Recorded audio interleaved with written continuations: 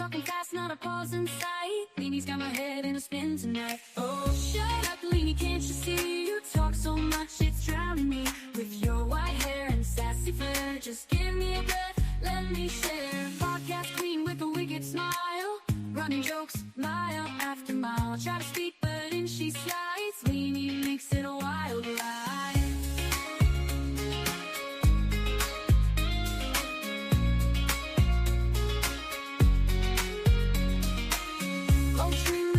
Smile, running jokes mile after mile. I try to speak, but in she slides. Leanie makes it a wild ride. Oh, shut up, Leanie, can't you see? You talk so much, it's drowning me. With your white hair and sassy flair, just give me a breath, let me share. Oh, Leanie, don't get me wrong, can't imagine life without your song. But girl, you've gotta let me in. This ain't just your show to win. So here I stand with my mic in hand, trying to keep this show as planned. Leanie laughs, guess it's gonna stay a little secret every day.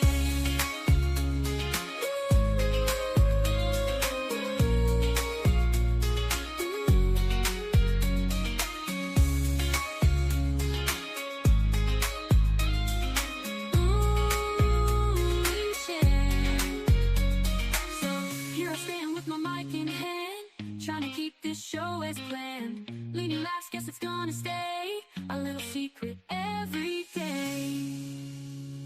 Oh, shut up, Leanie, can't you see? You talk so much, it's drowning me. With your white hair and sassy flair, just give me a breath, let me share. Let me share. Oh, Leanie, don't get me wrong, can't imagine life without your song. But girl, you've gotta let me. This ain't just your show to win. Oh, shut up, Leanie, can't you see? You talk so much, it's drowning me. With your white hair and sassy flair, just give me a breath, let me share. Oh, Leanie, don't get me wrong, can't imagine your life without your song. But girl, you've gotta let me. This ain't just your show to win. So here I stand with my mic in hand, trying to keep this show as planned. Leanie laughs, guess it's gonna stay a little secret every day. So here I stand with my mic in hand, trying to keep this show as planned. Leanie laughs, guess it's gonna stay a little secret every day.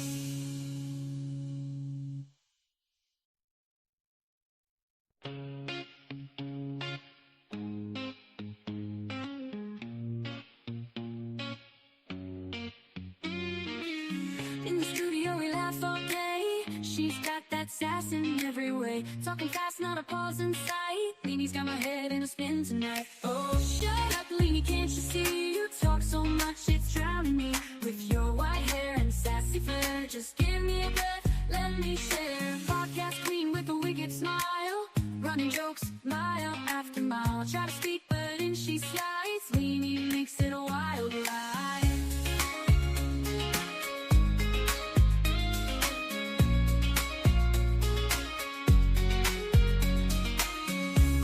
With a wicked smile, running jokes mile after mile. I try to speak, but in she slides. Leanie makes it a wild ride. Oh, shut up, Leanie, can't you see? You talk so much, it's drowning me. With your white hair and sassy flair, just give me a breath, let me share. Oh, Leanie, don't get me wrong, can't imagine life without your song. But girl, you've gotta let me in. This ain't just your show to win. So here I stand with my mic in hand, trying to keep this show as planned. Leanie laughs, guess it's gonna stay. Hello, hello, hello. Hi, everybody. I'm late for a very important date.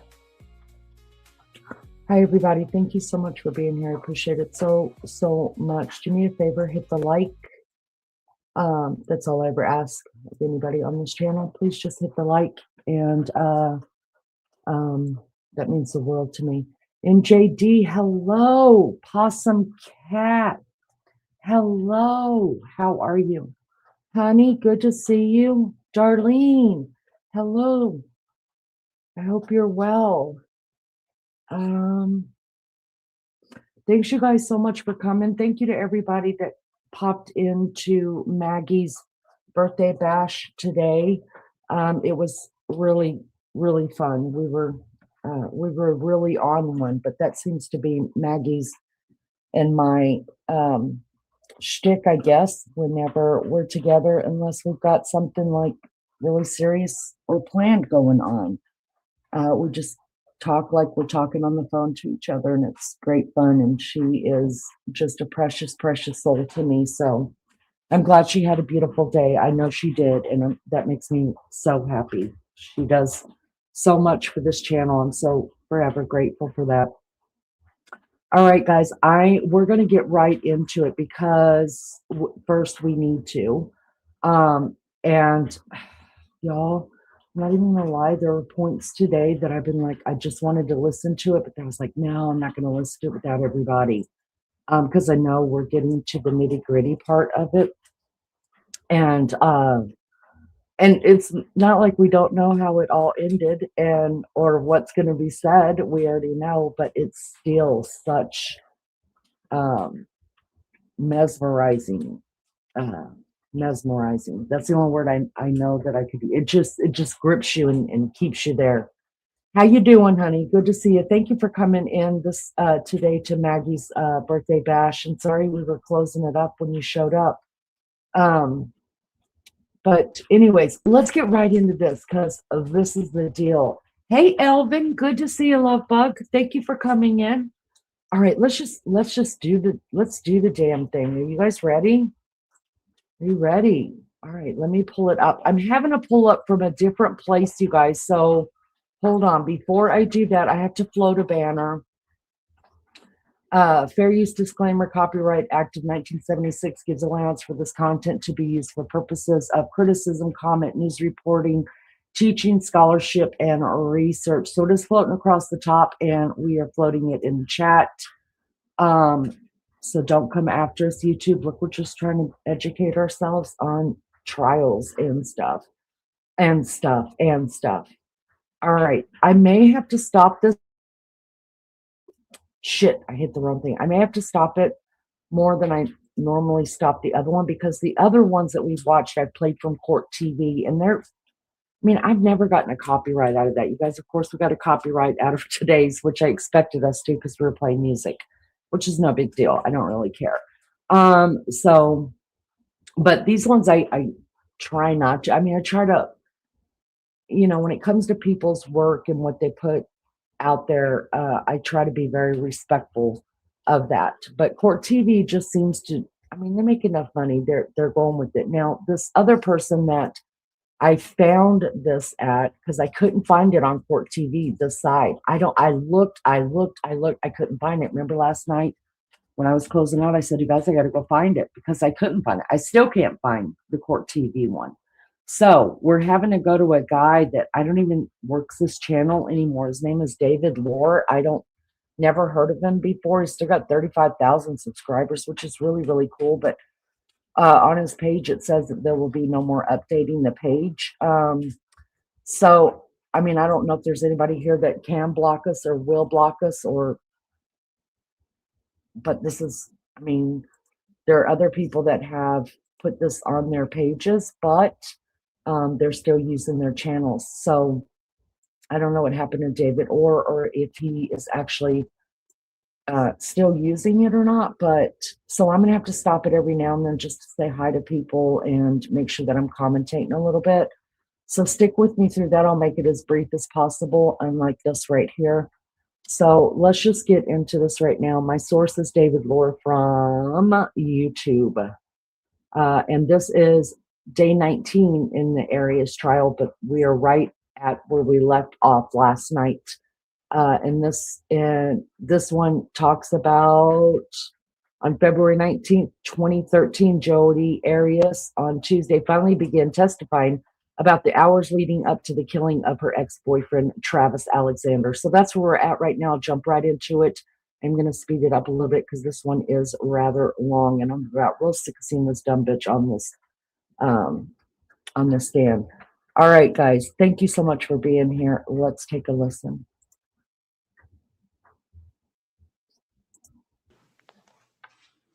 Ms. Arias, why don't you take the stand, please?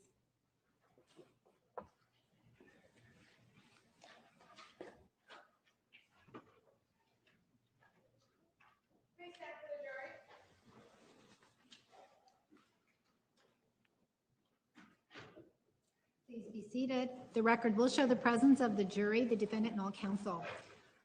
Good morning, ladies and gentlemen. Have any of you seen any coverage of this case in the media? Did you hear anything, see anything? Did anyone speak to you about this case whatsoever? I see no hands. Mr. Nurmi, you may continue with direct examination. Ms. Arias, you are still under oath. Do you understand? Good morning, Ms. Arias. Good morning. Before we talk about the break-in at your grandparents' home, I just want to go over a few more text messages this morning. In that regard, I want to talk about a text message conversation you had with Mr. Alexander on February 25th. Your Honor, if I may approach. Do you recognize those Yes. text messages? Okay. Based on your review of those, were you planning on spending time with Mr. Alexander that day? Yes, that's after I was driving back from visiting with Gus Searcy. I was going to meet with guys. Sustained briefings. Was it your plan, based on what you saw in those text messages, was it your plan to spend time with Mr. Alexander that day? Yes, And was it your plan, or were you anticipating that sexual activity would be a part of what was to take place when you met Mr. Alexander that day? yes.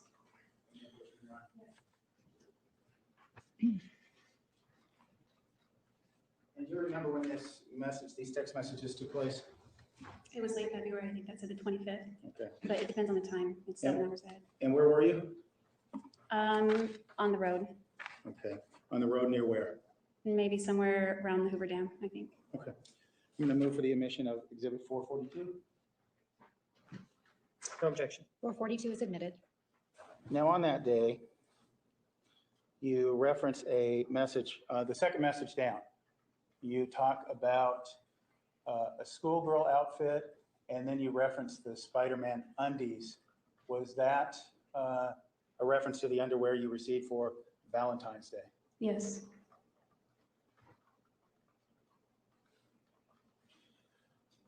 Looking at the prior message, was it Mr. Alexander's preference that your vagina be hairless?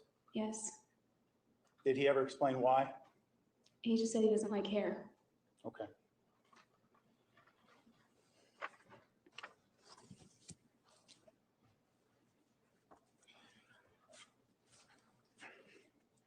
The next conversation I want to show you is exhibit for the record 443. That was a text conversation you had with Mr. Alexander on March 30th, if I may approach. Take a look at that, Ms. Arias, and see if you recognize that. Yes. And when did that text conversation begin on the 30th, and when did it end? It began on, it says 1650. Evidence, if she can tell us after looking at that, but not from the item. Sustained. In terms of date and time, Ms. Arias, do you remember when that conversation ended? Ended? Yes. It ended on the same day, which would be the 30th. It would be 10:38, even though it says 17:38. It's Greenwich time here. But Do you remember where you were when you were having this text conversation? no, I don't remember. I was probably at my house. I was in Mesa, I know that. I hadn't moved yet. You spoke the other day of a conversation where you hung up on Mr. Alexander. Is this a discussion about that conversation? Yes. And refresh our memories, it's been a few days. Why did you hang up on him? He was swearing at me.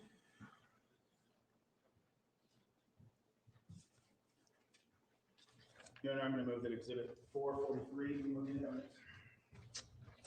Objection, hearsay. Approach, please. Ms. Arias, if you could just read exhibit 443 to yourself for us for a moment. Okay. Ms. Arias, during that string of text messages, do you see where you apologize to Mr. Alexander and tell him to have a great day? Yes. Yes. Why do you do that? I just wanted to end this thing going back and forth, and I said just try to sign off, kind of. And the confrontation? Yes. How did this confrontation affect you? It makes me, well, like I said, whenever he would get angry, I started shaking again.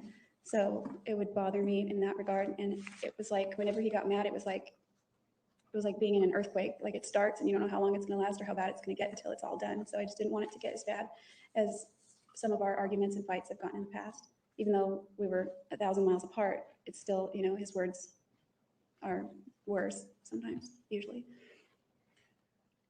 Ms. Arias, could you take a look at the back? What exhibit number is that? Just 443. Judge, at this time, I'm going to move to admit exhibit 443. Objection, hearsay. I'm going to sustain the objection without more foundation. You said even though you were 1,000 miles away, it still affected you, right? Yes. Were you afraid? Yes, I was afraid, not for my physical safety, but just afraid of, intimidated by him. What were you afraid of? I was afraid that he would get angrier and start, maybe that he would continue to swear at me in the text messages, or that he would just start calling me names again, or I don't know, when he got angry, it just kept on and on and on until he was done blowing off all his steam.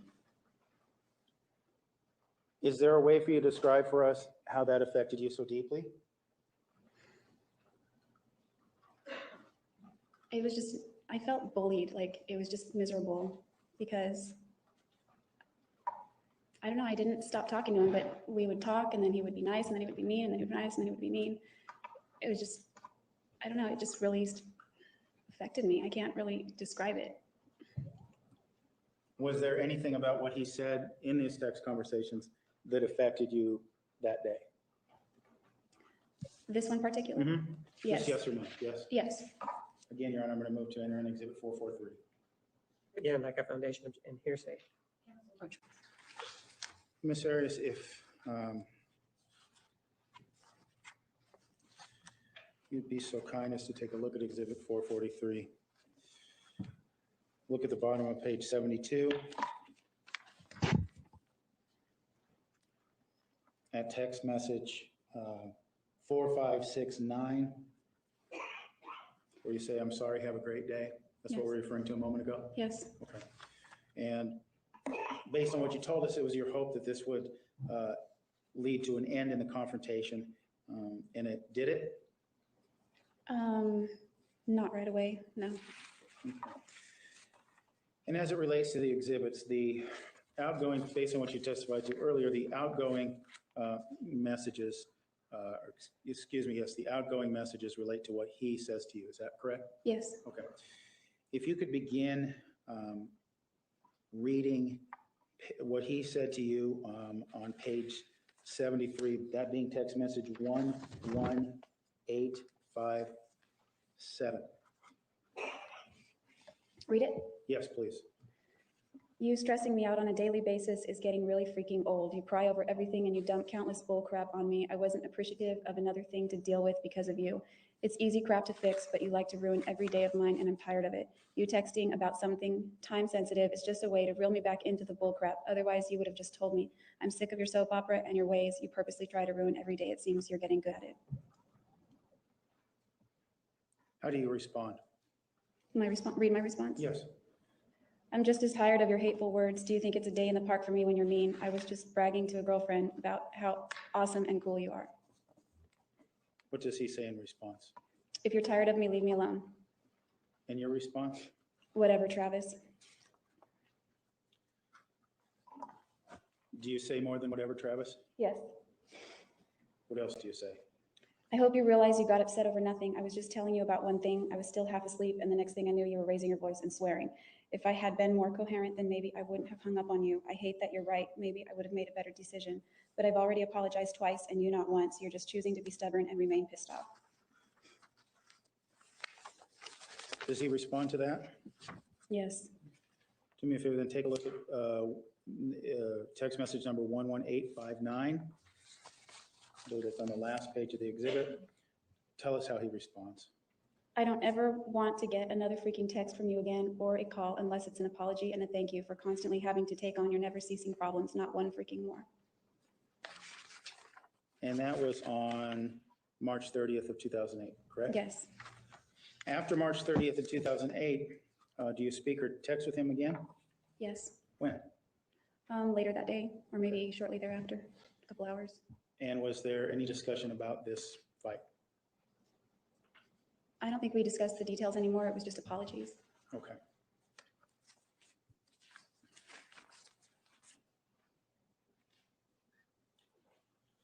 Now I want to talk to you about a text message conversation you had with Mr. Alexander on the 7th of April, 2008, all right?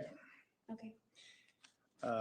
And this would have been after you had moved away from Mesa, correct?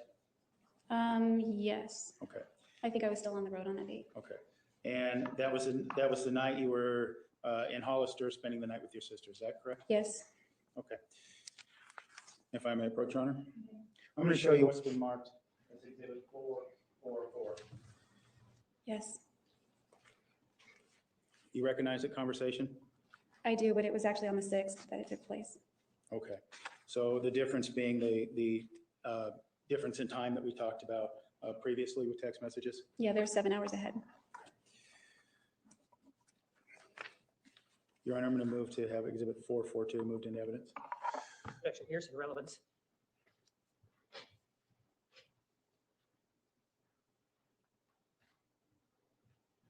Council wants to approach. Ms. Arias, I'm going to ask that you move your microphone to your right. Thank you. You may proceed. Thank you, Your Honor. Again, Ms. Arias, what I'm showing you is Exhibit 442. Let's talk a little bit about, Excuse me, Mr. Normy, I think it's 444. Would you look at that document? Yes, 444. my apologies, Your Honor. Let's take a look at, I want to talk a little bit about the circumstances, things that were going on the 6th, without telling us what was said. If you could just do us a favor and read that to yourself.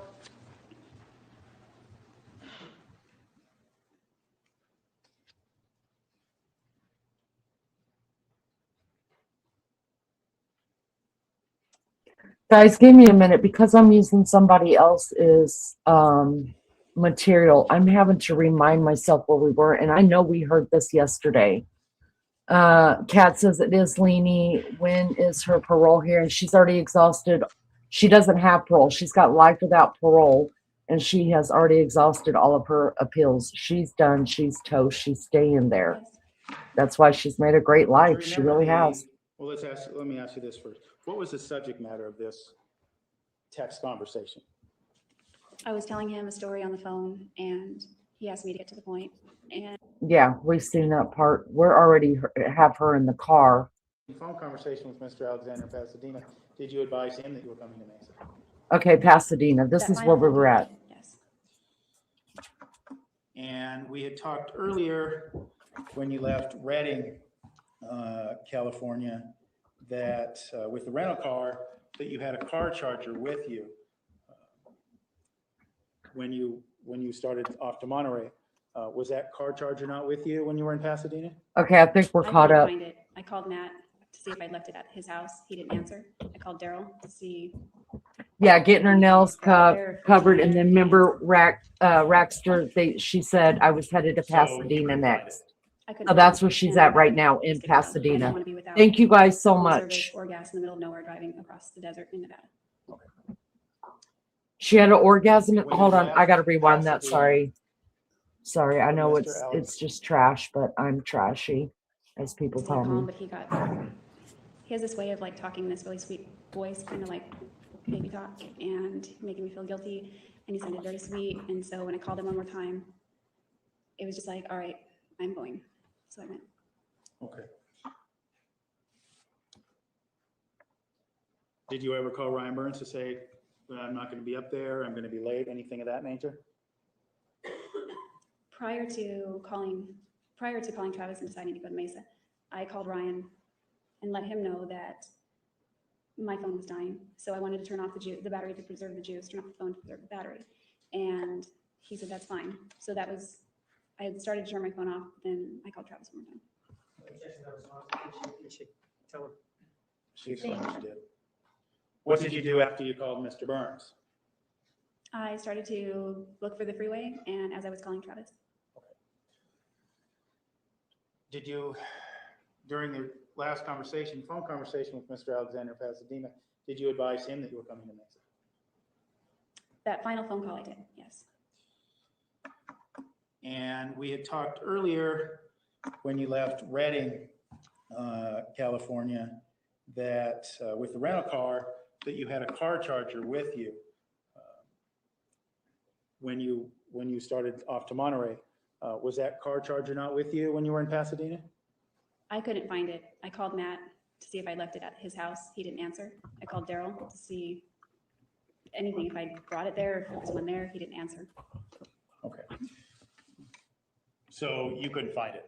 I couldn't find it. And my battery was getting low. I didn't want to be without cell phone service or gas in the middle of nowhere driving across the desert in Nevada. Okay. When you left Pasadena for Mr. Alexander's home in Mesa, did you have a gun with you? No, Did you have a knife with you? no.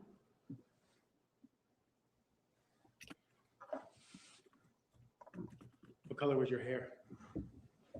Kind of like an auburn brown, I'd say. Didn't stop to dye it along the way? No. What time in the evening, to your recollection, did you advise Mr. Alexander that you were going to come to Mesa? What time in the evening? Oh, I don't remember precisely, but it would have been somewhere after 8 and somewhere before 10 p.m.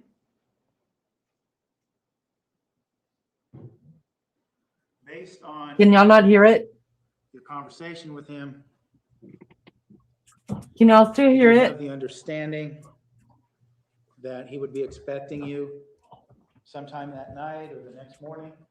Yes, he said he would wait up. Oh, I did. Oh, I'm sorry. And- That's what it is. How long a drive? Put on a biscuit. You told us earlier that you've driven out to Travis's the home hell? before. Do you know how long a drive it is from Pasadena to Mesa? It's up there, you guys. I What estimated it to be about happened? 6 hours. Hold on.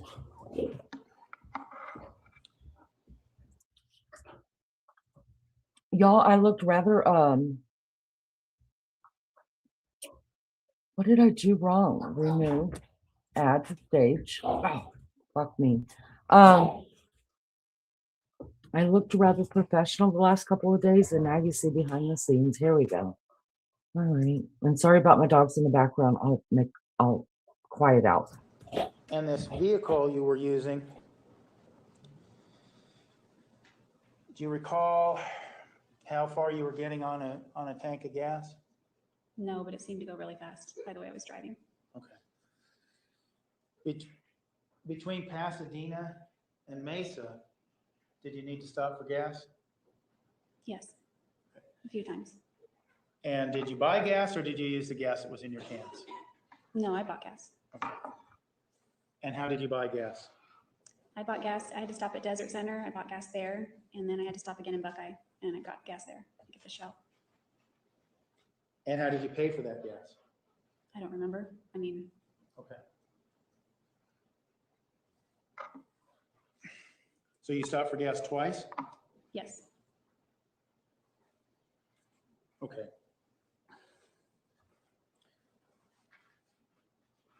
So tell us, do you remember about what time you arrived in Mesa? It was still dark, but it was early morning, maybe around 4-ish. And is this on the 4th of June, 2008? Yes, When you pull up, did you go to Mr. Alexander's home? yes, I did. When you pulled up to Mr. Alexander's house, where did you park your rental car? I parked it in the same spot I always parked the car when I went to his house, which was the center spot in the driveway. Do you recall there being other cars in the driveway? I don't remember specifically. I wasn't really paying attention to that. Okay. When you pull up to the house, what do you do next? Well, it was that time of the night, so I went around to the side, into the side entrance, like I always went. Into the backyard, into the garage, and through the laundry room, and then into the house. Okay. Did you have any luggage with you? Yes. And what did that consist of? I brought a suitcase, a backpack, my purse, and my laptop.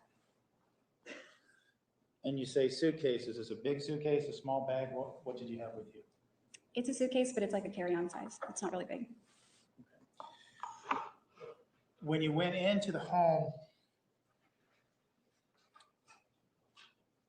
did you bring these items with you, or did you leave them in the car initially?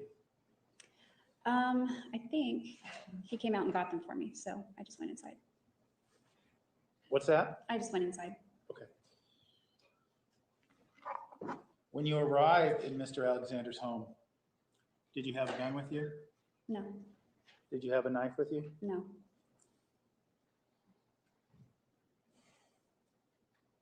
You were just telling us, you said you walked in the house through a side gate, is that right?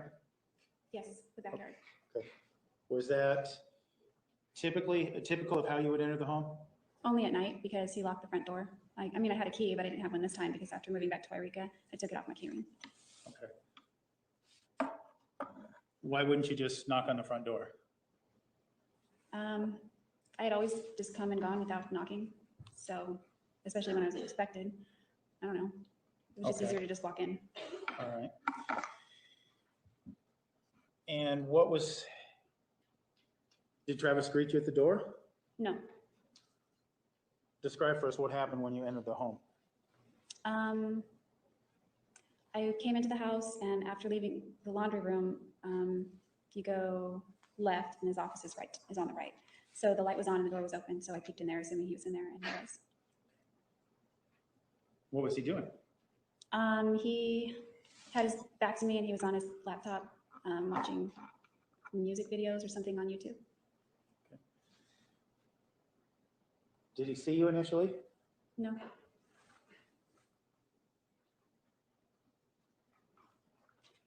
You were still expected in Utah about what, 11 that following morning?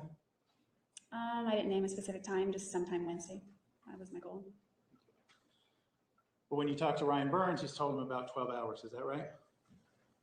I didn't know how long it would take to drive to West Jordan or if I would even stop on the way to see another place on the list first. You got to Mr. Alexander's home. He's in the office. You say watching YouTube videos, right? Yes. Okay. Is he by himself? No, he's with Napoleon. And Napoleon is whom? His dog. Saw Mr. Alexander on his computer sitting in his office with his back to you. Did you shoot him? No, Stab him? no. What happened? I thought he looked cute sitting there at the computer and he was watching really dumb videos. He was just sitting there, so I just stood in the doorway looking at him for a minute. And Napoleon was laying down, so he didn't really notice me at first. And then after standing there for like maybe 30 seconds, 45 seconds, a minute, Napoleon noticed me and he barked and came over and I petted him. And that's when Travis turned around and got up out of his chair and came over to greet me. You said silly videos. Could you describe these for us? Did you see them or? To the best of my recollection, they were people, but they had boxes or something on their heads or foil, some kind of foil all over their bodies and on their heads or something. I'm trying to remember the best as I can. Okay. So what happens when Mr. Alexander sees you there? He got out of his chair and came over to the doorway. I was inside the room now, but just still standing by the door. Okay. Without telling us what he said, does he say anything to you? Maybe he greets me. I remember more what he did rather than what he said. What's that? I remember more what he did rather than what he said. Okay, well, what did he do? He had a big smile on his face and he kissed me on the lips. Would you describe this kiss as a romantic kiss? Definitely romantic. Would it be a sexual kiss? With his body language, in addition to that, maybe, yeah. But the kiss was very warm and kind of sensual, but not overly passionate or anything. When you said it was sexual based on his body language, what do you mean by that? He had his hands around my waist, sort of on the top of my butt, and he was pulling me into his body.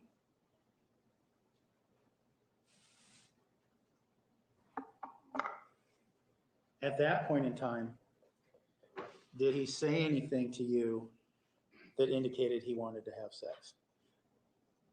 I don't recall anything specific at that moment in time. Okay. So he greets you with this kiss and this contact. What happens next? He wanted to show me more YouTube videos, so we watched some of those for a little while, and then we went into the living room. He had just gotten a brand new punching bag since I moved. I hadn't seen it. Well, let's back up a bit. These YouTube videos that he was showing you, you mentioned the people dancing with boxes in their head. Was it more similar videos or was it something different? They were similar. I don't remember all of them. And you mentioned this punching bag. Where was this located? It was on the tile in the, I guess it would be called the family room or living room near the kitchen. It's all an open floor plan. Okay. And well, tell us what happens when he's showing you this punching bag. He was really proud of it, something he had just purchased, and he was punching it, showing off. When he punched it, did that frighten you? I mean, I think something had crossed the back of my mind, but he had been very nice, so I wasn't overly concerned about it, but he could punch it and send it flying a few feet over across the tile and then punch it, and he would follow it around the room and he could punch it that way. And it just kept moving and moving and moving. What do you mean something in the back of your mind? Because he's very strong. But you also said, but he'd been very nice. Right. So when you saw him hitting this bag, was there a part of you that was scared? Probably a little apprehensive, but he was in a good mood, so I brushed it off. Okay. So after he punches this bag in the hallway outside the office, what happens next? We went into the kitchen. I got some water. I wanted to go to sleep. I was exhausted from driving. So we stayed in the kitchen a few minutes. He seemed a little disappointed that I wanted to sleep, but not in a bad mood or anything. Well, did he while you were in the kitchen, did he indicate a desire to have sex with you? Yes, insinuated. It wasn't direct, but it was already implied. And you, from what you're telling us, you didn't want to because you were too tired, right? No, I wanted to go to sleep. Okay. At the point in time when you're going to sleep, you mentioned your luggage. Where are all these items? Are they still in your car or they made their way into the house? Eventually, they made their way into the house. I don't remember what point, but he went and got it for me. Okay. Before you went to sleep? Yes. Okay.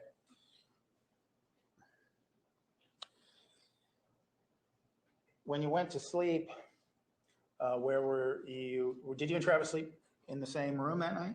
Yes. And which room was that? His bedroom.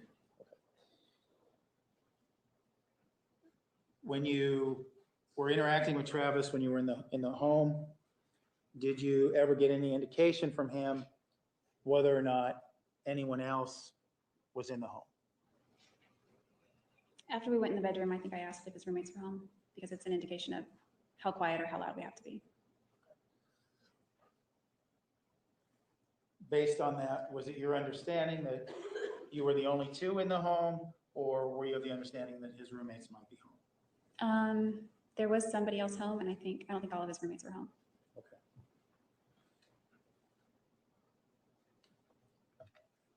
So do you remember about what time you and Mr. Alexander went to sleep that morning?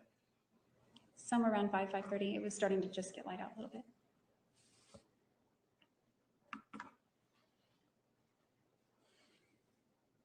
Do you both, you said you slept in his bedroom. Did you both sleep on his bed? Yes. Do you remember who woke up first? I did. Do you remember about what time of the day that was? I woke up around 12:30 and laid there for a while because he was still sleeping. Okay. So Mr. Alexander was sleeping in the bed next to you, right? Yes. And your bags were in the home, right? In the bedroom. In the bedroom. Did you get up and grab a gun and shoot him? No. Did you grab a knife and stab him in the bed? No.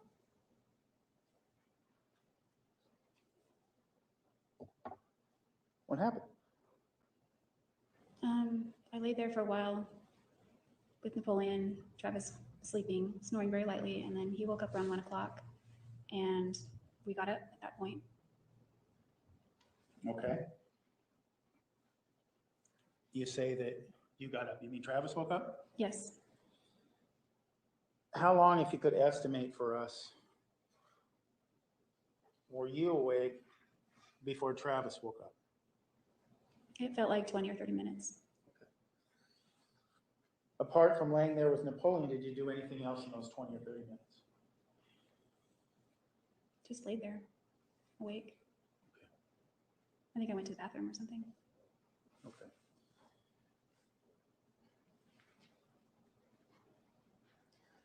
So based on what you're telling us, if you woke up about 12:30, Mr. Alexander would have woke up around 1 in the afternoon. Is that accurate? Yes. When he woke up, what did you and Mr. Alexander do? We engaged in sex.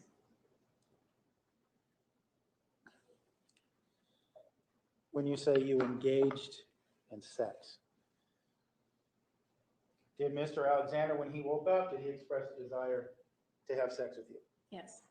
Not immediately. He got to brush his teeth, that kind of thing. Okay. When you went to Mesa,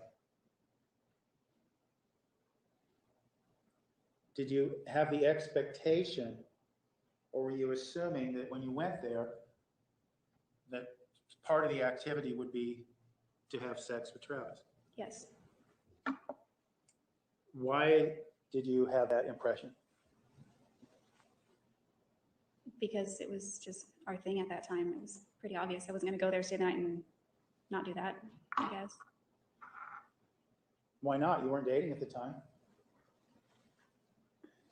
I wasn't sleeping with anybody else at that time. What do you mean by that? Because it doesn't necessarily mean that you had to be sleeping with him, does it? No, but he was the only person I'd been with for the last 2 years, so, or almost 2 years. So it still felt like, I don't know, just something I was used to. Something you were supposed to do? Used to. Did you feel like it was something you were supposed to do? Yeah, I mean, since I'd showed up.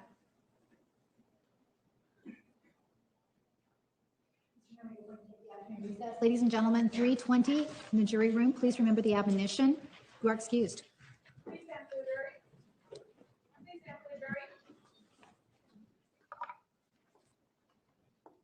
Please be seated. The record will show the presence of the jury, the defendant, and all counsel. Mr. Norman, you may continue. Thank you, Your Honor. Ms. Arias, a few moments ago, you were telling us about how you, when you arrived at Mr. Alexander's home after 4:30 in the morning, that you went into, initially met Mr. Alexander in his office. Is that accurate? That's accurate. I'm going to show you what's been marked as exhibit, entered as exhibit number 40.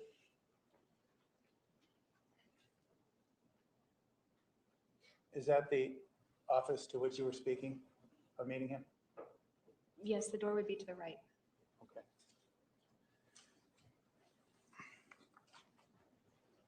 And Exhibit 36, is that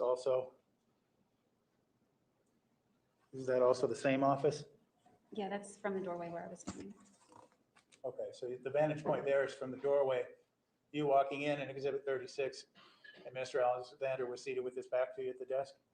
Yeah, there's a desk behind this desk. There's another desk, and he was at that desk. Okay.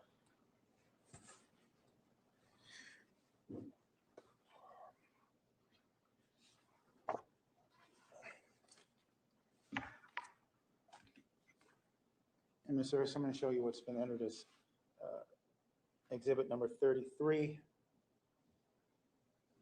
You mentioned earlier a punching bag. Mr. Alexander punched in front of you and slid down the hallway. Is that the punching bag we're speaking of? Yeah, he punched it around the room, not just the hallway. Was it noisy when he did that? It made a pretty big impact.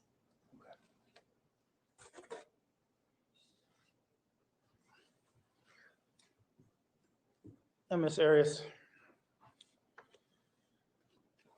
before we took the break, we were speaking about the fact when you woke up from your sleep, Mr. Alexander woke up, I should say, that the two of you had sex. Was it just a matter of having sex, or was there more to it than that? Both, I guess. It just depends on, we had sex more than once that day. Okay. Well, let's talk about, you said the more to it. What happened after he woke up and said that he wanted to have sex? What did you do? He wanted to tie me up. Again, he had done that once before and it didn't work out. So it didn't work out because the rope he had was actually like a twine. It was very scratchy and it hurt my wrist. So he had a different rope this time. It was a smooth rope. It was like a decorative rope. I don't really know how to describe it. It was green and gold. Let me ask you this in terms of description of it. Let me show you what's been marked as entered, as Exhibit 268. That look like the rope you're describing? That is part of the rope, yes. That is? Yes, I would, yeah, it is. Okay. And so we have a vantage point on this showing you Exhibit 269. That appears to be the stairs, some stairs, correct? Yes, Did Mr. Alexander have more than one set of stairs to his home, in his No. home? just one set. Well, unless you count the steps, but just those. And where did those stairs that we're seeing in Exhibit 269, where did they lead? They led upstairs to the other 3 bedrooms. Well, there were 3 bedrooms and plus the master and the loft. So Mr. Alexander's bedrooms as well as the other bedrooms, is that right? Yes, his is on the left at the top of the stairs. What's that? His is on the left at the top of the stairs. Okay.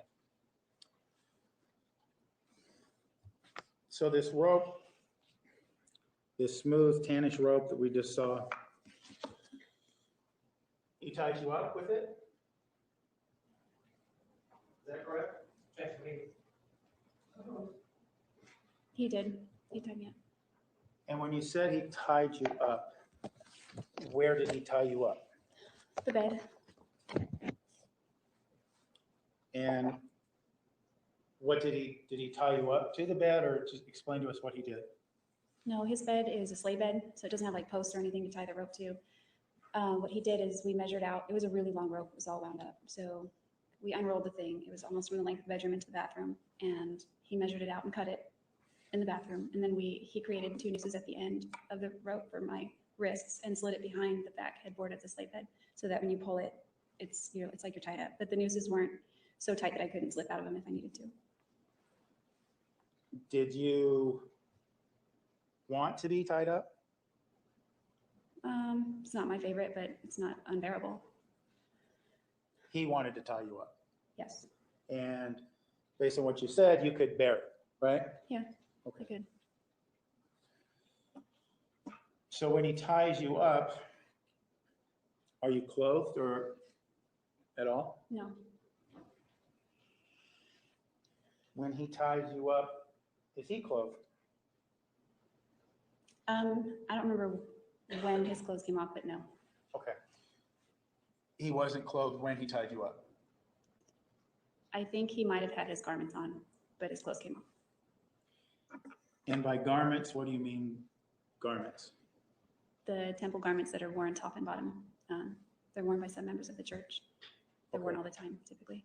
So to your recollection, when he ties you up, he's wearing his sacred garments, right? I believe he was still dressed in those, yes. Okay. So you're naked, you're tied to the bed. And just so we're clear as well, are your legs bound or just your hands? Just my wrists. Okay. What happens next? He wanted to give me oral sex. He wanted to give you oral sex? Yes. Ms. Arias, is this hard for you to talk about? Approach. Are these sexual subjects difficult for you to talk about? Yes, this one in particular. What's that? Yes, Well, you said something else. this one in particular, Why? because of how the day ended. Okay.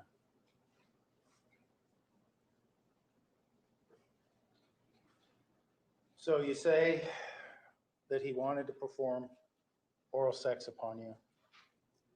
Did you allow that? Yes, Why? because we were doing that consensually. Because why? We were doing that consensually. Right, I understand that.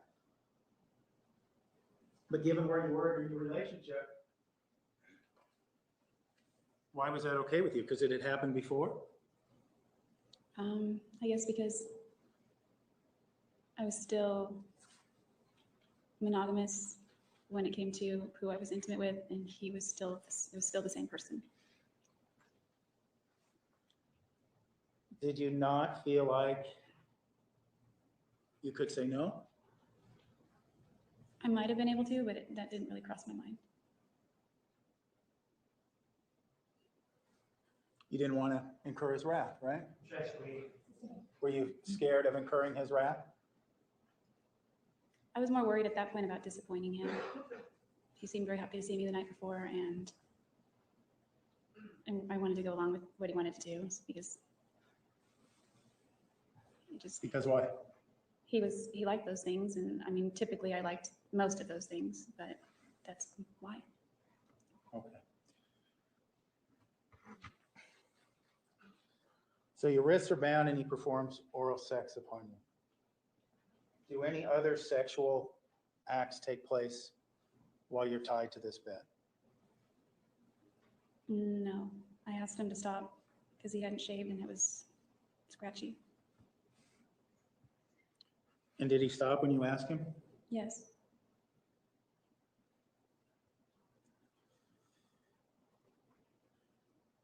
After he stopped performing oral sex upon you, what happened next? we ditched the rope idea because I don't know, it wasn't doing anything for me. I don't know about him, but Before you move too farther, you say you ditched the rope idea. What happened? What happened to the rope? How did you become untied from the bed, and what happened to the rope? well, I was able to slip my wrist right out of it, so I did that. We took the rope from behind the headboard and tossed it on the carpet for the time being. On the carpet near the bed? I don't really remember, somewhere more toward the dresser. This rope, when Mr. Alexander was, before he tied you to the bed, I think I neglected to ask, did he have to cut this rope? Yes, Did you observe him do that? yes. To your recollection, where did he do that? He cut the rope, he measured it out somehow in the bathroom because it was really long and I was holding one end in the bedroom. He rolled it out on the other end. And he cut the rope in the bathroom and then he tied me up after that. You saw him cut the rope. How did he cut the rope? What did he use? He used one of the knives from his knife block in the kitchen. Do you recall once he cut this rope where he placed this knife? It would have either been in the bathroom or maybe he brought it back to the nightstand. You don't recall which? I don't recall. It would have been one or the other, but I don't recall which specifically. Okay. There are a lot of gaps that day. I'm sorry, what was that last part? There are a lot of things that I don't remember that day. Okay.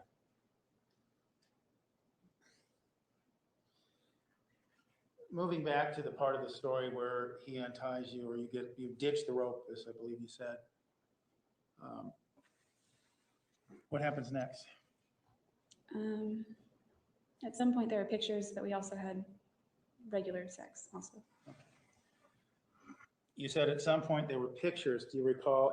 And before we go too far, I should say you said regular sex. What do you mean by regular sex? Like regular vanilla sex. Regular. Like just vaginal regular sex. Okay. Nothing too out of the ordinary, just normal, you know. Okay. Do you recall if that was before or after the photographs that were taken? I don't recall, but I think it was after. I'm pretty sure it was after.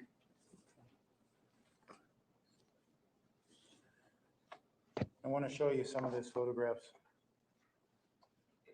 that had previously been admitted, beginning with Exhibit 168.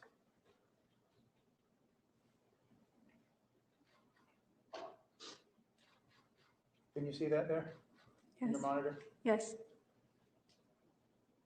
Your hair, the hair on your head.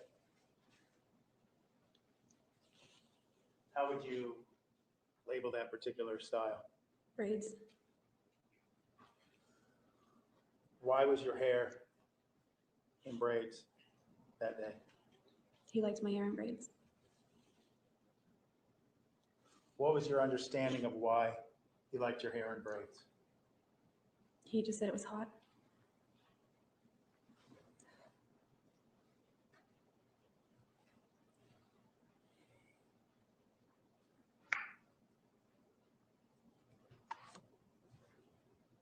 Showing you Exhibit 164.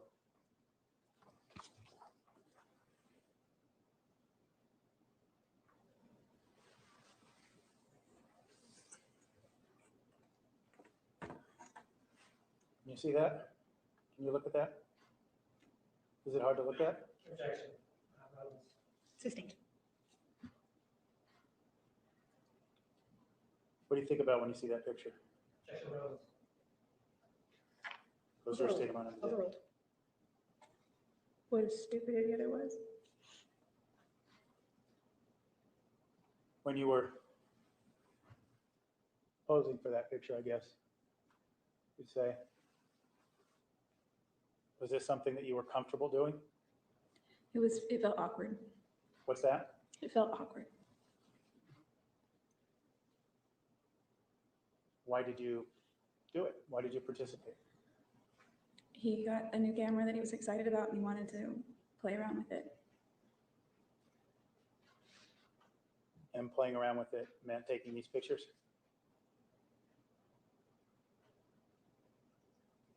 Yes. What was that, Ms. Arias? Yes. Referring to the picture, it appears that there's no pubic hair in this picture. Why? Travis didn't like hair. He didn't even like it on his own body. So you removed it at his request? Yes. I had a Objection. Sensitive question.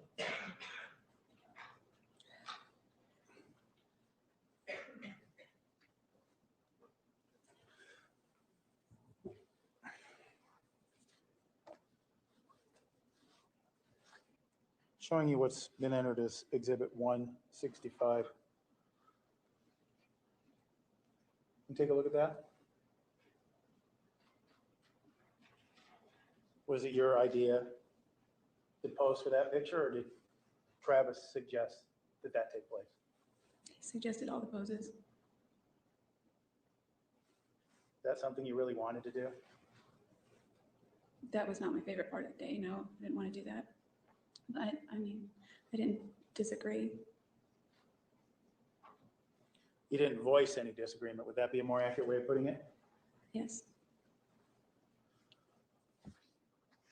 Showing you what's been marked Exhibit 169. Is this also a picture Travis suggested? Yes. And you complied with his suggestions? Yes. Would it be fair to say that he was directing you what to do and how to pose? Yes.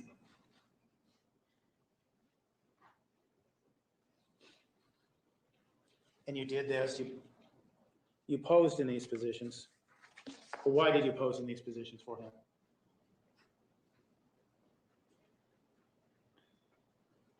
He asked me to. That's it? That's all it took?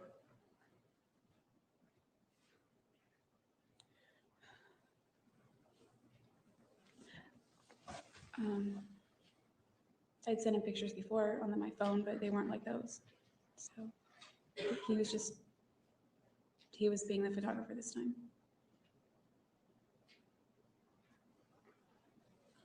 Did you ever express to him that you didn't want to take pictures of this nature? On prior occasions, I did express that many times. But not this occasion? Mm-mm. No. Was he happy when you were allowing him to take these photographs? He seemed a little bit thrilled. A little bit thrilled, is that what you said? He seemed really into it. Okay. I don't know if happy would be a good word, but he was into it. Did making him happy on June 4th, 2008 make you happy? I don't know. I don't know if happy would be the word.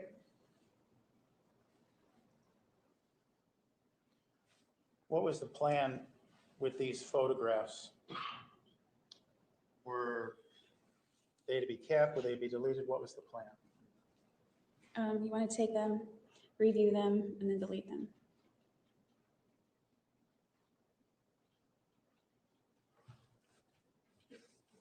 There were a few other photographs found that day. Drawing your attention to Exhibit 167.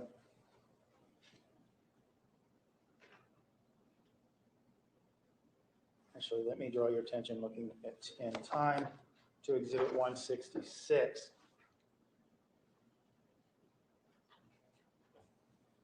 Can you explain what was happening when this photograph was taken? Yes, he wanted to get a picture of us having sex without somebody holding the camera. So he told me to put it on the timer. And I was trying to figure out the timer and I couldn't figure it out.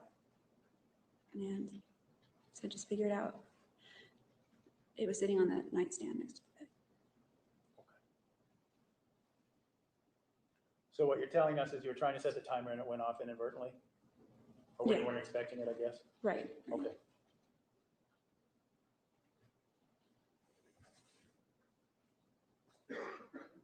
Showing you Exhibit 167. Looks like it's a couple minutes later. Was this another attempt to photograph the two of you having sex? I can't remember if we were trying to get the timer for the photo or if we were trying to do a video or what. Okay. You mentioned trying to do a video. Was there contemplation of you and Mr. Alexander making a video that day? Yes.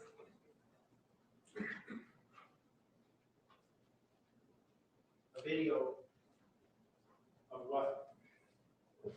A video of us having sex.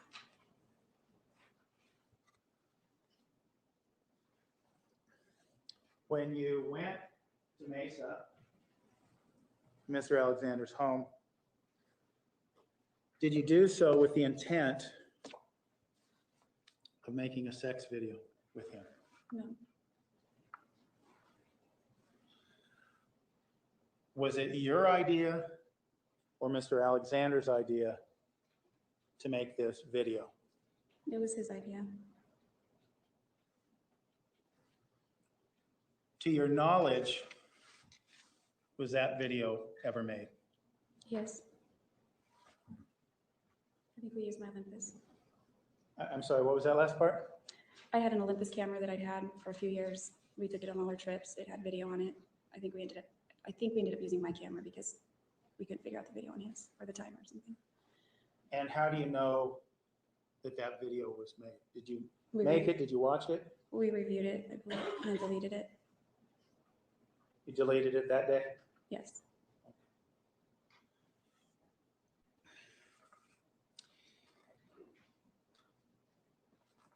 After, well, we just saw the pictures where you were attempting to take photographs or take a video of you having sex. Was this video you made of the two of you having sex, was this directly after the pictures we just saw of Mr. Alexander? I'm sorry, will you repeat that? Sure. We just saw the pictures of Mr. Alexander lying on the bed. You recall that? Yes. And you said you were trying to make a video with his camera. Did you end up making one with your camera, right? I think Okay. I had my camera too. And what I was asking is, did that come directly after or minutes after the pictures we just saw? It was around the same time. Okay. So after the pictures we just saw of Mr. Alexander, what you're telling us then is that the two of you did have sexual intercourse, right? Yes. And you described it earlier as this plain old vanilla sex, but it was more than that, wasn't it? Because you were videotaping it, right? Yeah, I guess so.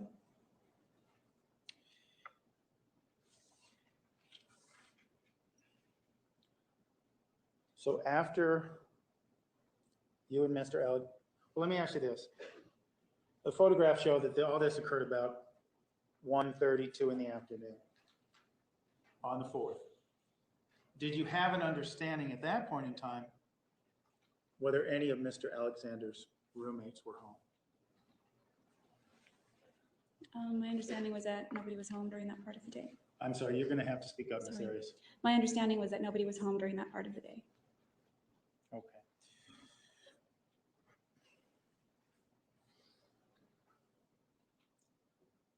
So after the two of you have sex that afternoon, well, let me just verify this.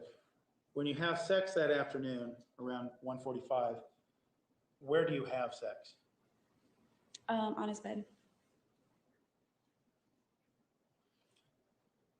After you have sex on his bed, what do you do next? I think we watched the video, then deleted it, and then shortly thereafter I got in the shower. Okay. When you're taking a shower, is Mr. Alexander with you, or do you know where he is? He's downstairs somewhere, I believe. Okay. After you take your shower, what do you do? I get dressed and starting to get ready to hit the road. What does starting to get ready to hit the road mean? Just, I don't know, just getting ready, getting dressed. Were you Combing my already hair. packed? Did you need to pack? I hadn't really unpacked much, just some pajamas, and then I changed my clothes. At one point, the luggage went back in the car. I don't remember precisely when. Okay. And while you were doing this, when you're doing the things that you needed to do to get ready to leave, to your understanding, where was Mr. Alexander?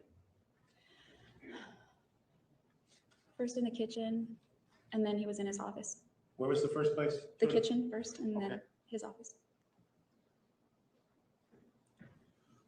When you left, you came downstairs and you were putting your luggage back in your car. If you know, Where was his bedding? His sheets? At that point, they were in the washing machine. Do you know how they got there? I can't remember who put them in, but I probably did. Okay. And this was after the two of you had sex? It would have been after. We typically wash the sheets afterward. Okay.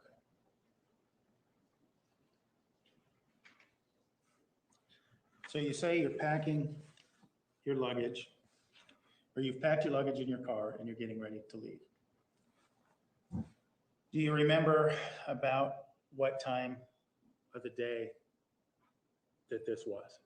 You were packing your car, getting ready to leave. I don't. It was after that. It's after 2, I'm sure, but I don't remember the exact time. Okay. So after your car's packed and you're ready to go, you said you're dressed. Do you recall what you were wearing? No. I don't remember exactly. I think I was wearing a tank top and some pants. Okay.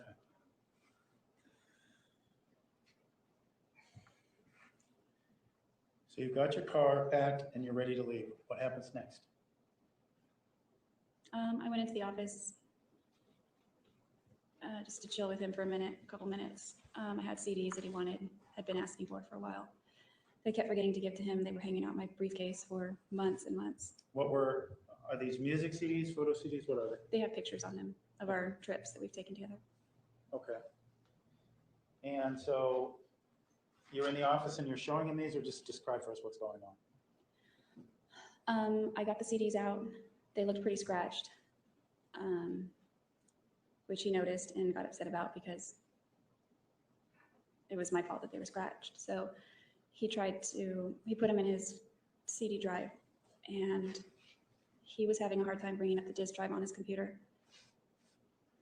He said it had a virus. He just had a hard time bringing up the CD for a minute. He kept clicking around the screensaver. When it would go to screensaver, there was a bunch of little bugs eating up the screen. Where were you when he was looking at these CDs? I was laying on the floor next to his chair with naps. I'm in Napoleon. Okay. So you could see his computer screen, but you were on the floor. Yeah, I could see it if I looked. I was just laying on the floor. Okay. So when he's looking at these CDs, they're not working. You're on the floor with Napoleon. What happens next?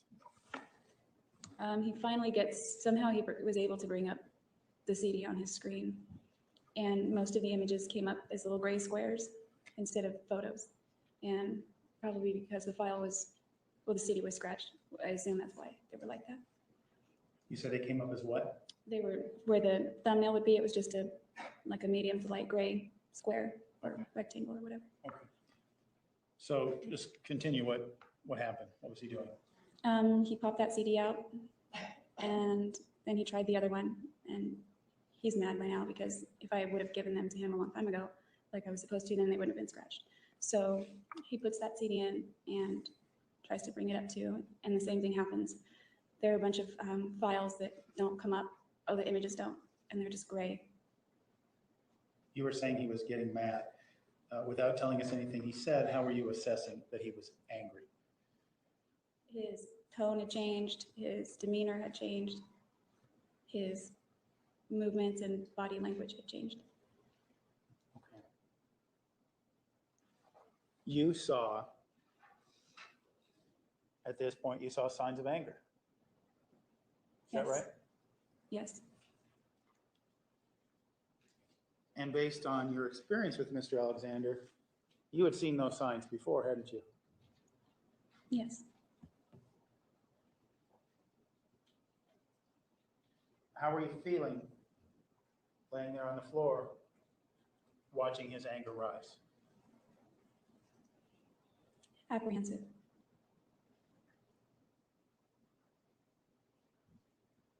Did you get up and run out of the room? No, I laid there for a little while, and while he was doing this, and then he opened the CD, the disc, and he picked it up and he flung it at the wall, and it ricocheted off the wall and rolled off the desk and landed on my head and hit the carpet. Now, Ms. Arias, I want to get a good sense of where you were at this point in time, showing you again what's been marked as Exhibit 36. Ms. Arias, as the area in which you were laying, is that depicted in this photograph? Not really. Okay. Let me show you Exhibit 40. Does that depict the area which you were laying? It was on the other side of the desk where the shadow is. I was laying parallel to the wall.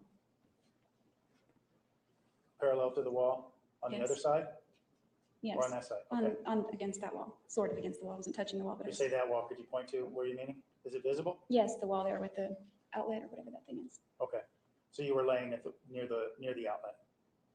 Yes. My head was more toward the desk, and my feet were toward the door. Yeah. Okay. So you mentioned that he throws this CD that rolls around and rolls towards you. Is that right? Yes, it rolled off the desk and landed on me. Okay. Were you then seeing more signs of anger at that point in time? Yes. Were you still apprehensive, or did apprehension move to something more when you saw more signs of anger? Yes, it moved to more. How would you describe that feeling? I'm worried because I feel like the trip had gone pretty well at that point, and now he's going to get angry, or I've done something stupid again, and the whole trip is going to get ruined. And also, I know he's getting angry because Napoleon got up and left the room. He always leaves the room when Travis gets mad. What do you mean by the whole, you said you made a comment that the whole trip would be ruined. What do you mean by that? It was supposed to just be a fun trip for us to hang out, kind of like old times, just get along, just relax. And everything was going fine, and then the CDs were scratched. Okay. So the CD rolls near you. Are you at this point in time fearing that he's going to be physically aggressive with you? I don't know that I was consciously thinking of that, but I remember just being a little more tense. After this CD rolls by you, what happened next? I stood up and I went to walk over to him to rub his back or something, just to make sure he was okay, and let him know that I still had the pictures on my other drive, my ACOM data drive, but I couldn't access them because that drive was not working at that time. But they were still there, I assumed, and that I would get them for him. And I was going to apologize, and he had stood up, and the chair got pushed to the side, and he spun me around and bent me over the desk and pressed up against me. Let's talk about that a little bit. Showing you again what's been marked as Exhibit 40. Can you see this area here where my finger's pointing? Yes. Is that his chair? Yes. Okay. So when you said, and I know there's various desks in his office, but when you said you went around his desk, were we talking about this item here? Yes, I was on the other side. Okay. And you said he grabbed you. Yes. Where did he grab you? On the upper arms, and he spun me around and then grabbed my right arm. Okay, well, then, did he grab both your arms? Yes. Okay. At the time he grabbed both your arms, could you see his face? Yes. Did you see anger in his eyes? Yeah, he looked pissed off. Were you scared he was going to hit you? I wasn't thinking of that. he'd only done that one time, so I was scared he was gonna throw me or something. He'd done before. So you say he grabbed your arm and spun you around, right? Yes. Spun you around where? Right on the desk. Point to it. We were standing right about here. Okay. Now I want to clarify something because you said he had only hit you one time at that point. But earlier we heard about him smacking you in the face and then kicking you, right? Right. When you say he only hit you one time, but then what are you referring to? His hands. Okay. His hand to your face, to your body, is that what you're saying? To my body. He didn't hit me in the face. Okay. Just in the side of the cheek, right? Near the face. Near the face. Okay. All right. So he grabs you, he has a hold of you in this area here. You said he grabs your arm, one of your arms, and spins you around? He grabbed both of my arms, spun me around, and then grabbed my right arm and put it behind my back. When you say behind your back, did it hurt? I don't remember feeling pain. Did you feel like you could have just walked away? Not in that particular moment, no. Why not? He was leaning his whole body against me, and he was kind of heavy. And he was what? Kind of heavy. Did you say anything? Tell him to stop, knock it off? No. Why not?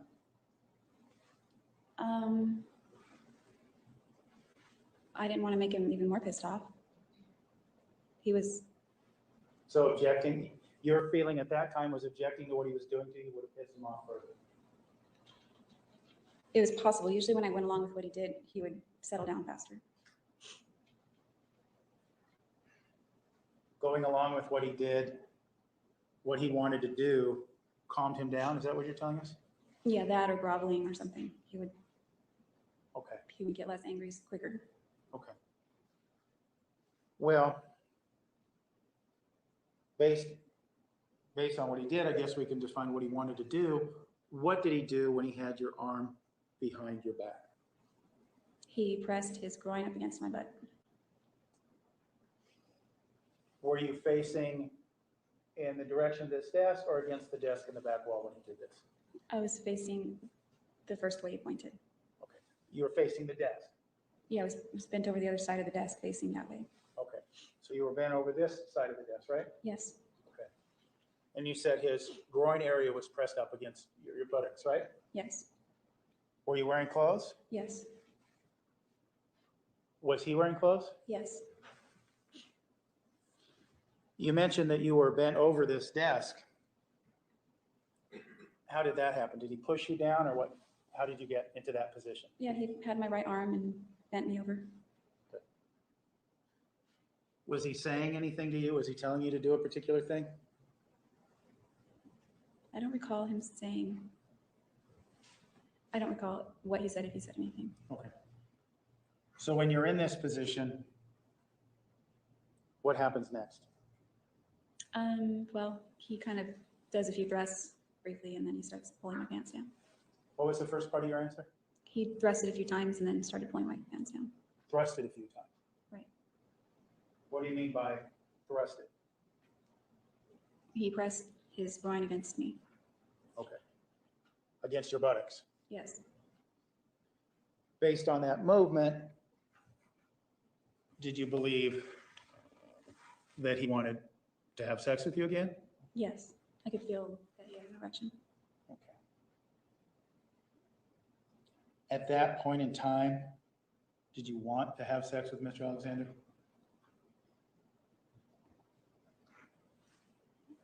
Well, yeah, actually I did. It was better than him getting mad. I was actually relieved. Relieved, and it was better than him being mad. What do you mean by that? Because typically when he had sex, it was his way of de-stressing, to use his term, and then he was calmed down after that. You said you were relieved to find out that he just wanted sex. In your mind, what was the more damning alternative? What was the more concerning alternative to just having sex? I didn't want his anger to escalate to levels that it had in the past. What do you mean by levels it had in the past? His temper, his outbursts, By outbursts, do you mean physical outbursts?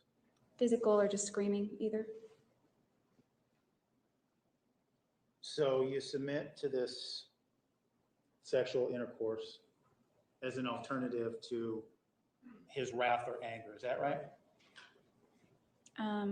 That would be accurate, yes. Okay.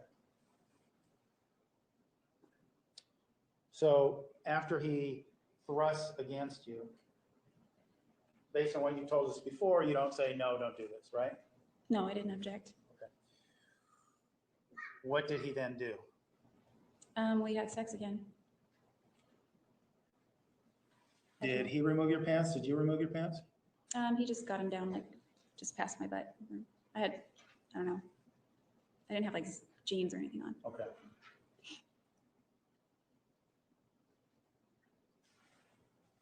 Does he ejaculate? Yes, Where? on my back. My lower back. What's that? On my lower back.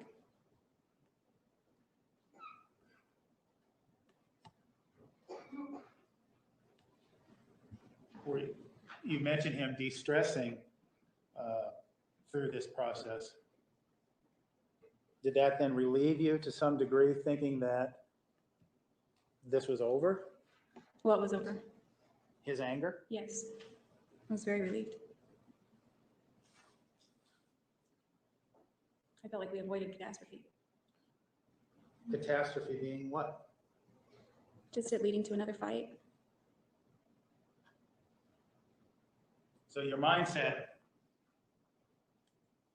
on June 4th, 2008 was anything to avoid a fight. Is that what you're telling us? Yeah, in that moment, yes. You weren't able to avoid a fight the rest of that day, were you?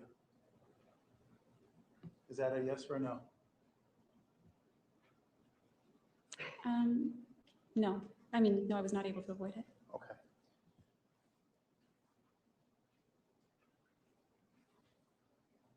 After he ejaculates on your back, apart from feeling relieved, do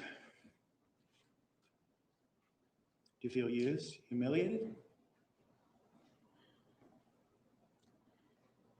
I felt a little bit used when he said, go clean yourself up, but I didn't really dwell on that very much.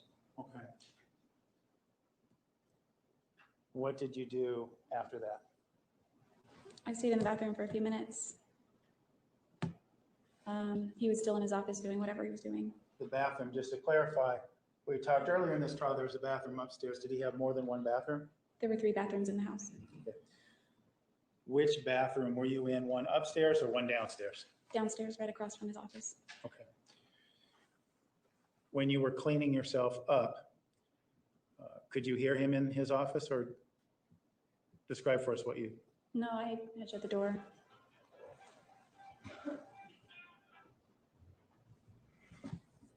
I'm sorry, just to make sure everybody heard this. Did you hear Mr. Alexander while he was in his office when you were in the bathroom? No, I don't remember. Okay. I don't recall hearing him. I don't recall hearing him. That's what I said. Okay. Sorry. When you shut the door and cleaned yourself off, was it then your plan to leave? I was going to say goodbye to him eventually, but we were still kind of hanging out. Now that he was in a better mood, I wanted to say goodbye, like in a nice way. So I went back in the office and we hung out for a few minutes, and then we decided to go upstairs and do more pictures. Well, let me ask you a question. This desk, moments before you cleaned yourself up and you went back in the office to talk to him, he just bent you over the desk and ejaculated on your back. Objection, that's an answer twice. I haven't finished my question. May continue. Were you angry when he did that? Objection, that's an answer. At this point in time, were you angry? No, I wasn't angry. Your hope, you said earlier that you wanted the visit to end on a positive note, right? Yes. And this is what when you went back into the office to talk to him, was it your desire to end this trip on a happy note? Approach him.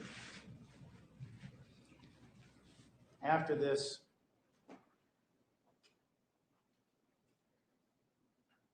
so-called sex took place and you cleaned yourself up,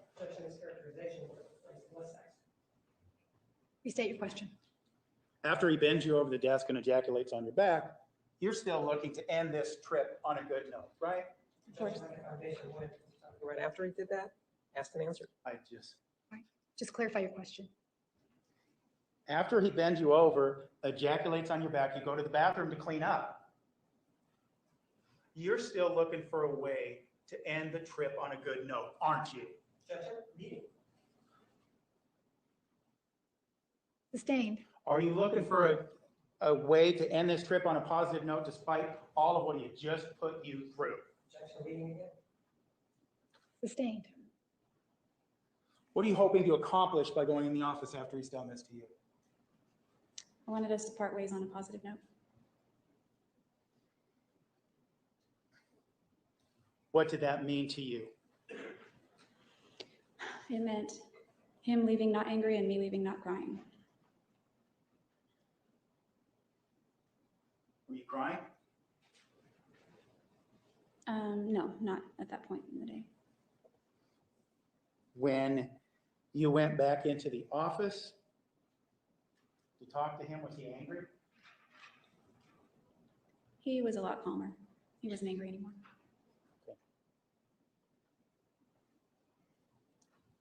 Did you leave then? No.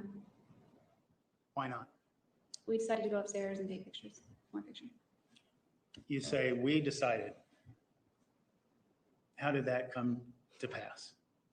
Was that something he wanted to do or something you wanted to do? It's something that goes back several months. Okay. What do you mean by that? Well, the Cancun trip was announced in 2007, I think right before I broke up with him. And so he assumed he was going to win this trip. And so he was getting in shape. He had bought this thing around Christmas time called Body Bug, where he measured all his calories and all the calories he took in and all the calories he burned, so that it was just simple plus and minus math so that he could lose weight. And then I think it was in February or March that he received, maybe it was April, that he received confirmation that he was going to Cancun. And so he beefed up his workout even more so that he could shed a few more pounds. The prior summer he was almost 240, and so he had lost a lot of weight. He was down to like a little over 200, and most of it he had gotten a lot of muscle and lost a lot of body fat. So he was very proud of his shape. His goal was to have a six-pack. He wasn't quite there, but he was close. And when he got to that point, he wanted photos taken of what he had accomplished.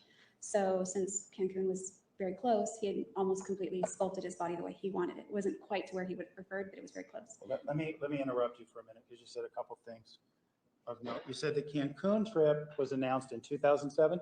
Yes, in June 2007. Okay. Were you ever scheduled to accompany him on this trip to Cancun? No.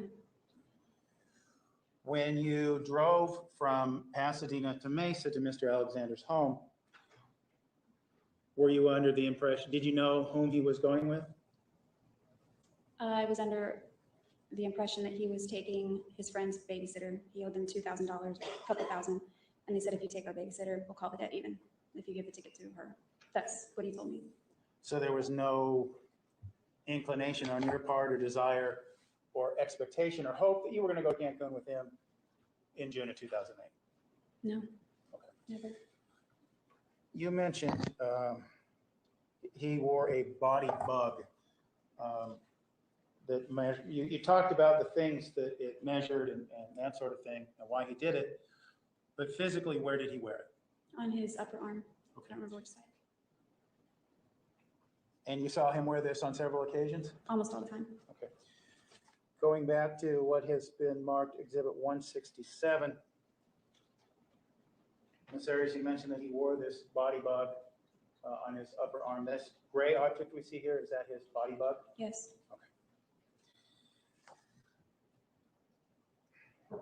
And you mentioned that there had been some discussion about photographing him before his trip to Cancun because he was proud of his body, right?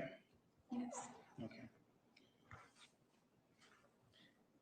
And as far as engaging in this particular session or photo session that day, whose suggestion was it that this take place?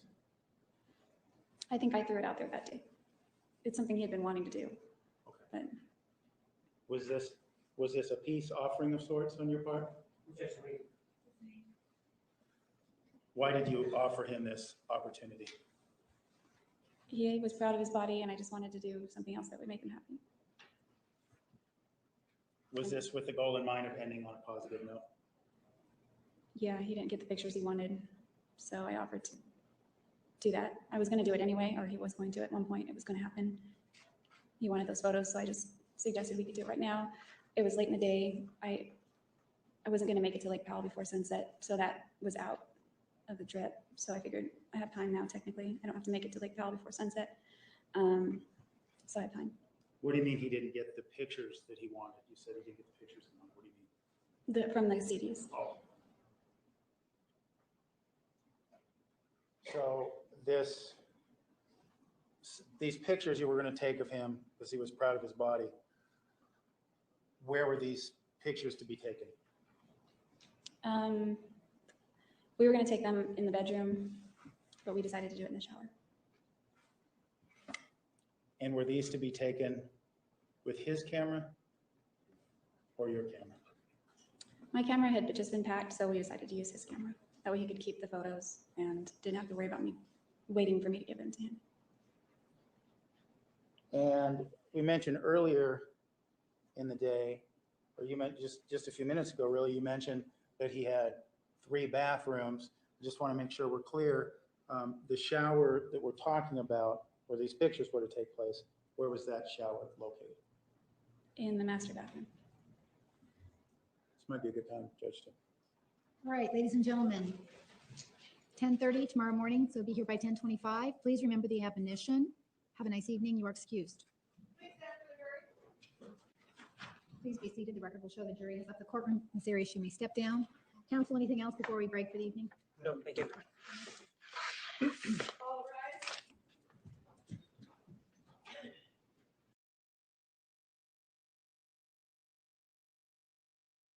So I went over to his house and I went into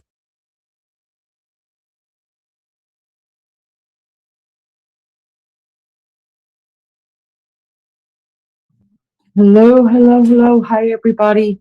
Thank you so much for being here. I stopped it right there just to check in really quick. We are watching an old case, as most of you guys already know. This is the Jodi Arias case from back in 2013. There are many reasons to watch it, but the reason why we're watching it is because we're also covering the Nancy Guthrie case, and before that we covered the Idaho 4 case. And this case is the one that always seems to come up in most recent cases that we're seeing, just because of probably how it was done, as far as this girl, you guys, was only like 115 pounds. Travis was close to 200 pounds when this happened. People wonder how someone could commit this huge of a crime.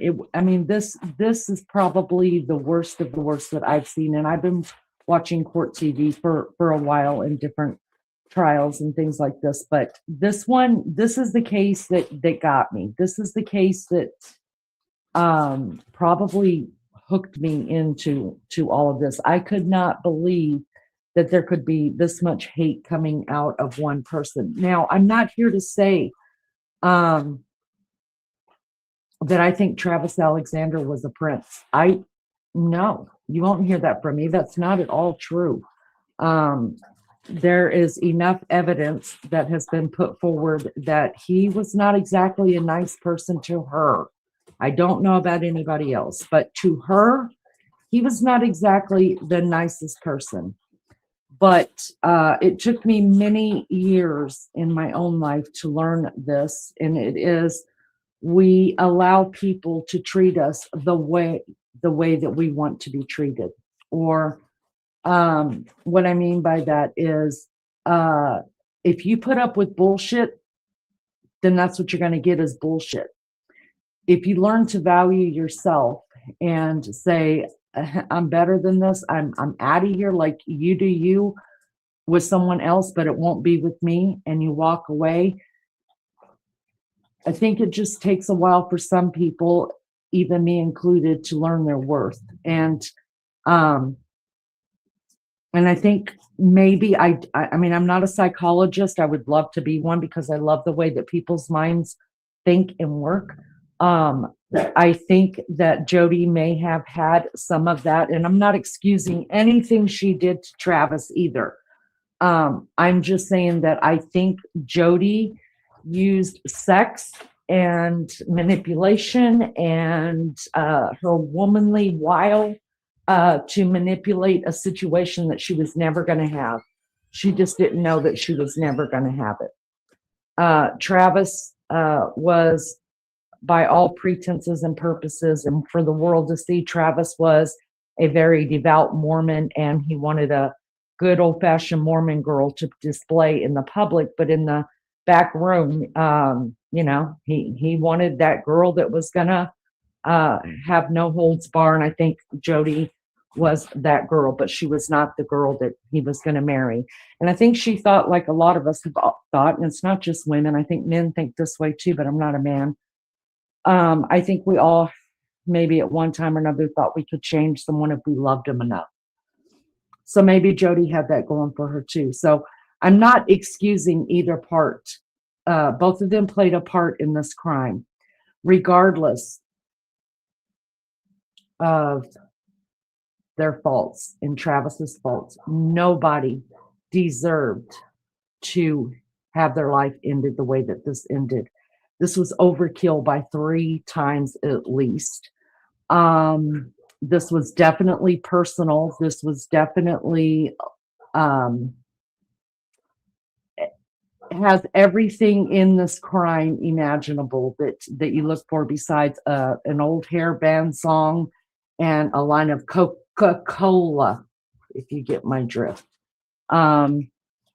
And I think that it's brought up in so many different cases because we just can't believe the brutality of it, and that you can't believe that a small woman's strength could actually take down a man of that size as well.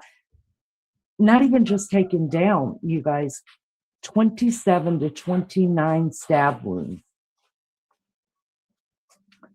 a slit throat from ear to ear, and a shot to the head.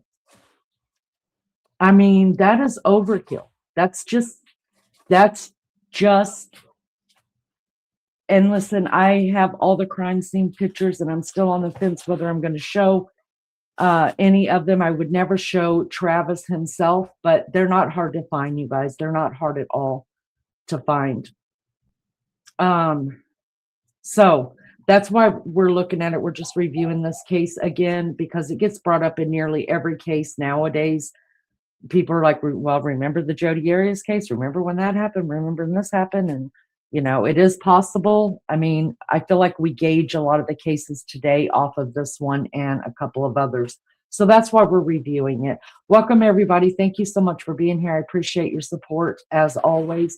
The only thing I've ever asked anybody to do since I received 1,000 subscribers is just to hit the like for me. That does more for me and makes me happier than anybody on the face of this earth, y'all. But It's so good that you guys are here. I appreciate it so much. And we're gonna play this other part.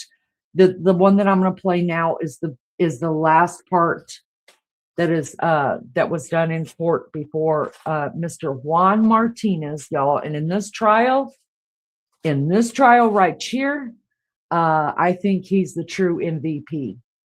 I'm just gonna say it. Juan Martinez in this trial right here was the real MVP.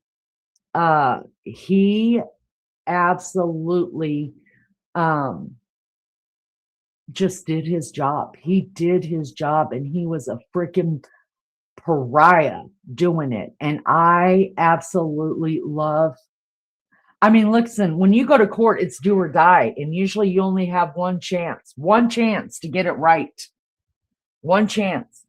And he took that chance. Now, she did get 2 because a jury, she was being tried for the death penalty. And the jury deadlocked twice on it. So the judge had to give her life without parole, which means that she can never parole out. But she did have some appeals. They have already been used up. So as Lulu would say, she is a permanent resident into the B&B, the bed and breakfast there, y'all. And she's made a great life for herself there. Sadly. So we're going to finish watching this, and then not tonight, but another night, we're going to start the cross examination with Juan Martinez, which I think is the best of the whole damn thing. I mean, he just mic dropped it, and I was like, wow. I just sat with my mouth open like, shit, I want to be his friend. You know what I mean? All right, so let's go. Let's get back to this, and thank y'all once again for being here. I appreciate every one of you. Let's bring in the jury. Yesterday, when we ended, we were at the point in time on June 4th, late afternoon, early evening hours, when you were about ready to depart. You were telling us before you departed, you were going to, or you and Mr. Alexander had decided to engage in this photo shoot, you called it, right? Yes. And this was to take place in his bathroom, right? Yes. Okay. Why was the shower area selected? It was selected for the water. We were going for a certain effect with the pictures and the water. Okay. When you were in the bathroom, you took these pictures with Mr. Alexander's camera you were telling us yesterday, correct? Yes, that's correct. Okay. And where was your, refresh our memory, where was your luggage and your items, your personal items, when you were doing this photo shoot? Well, I think my camera had been put away. I didn't really even bring it out for that part of the trip. So I don't recall specifically, but I think most of my stuff was in the car at that point, maybe except my purse. Okay. When you were in the bathroom, did you have a gun with you? No. Were you holding on to a knife? No. Okay. So we saw the pictures of him in the shower. Tell us what happens once he gets in the shower. I'm taking pictures of him. We were trying out different poses. We were Are you kind of communicating? Is it yeah, we were kind of friendly? laughing. Okay. It was, I don't know, it was a little weird because the background wasn't that great, but the water was okay. And we were trying out different poses, and then we were checking the photos and deleting them, and then taking a few more and checking them and going through them and deleting them. And at one point he was sitting, and I was taking pictures. I was probably a few feet from the shower so that the water didn't get on the camera. And I was showing him the photos, and we were deleting some. And at one point when I went to delete the photos, as I moved the camera, it slipped out of my hand. And it didn't like fall right away. I kind of caught it, and then I caught it like football, like it bounced, and I almost caught it. But it didn't catch it, and it landed on the mat, and then it rolled onto the tile. And where were you when this took place relative to the shower? I was crouched by the shower. I might have been on the mat or on the edge of the mat. Okay. So what happens after you drop the camera? At that point, Travis flipped out again, and he stood up and he stepped out of the shower and he picked me up. I was crouching, but he lifted me up as he was screaming that I was a stupid idiot, and he body slammed me again on the tile. He told me that 5-year-old can hold a camera better than I can.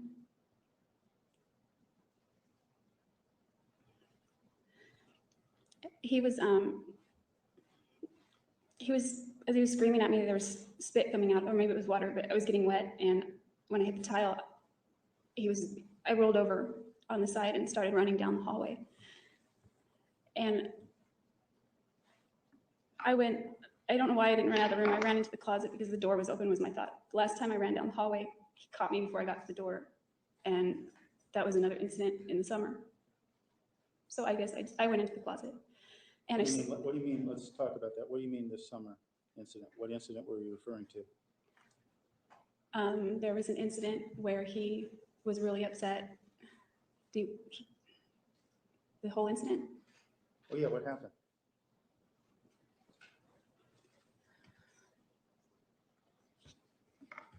The previous summer in August 2007, got hired at Pt5 to work, and they needed my social security card, which I didn't keep in my purse because for security reasons, it was packed away. And I was looking everywhere for it, couldn't find it. So I assumed it was in one of the boxes that were in Travis's garage. So I called him. I needed the card for the next day for work. After I'd been looking for it, I wanted to come over and look for it there. He said, sure. It was a brief phone call. It was about 11 o'clock at night. And he sounded sleepy, so I thought maybe he was sleeping. I came over. I went to the side, of course, to go into the garage to look for the box. But this time, instead of going into the garage, the door was locked, which was unusual because it's almost always open. So I think no big deal. I start walking around the back of the house toward the sliding glass door, which is never locked because he had installed a doggy door.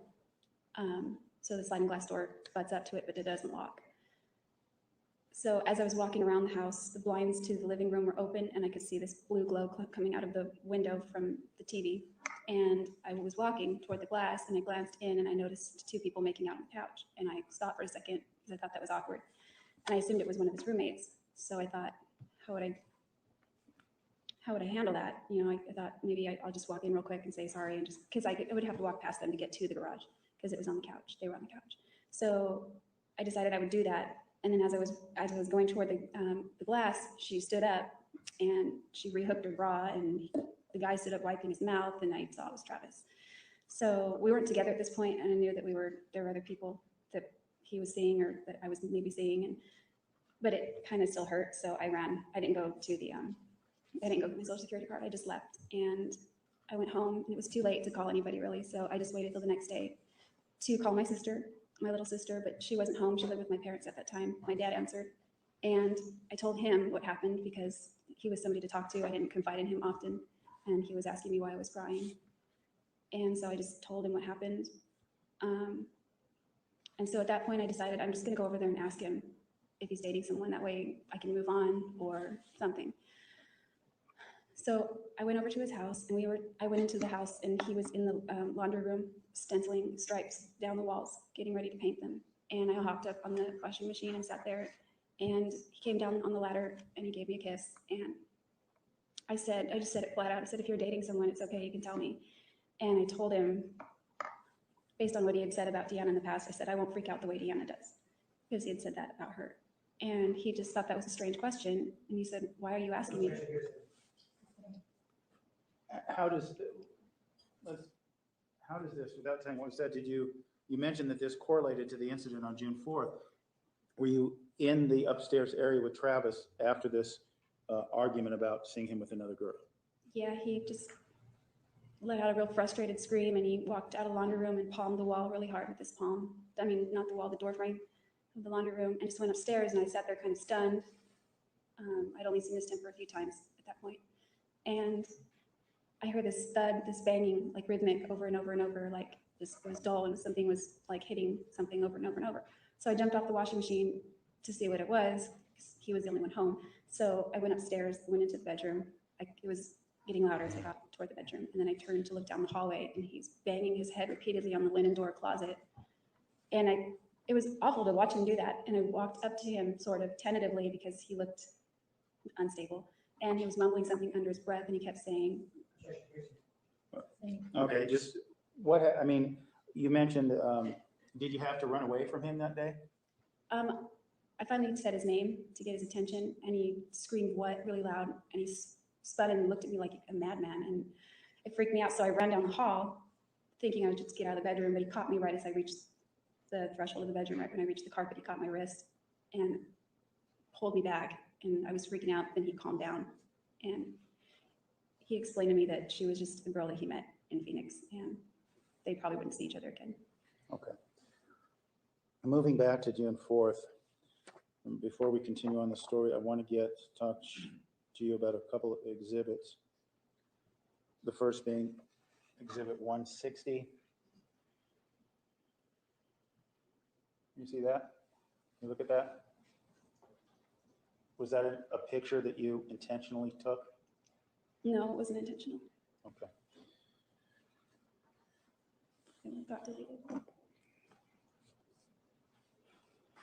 Looking at Exhibit 161. Was this a picture you intentionally took? No, I didn't take that one. Showing you exhibit number 159.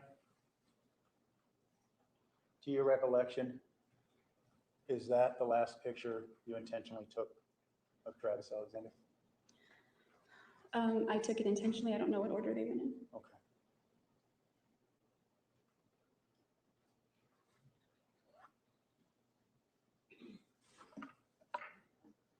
When he slammed you down onto the ground, after you dropped the camera, how do you feel? I was scared. I was thinking crap because it's everything that I was trying to avoid downstairs. When he started getting mad, I was doing everything I could to avoid that, and I still didn't avoid it. I still screwed it up, and now he's pissed again. So he's freaking out. I'm freaking out. I rolled, like I said, I rolled off to my left and began to run down the hallway, and I could hear him follow. I mean, I could hear his footsteps chasing me. Were you scared when he was chasing you? Yeah, I didn't want him to grab me again. What were you scared that he would do? Who knows? At that point, he had already almost killed me. I wasn't thinking when he almost killed me before that I was going to possibly die. I was just thinking I couldn't breathe, no air. That's all I could think of before I passed out. But it was later on that I realized that I could have died if he just held on to my neck a little longer. So I didn't want that to happen, obviously. So I ran into the closet and I slammed the door, and I intended to run through the opposite end of the door because it has another exit. And as soon as I got in there and began to run, I remembered where he kept a gun. So I grabbed it. I jumped up on the shelf, kept it on the very top. I grabbed it. And then I ran out the other door as he was opening the door. And he ran, chasing me. And I turned around and pointed it at him so that he would stop chasing me.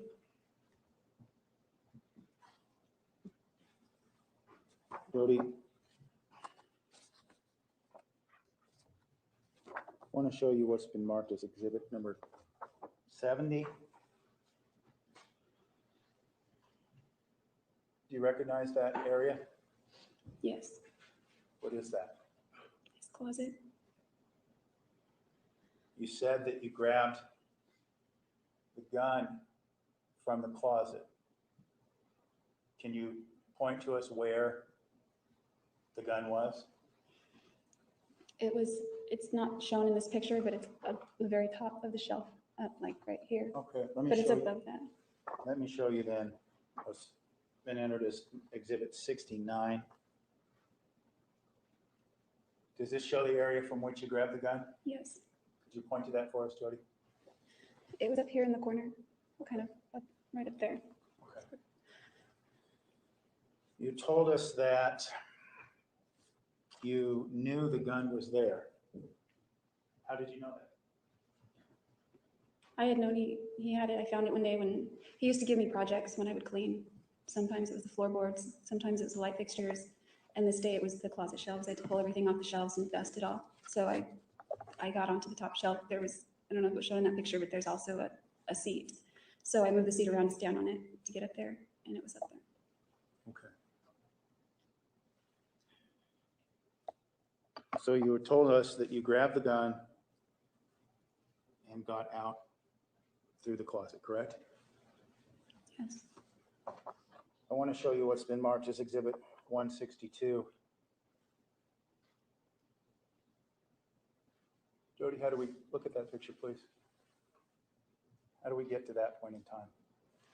What happened between the time you grabbed the gun? I don't know how that picture was taken. I'm not asking you how the picture was taken. I'm asking you what happened at that, in between the time you grabbed the gun and what we see here. What happened? When I grabbed the gun, I ran out of the closet. He was chasing me. I turned around and we were in the middle of the bathroom. I pointed it at him with both of my hands. I thought that would stop him. If someone were pointing a gun at me, I would stop. But he just kept running. He got like a linebacker. He got kind of low and grabbed my waist. But before he did that, as he was lunging at me, the gun went off. I didn't mean to shoot him or anything. I didn't even think I was holding the trigger. I just was pointing it at him. And I didn't even know that I shot him. It just went off and he lunged at me and we fell really hard against the tile toward the other wall, like kind of near the scales or whatever those things are. So at this point, I didn't even know that if he had been shot. I didn't see anything different. He was just, we were struggling and wrestling, and he's a wrestler. He had wrestled in high school and he was getting on top of me. And I didn't want him to get on top of me because when he had done that in the past, I can't get out of those holds that he gets. So he's grabbing at my clothes and I got up and he's just screaming angry. And after I broke away from him, he said, "Fucking kill you, bitch." And Before he lunged at you, was he yelling at you and threatening you? To your recollection? well, he was chasing me and he was pissed off. Okay. Do you remember him yelling or saying anything? He was calling me names because I dropped his camera. Okay. Do you remember what those were? Well, I remember him calling me a fucking idiot. And I remember him telling me that a 5-year-old can hold a camera better than me.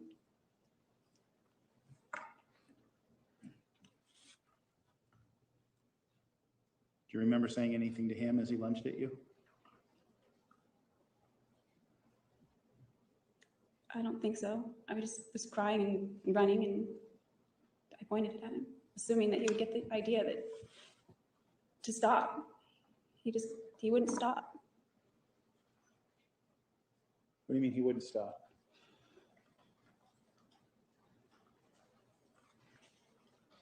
Well, after the gun went off, I thought, crap, because now he's really gonna be pissed. I didn't know that I shot him. I thought I shot a hole in the wall or something, and I'm thinking he's really gonna be pissed at me now. So now he's telling me he's gonna kill me, and I think after he said that, he had almost killed me before, And what? there's a lot of that day that I don't remember. There are a lot of gaps. I don't remember the poses of the pictures. I remember them now that I've seen the pictures, but I didn't remember them until I saw them. I remember taking pictures. I just don't remember the pictures themselves, even though we looked at them. And now I see them, I remember them. Well, let me ask you this, getting us back to that moment in time, not the poses, anything else. You told us that he said, "Kill you, bitch," and you were underneath him trying to get away. He said that right after I broke away from him. Okay, right after you broke away from him. Once you broke away from him, what do you remember? Almost nothing for a long time. There are some things that have come back over years, but nothing. I don't know if those are things that I'm thinking of from before or if it's that day. It's confusing. There is like a huge gap. Like, I don't know if I blacked out or what. There's a huge gap. And the most clear memory that I have after that point is driving in the desert. But there are certain little things that have come back, like pictures in my mind that have come back since then. Well, let me ask you this. Do you remember stabbing Travis Alexander? I have no memory of stabbing him. Do you remember, as we see here in Exhibit 162, do you remember dragging him across the floor? Oh. I just remember trying to get away from him.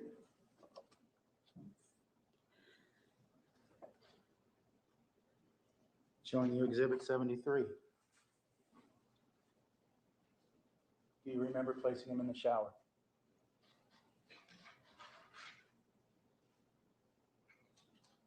I'm sorry, that's no.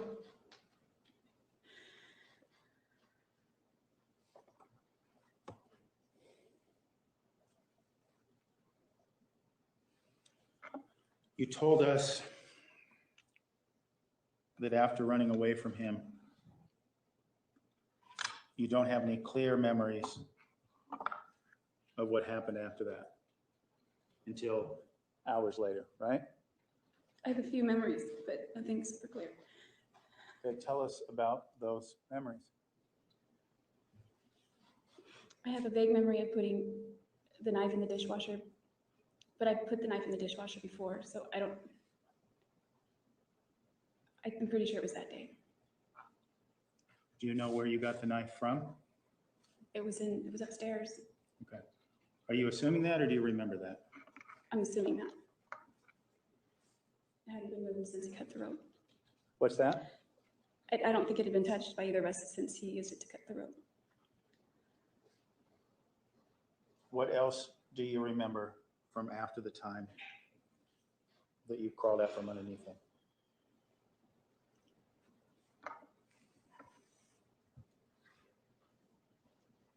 I remember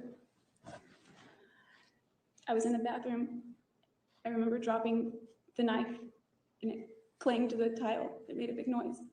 And I just remember screaming. I don't remember anything after that. Not immediately. Do you remember where he was when you were screaming? I think he was next to me on the floor. I don't know. Do you know where you were? I was in the bathroom.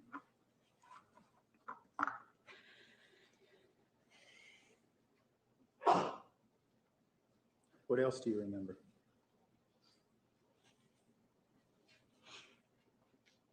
Not much. Not much mean nothing? I remember more the feeling of that time, not pictures and things that I can bring back.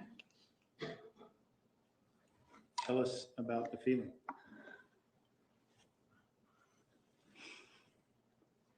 It was like mortal terror. It was like I pissed him off the worst I'd ever seen him pissed off. And then I tried to stop him and then I pissed him off even more. And I thought, shit, I'd really, really pissed him off. And he was angry at me and he wasn't going to stop. What do you mean by he wasn't going to stop? He wasn't going to stop. He wasn't stopping me. He was. When you say he wasn't going to stop, did you fear that he was going to kill you? For sure. When he said kill you, yes. He'd almost killed me before, and now he was saying he was going to.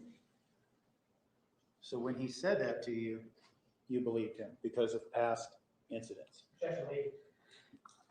Same for Chris. Why did you believe him when he said, kill you, bitch? Because he'd never said that before, and he'd taken me almost to that point without that threat, and now he was clearly making that threat.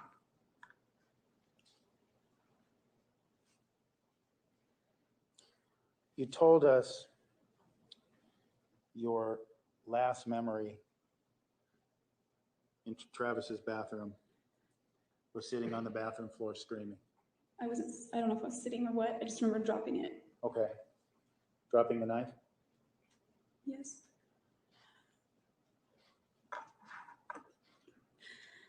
I remember what was going through my head. I don't remember anything else after that. What was going through your head? That I couldn't I just couldn't believe what had happened, that I couldn't take anything back, what had just happened. And it was like, I couldn't rewind the clock.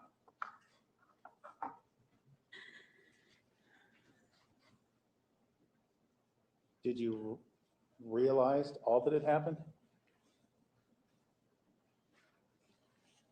I don't know about all, but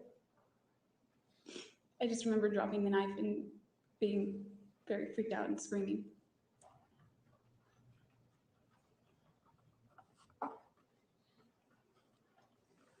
After remembering that feeling and dropping the knife in the bathroom and some of the other memories you've shared with us, what is the next point in time for which you have a memory? From which that I remember. Mm-hmm. I remember driving. I thought I was driving west because I remember the sun was in my eyes for a while. I didn't know where I was going. I didn't have my GPS anymore. I hit a lot of stoplights, so I don't know that I was on a freeway. I hit a lot of stoplights. And then eventually I was in the desert. I don't know where. It got dark.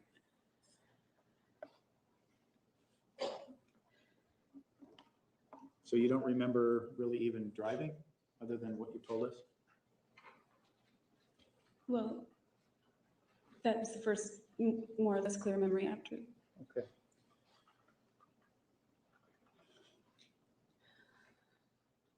Did you have thoughts about what happened?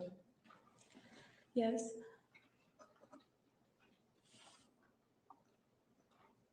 At that point in time, when you were pulling away and driving away,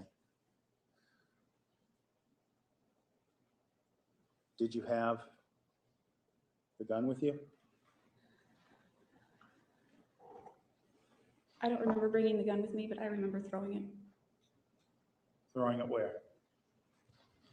in the desert. Okay. What about the rope he had tied you up with? Did you take that with you? Yes. And do you remember what you did with that? Eventually it went into a dumpster. Where? It was behind a gas station. I think it was somewhere after St. George. I don't remember. It was getting light out, wherever I was parked at that point.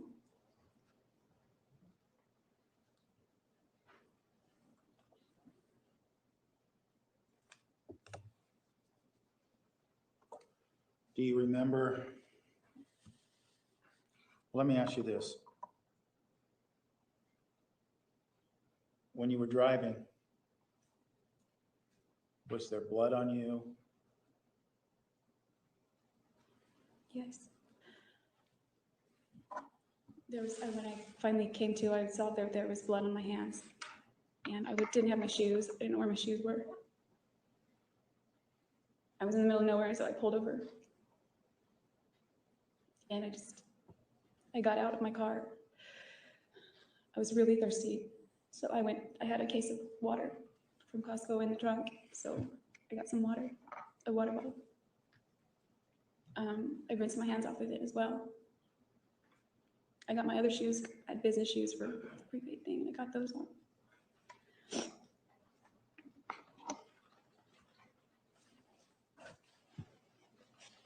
When you do this,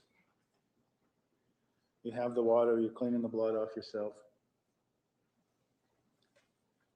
And do you know, did you stop and clean yourself up before you disposed of the weapons or after you disposed of the weapons? Or is it all one stop? Well, I don't remember what happened to the knife, so it wasn't in the car with me. The gun was when I stopped. And the rope was after that, another stop. When you got to this point in time then, did you do so with the full realization of what had happened in the bathroom? I don't know how full my realization was, but I knew that it was really bad, and that that my life was probably done now. At this point in time, did you believe that Mr. Alexander was dead? I believe that, but because I didn't have any clear memory of. Believe whether he was alive or dead. Repeat the question. Explain to us if you believed Mr. Alexander was alive or dead. Let me just ask you this, yes or no, did you believe he was alive? I didn't know, but I didn't think he was, because I didn't know. I thought he was not alive at that point. Was there a part of you that hoped he was? Yes. Of course. What's that? I said, yes, of course. What do you mean, of course? I wish that it was just a nightmare that I could wake up from. And then just find out that everything was still the same way.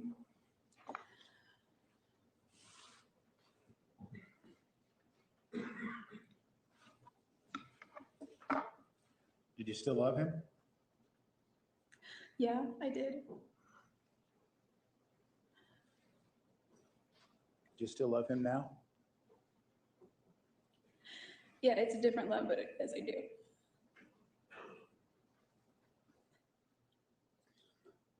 Now, after you have cleaned yourself up and you disposed of the gun and the rope,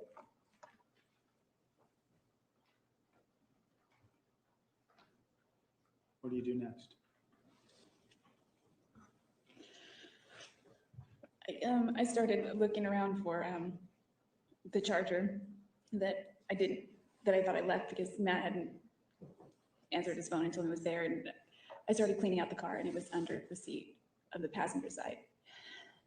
So I plugged it in. I turned on my phone. There was no reception. As I began to drive, some reception came, like one little bar, and then two, and then one, and then none. And I think I had voicemails. I kept trying to check them, but the reception wasn't strong enough to complete a call. So I don't know if I had text messages or not, but I text. Why are you interested in your voicemails at this point in time? Well, I realized at that point that a lot of time had lapsed and that people would probably be wondering where I was.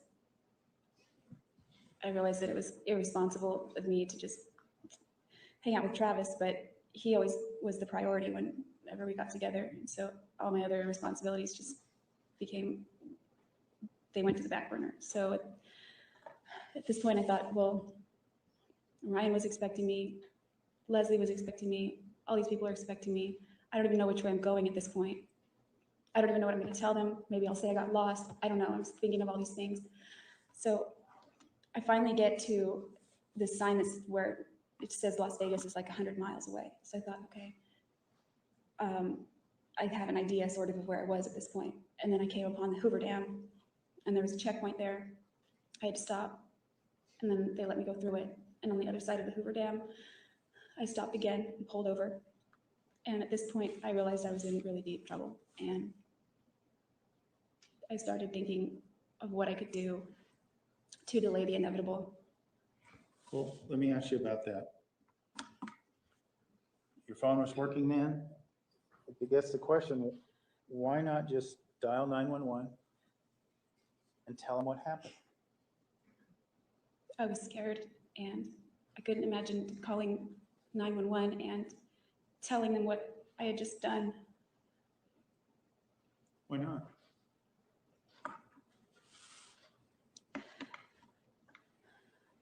Well, I was scared of what would happen to me. I was scared of a lot of things. I was thinking of all kinds of things, my family, myself, what would happen. I was thinking of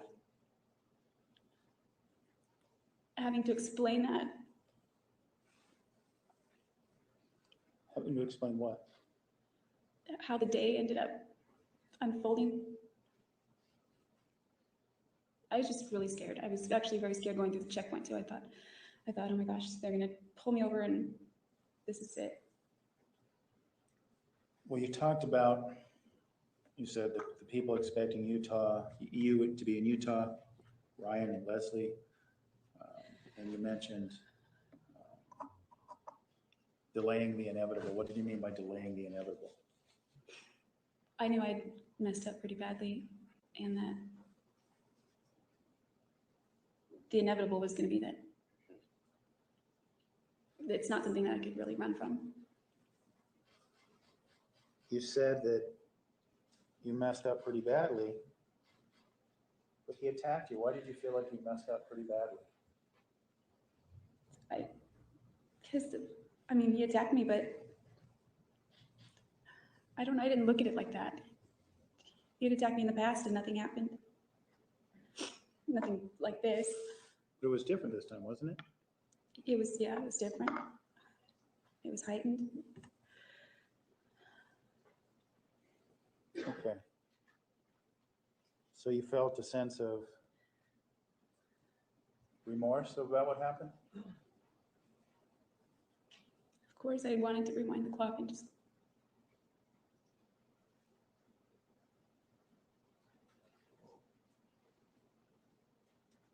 And what? So that never had happened. I mean, I was thinking at the time, the camera, if I wouldn't have dropped the camera, but I realized there were probably other steps that could have been taken, even though we got really mad. And even though he threatened to kill me, maybe I'd have run left instead of right. So you're regretting not taking alternative steps, right? Is that correct? Sustained, rephrase. You were you angry at yourself?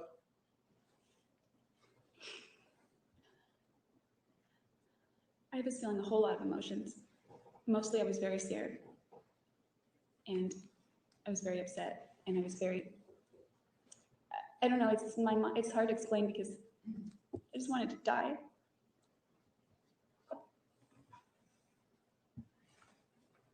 Did you contemplate killing yourself at that point in time? Not that very moment, but yeah, I did thereafter. Okay. Well, let's stay in that moment for now. Talk about delaying the inevitable and how you can't run from this. People are waiting for you. What do you decide to do?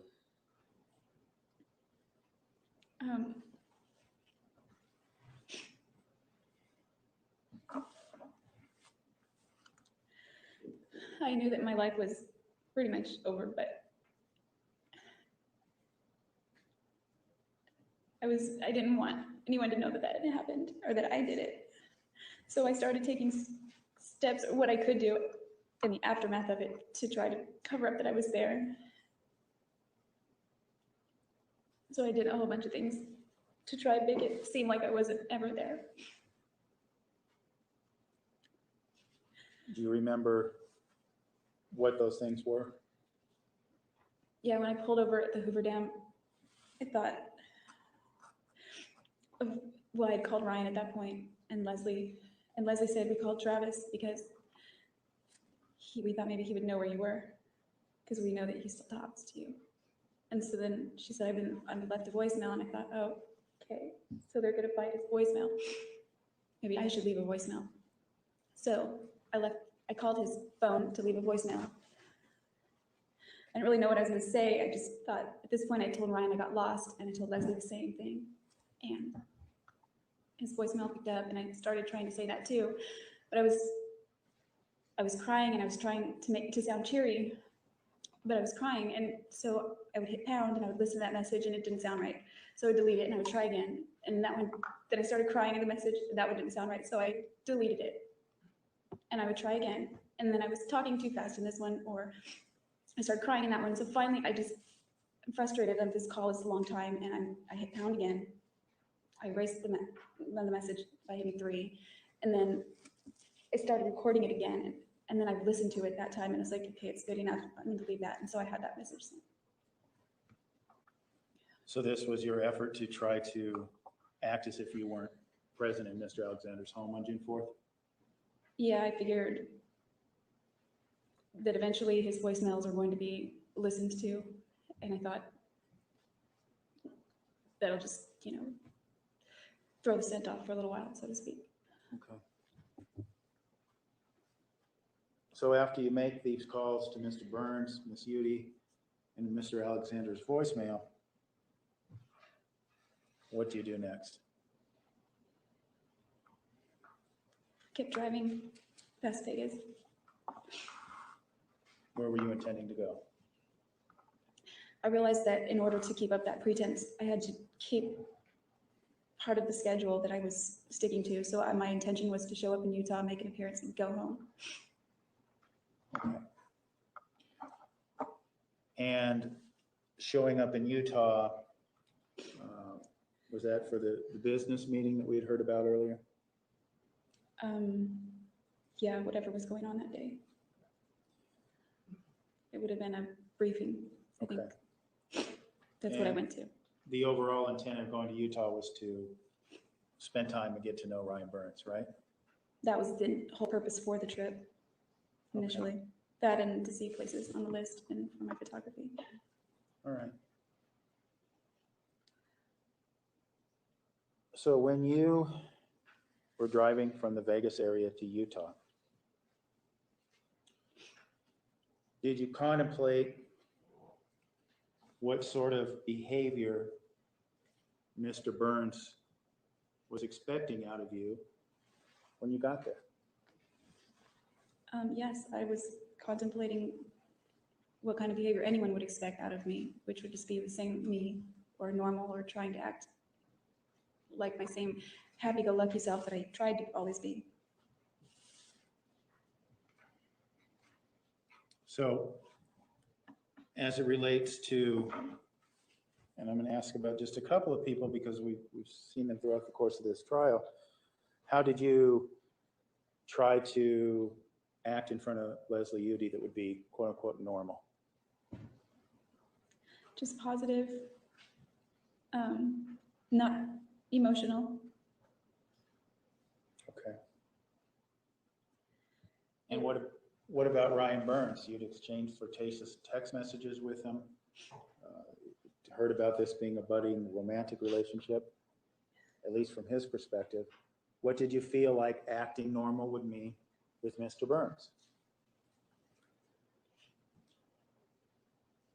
I didn't know, just hanging out and trying to act like, oh, I just got lost, you know, and I'm kind of dingy anyway, because when I did, everyone thought, oh, that's just Jodi, so I thought, okay, that's good. That's what Mr. Ryan Burns expected. She's explaining why in her behavior, Judge. Overall, you may continue.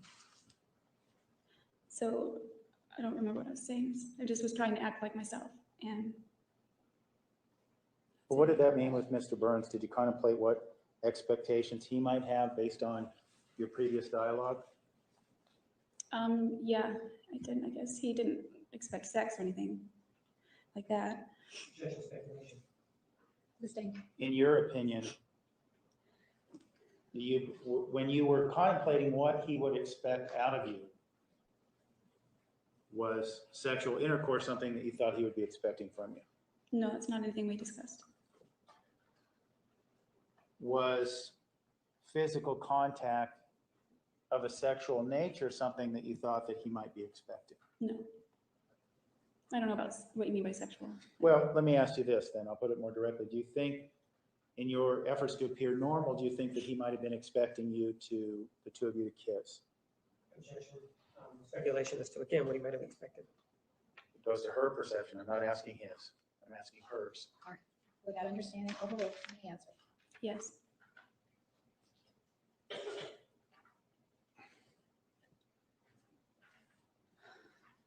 Did you feel as if he had the expectation that this time together would be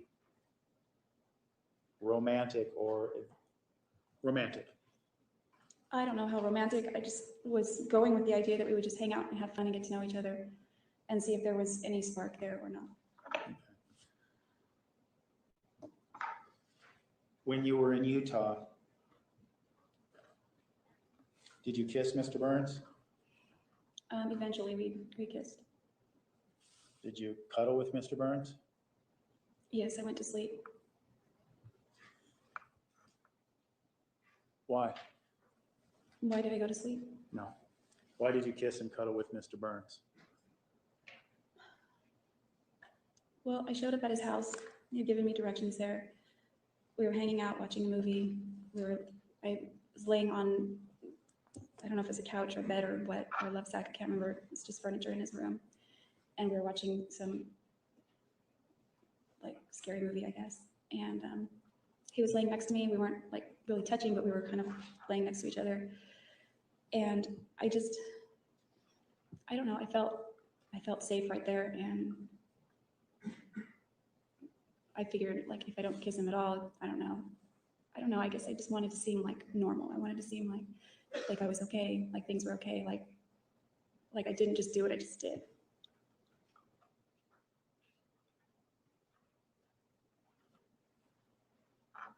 And that was a pretense you kept up for about a day or so with Mr. Burns? I think I went to, not even that. I had gone to the restaurant earlier with him, or I followed him there. I went to the business briefing, and then I needed to get on the road. It was Thursday night. I had to work Friday. I don't know, I just needed to get home. So I went back to his house. We set the alarm, and I think I slept for 2 or 3 hours, and then I got back on the road. You mentioned going to the briefing and the restaurant and driving around with Mr. Burns. Do you recall hearing the testimony of Officer Galletti? Yes. And he had pulled you over for your license plate being upside down. Do you recall that happening? Mhm. Yes, I remember that. Okay. Did you put your license plate upside down? No. Do you have any idea as to how that happened?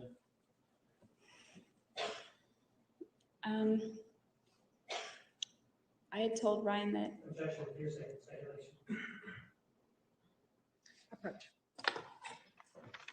Let me ask you, before Officer Galletti pulled you over, did you know that your license plate was upside down?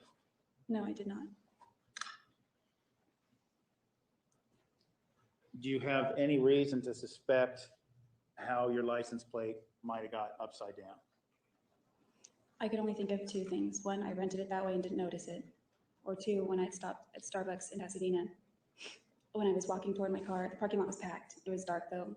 Obviously the parking lot lights were on. As I was walking toward my car, there were some skaters, young kids that were skating. They were kind of snickering and skating away from the car. And I didn't think anything of it. But as I got into the car and began to back out of the parking space, my headlights hit something bright, and I realized it was reflective. So I got out just to check what it was, and it was a license plate, and mine was just removed. The license plate had bugs all over it, and the car that I just rented had bugs all over the grill except where the license plate was. So I just said, "Oh, this is my license plate." Let's clarify here, because just to be clear, are you talking about this license plate you saw, one that was on the front of the car or the back of the car? It was on the front. Okay. So your rental car had two license plates, to your recollection? Mhm. Yes. Okay. All right. So at that point in time, did you notice your rear license plate being upside down? No, it didn't occur to me to check it. Okay. And when, or after Officer Galletti pulled you over for having a license plate upside down, did you have tools necessary to correct that problem? No, I didn't. I was going to ask the owner of the restaurant if he had a screwdriver. So then Brian, I guess, did it for me. I didn't have any of that to do. Okay.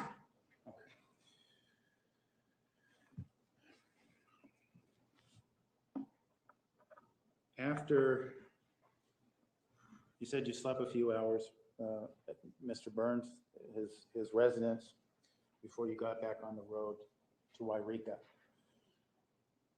did you kiss him that morning before you left as well?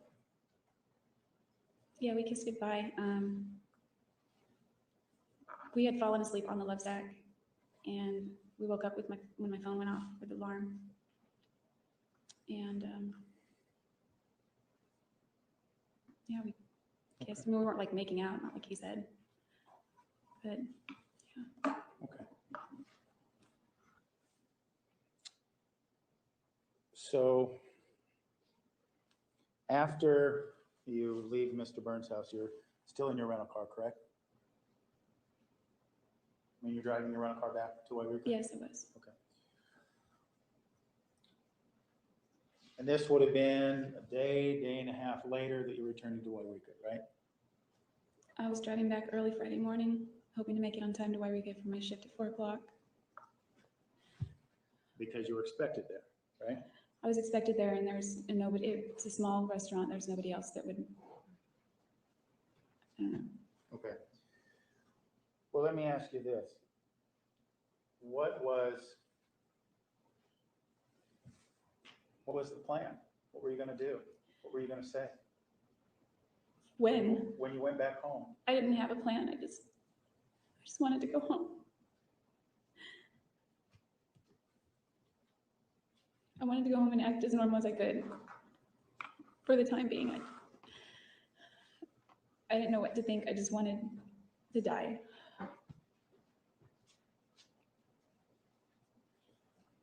You said you wanted to die. Did you contemplate killing yourself on your return to Wairika? Objection, evidence.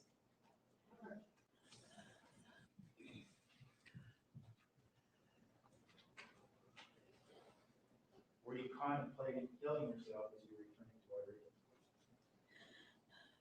Wairika? I wasn't formulating plans to commit suicide on my return trip, but I did after that. And I want to make sure we heard you correctly. You said you didn't formulate any plans on the way back home? I wasn't thinking of it. I just wanted to die. Okay. When you went to Utah and when you were going to go home back to Wairika, did you have injuries? Yes. What were those injuries? I guess they were like scrapes and things all over my ankles. And I had cut myself downstairs the day before. Well, I guess it would have still been June 4th. Before we woke up, before we went to bed, I was getting water in the kitchen. I dropped one of his glasses and broke it. And he didn't get really mad, but he called me klutzy. So I was picking up the glass and I cut myself with the glass. So I had that injury, but it was, I guess, unrelated. But when I pulled over in the car, when there was blood on my hands, it had reopened and it was just bleeding a little bit. It was kind of, I don't know, it wasn't really a deep cut, but it was bleeding a little bit. So what did you, when you were in Utah, I should have asked earlier, when you were in Utah, did you formulate a excuse for this injury? Yeah, I think I said I cut myself. Any explanation how? The week before, I cut myself really badly at work, so I think I just said, oh, I'm a bartender, I cut myself. I think it was actually June 1st, I cut myself. And I remember that because the date was on the photo on my phone. Okay. You get back home to Wairika? Yes. Do you get there on time for your shift? I think if I was late, it wasn't very late. I was there. Okay. I think I was late that day, but I made it there. Do you work the rest of your shift? Yes.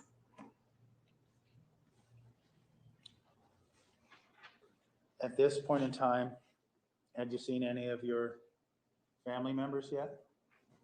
Probably my grandparents. I went home, I think, and changed into my work clothes real fast and drove over to the restaurant. Okay.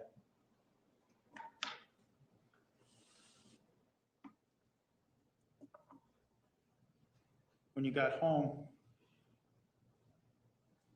what did you tell your family? I didn't tell them anything. Just tried to live as normal? Basically, I tried to act like nothing had happened and just waited for the clock to tick down. What clock are we talking about? To your arrest? Yes, that club.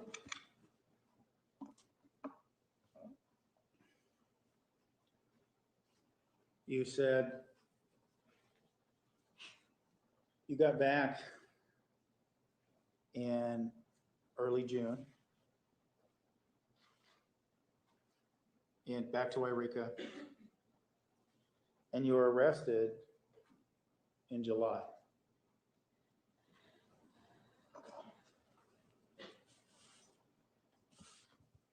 Did you ever contemplate or attempt suicide during that period of time? Yes. Not attempted. I took steps to. What were those steps? I bought a gun. When you say you bought a gun, where did you buy the gun? It's called Don Sporting Goods. It's on Minor Street in Wairika. So you bought it at a sporting goods store. Did you need to get a license in California? Yeah, California requires a 10-day background check and then for the gun to be registered.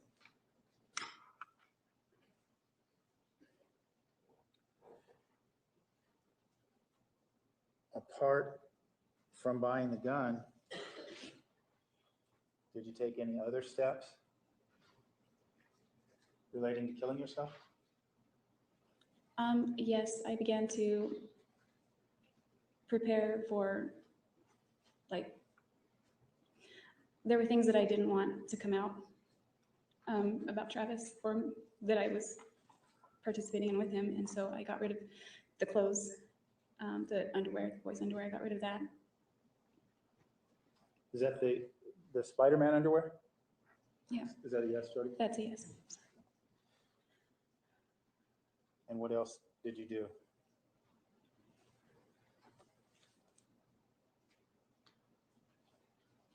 Do you mean to get ready to commit suicide? Yeah. I was going to leave the area so that, I mean, I was on the fence about suicide. I wanted to kill myself, but I also knew that if I don't kill myself, I'm going to get arrested. So it's one or the other. So I decided to move. I was going to move back to Monterey so that regardless of which one came first, it wouldn't have to be in Wairika. Why didn't you want to be in Wairika when either of those two events took place? I guess I just thought that it would be easier if it was not, easier for my family if it wasn't right in their backyard, so to speak. Either alternative? Yes.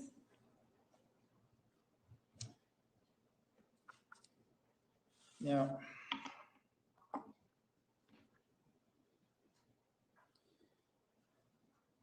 apart from buying a gun now, we know that you had several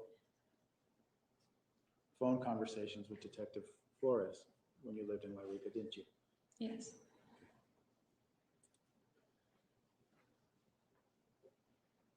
Those came to pass after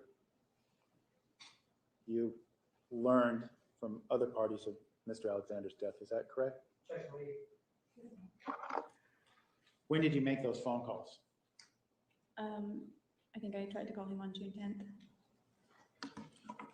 That was the first time you tried to speak with him? Yeah, I left him a voicemail. What prompted your call to Detective Flores on June 10th? I think Leslie encouraged me to call him. Well, let me ask you this question. When were you informed that Mr. Alexander was dead? Dan called me the night before. Dan and who? Dan called me and told me. Oh, Dan who? Yes. I'm sorry, Dan Freeman, Daniel Freeman. He didn't tell me that he died. Sustained. I'm sorry. He told you that Travis died? He did not. What did he tell you? It's excited utterance, Judge. We're going to take the noon recess at this time. Ladies and gentlemen, please be back to us in area 125. Please remember the admonition. You are excused. Please stand for the jury.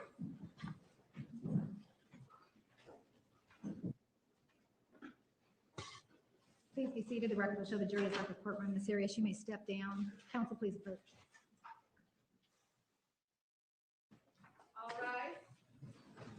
Please be seated. The record will show the presence of the jury, the defendant, and all counsel. Mr. Nurmi, you may continue with direct examination.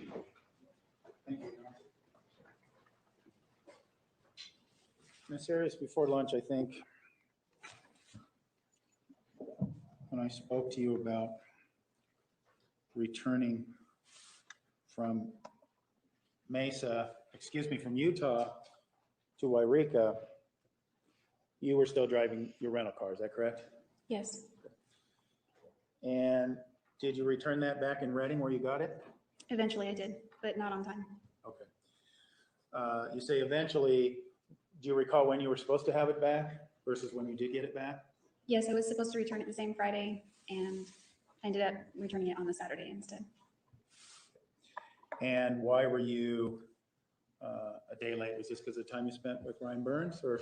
Yeah, I overslept, and I underestimated the time that it would take to get from West Jordan to Wairika or to Reading. So if I would have cut over to Reading to drop the car off at the airport, it would have made me late, even later than I was for work. So rather, I just took the highway around the northeast side of Mount Shasta and went straight to Wairika because it was faster. But I called the car rental place first to make sure I had permission to do that. Okay. So when you went to Wairika, back home to Wairika, what car were you driving? From that trip, the rental. Okay. And then you went back down to Reading and then back home again? The next day I went to Reading. I think it was my sister-in-law that drove me to the airport and then back to her house where my car was parked at my brother's house. Okay. Now, based on the timeline we've been talking about regarding your time in Utah, do you recall what day your shift was back? And this was at Casa Ramos, right? You're still working there? Yes, Casa Ramos. Okay. And what day was your shift on? What day were you scheduled to work, I should say? That Friday, I think I was supposed to be there at 4 or 4:30. Okay. So you say you went to your grandma's, changed, and went straight to work, right? Yes, Okay. And because of that schedule, you didn't have an opportunity to speak with your family before the end of that shift. Is that accurate? no, I was in a rush. I didn't have the opportunity. I just ran home. I was already late, so. Okay. And you were living at your grandparents at this time? Yes, And based on what you told us before, you had, at this point in time anyway, a pretty good idea that Travis is dead. Is that right? yeah, it's something I wasn't accepting in my head, but obviously I kind of knew it, but I wasn't like facing it, if that makes sense. You wanted to deny that reality, right? Very much.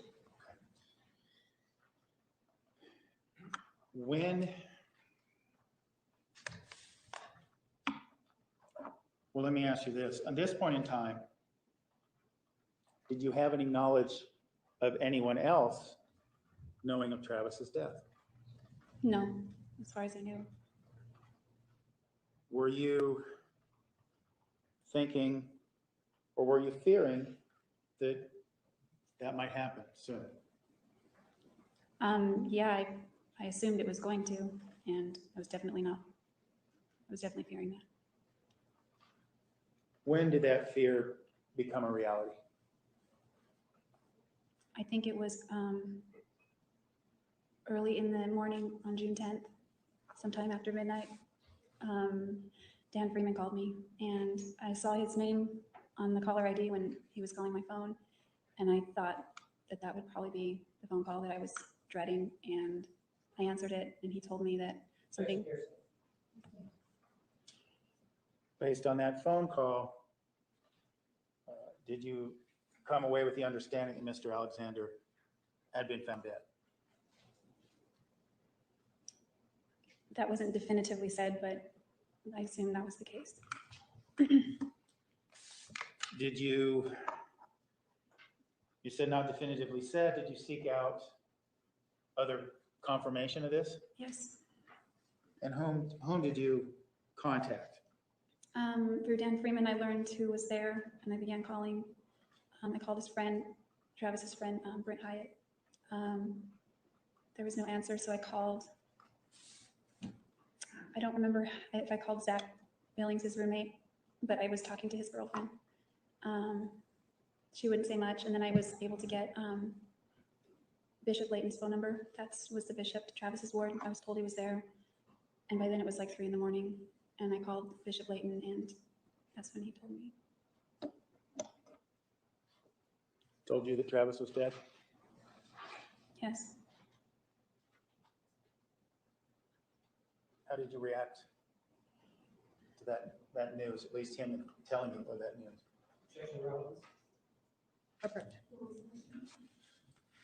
When you received confirmation from Bishop Layton that Travis was in fact dead, how did you react to that? I just remember I was in the living room at my grandmother's house on my phone, and I doubled over and started sobbing really hard, and I couldn't stand up. Prior to you learning that information, hearing that information from Bishop Layton, was there still a part of you that was hoping that he really wasn't dead, that he was just injured? I was hoping the whole thing wasn't real. That was just a nightmare, and then, of course, I was hoping none of that had ever happened. And when you heard that from Bishop Layton, that's when you realized that hope was dashed. Is that fair to say? Sustained. Was that hope that it was a nightmare gone after you talked to Bishop Layton? Reality set in a lot more than that. I still, to this day, I wish it was just a nightmare. But I wasn't able to just deny it as much in my head, or it was more like facing me squarely and, you know. Can you describe, apart from facing you squarely, could you describe those emotions that caused you to double over?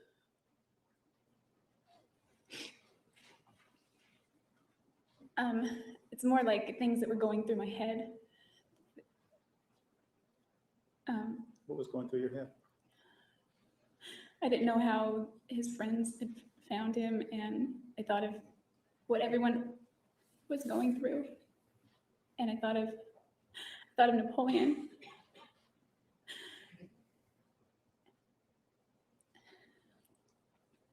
I didn't know what to think. It was a disaster, and I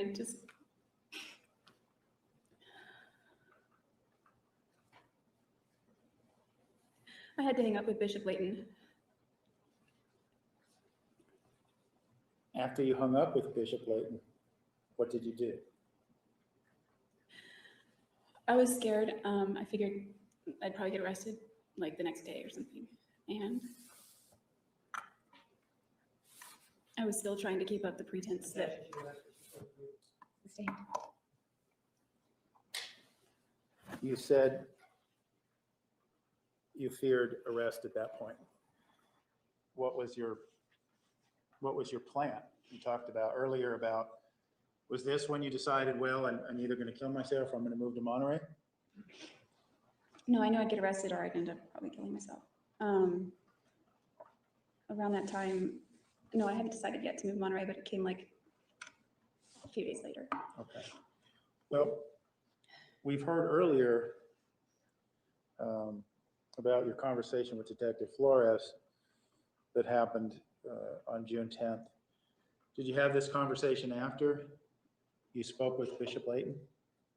Yes, later in the day, I went to, I don't know, it was like 3 a.m. that I spoke with Bishop Layton, and I think it was in the afternoon that I spoke with Flores.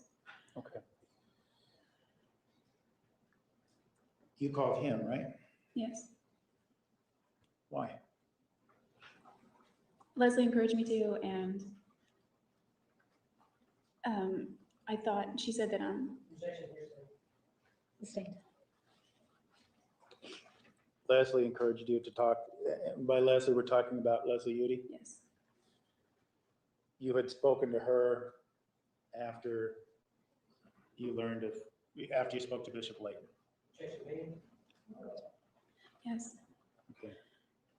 the next day or later in the day.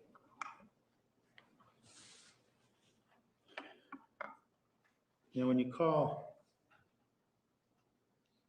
Detective Flores, what, obviously you just told us, Leslie, Miss Jodi had encouraged you to do so.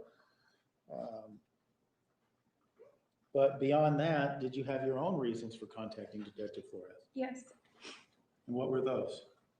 I thought that if I didn't call him, it would look more suspicious than if I did call him. So in an effort to pretend like I was never there, I called him. Okay. Why not call him and tell him what happened? I was scared to do that. I mean, I just couldn't imagine admitting to something like that.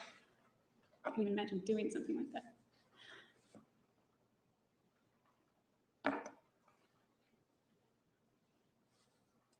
So you called him to act as if to begin putting up the facade that you had nothing to do with it. Is that what you're telling us? Yeah, I began that facade almost right away because I didn't want anyone in Utah to know either. But that's why I called him also.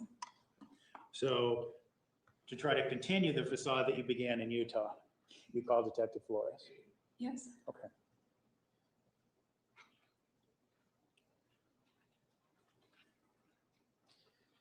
Now, we talked earlier about a gun you had purchased. We talked about suicide and about a gun you had purchased it. I believe you told us Don's Sporting Goods, right? Right. Okay. And you said you went through a background check and everything. When was it that you purchased that gun? I think I purchased it on July 1st and took possession of it July 11th, if I remember correctly.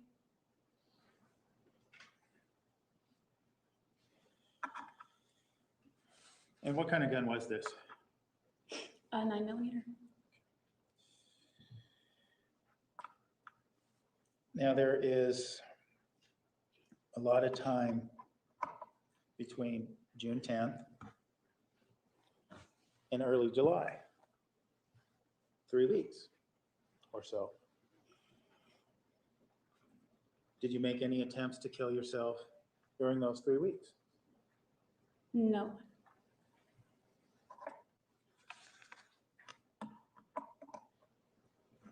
During that time period, you also made various calls to Detective Flores. Yes. Why were you continuing to do that?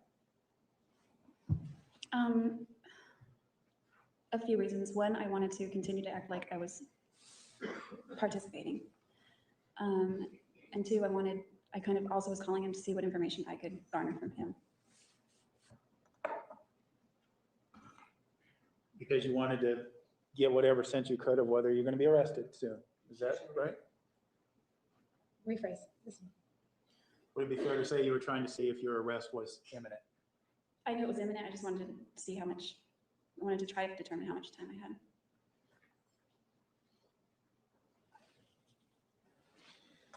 Given that what you said before about killing yourself and not seeking a gun out until July, you were living at your grandparents' house, you had access to guns, right? Yes. My parents had guns also.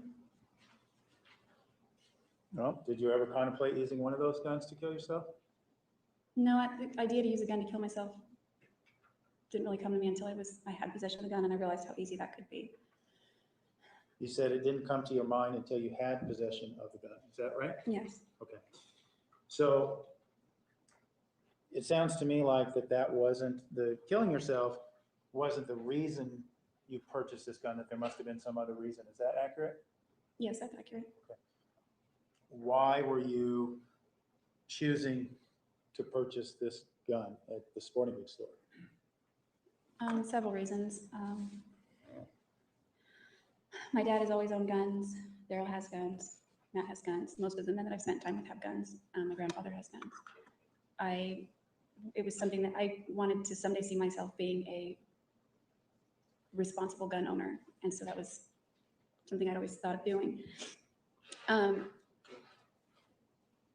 Around that time, in the spring, I was working at another restaurant called Purple Plum, and I made friends there. And one of those friends was going out to pan for gold. It sounds silly, but the Klamath River nearby has gold in it still.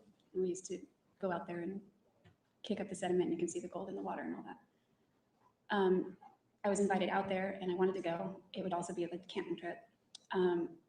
At that point, everyone that was on board, except for me, were all men. And even though they were my friends, I didn't want to, I don't know, it just seemed like I knew they drink, you get out there in the middle of nowhere, you have a bunch of drunk guys, one female. I just didn't want to end up in a situation. So I thought it would be good to have the gun with me when I went there, just as general protection anyway, because I'm out in the middle of nowhere. So we were gonna go out there and spend the weekend out there at the Klamath River, seeing what we could dig up or in the river, and just camp. And so that was another reason that I wanted to have it right then. Why, what were you fearful of these people would do something to you? Well, I mean, it was a bunch of guys, and I mean, I didn't feel as safe anymore. Around guys? Yes. And you say anymore, you mean after June 4th? Definitely after June 4th, yes. It was kind of a progressive thing, but I didn't feel safe at all after June 4th. Now, after Travis's death was discovered by the rest of the world, were there services for him, funerals, memorials, things of that nature? Yes, there was a memorial service at his church in Mesa, and the funeral, I believe, was held in Riverside. Did you attend either of those? I tried to attend both, but I only made it to the memorial service And that was the one in Riverside? in Mesa. Mesa.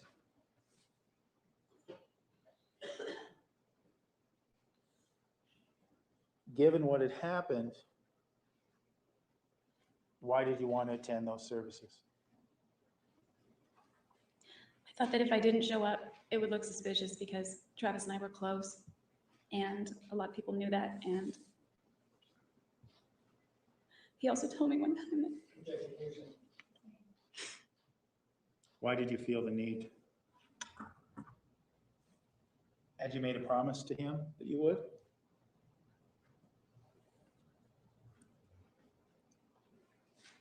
the subject of my funeral came up one time, and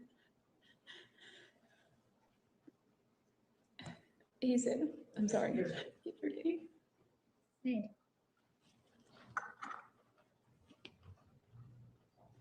And you and Travis had an agreement that you would attend each other's funerals? Something to that effect. He was going to give a eulogy or something if I ever died. And keeping that promise or that deal still meant something to you? Yes. I'm sorry, Ms. Harris, what? Yes. Why?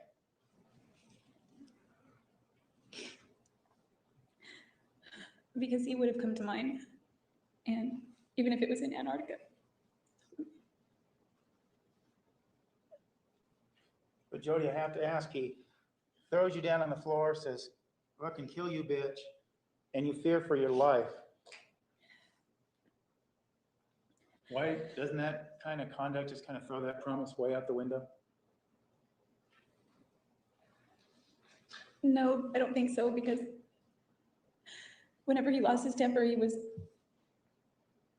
he seemed genuinely ashamed about himself afterward, and that's not the kind of person that I believed he was at the core of himself or who he wanted to be, so it wasn't like one of those things.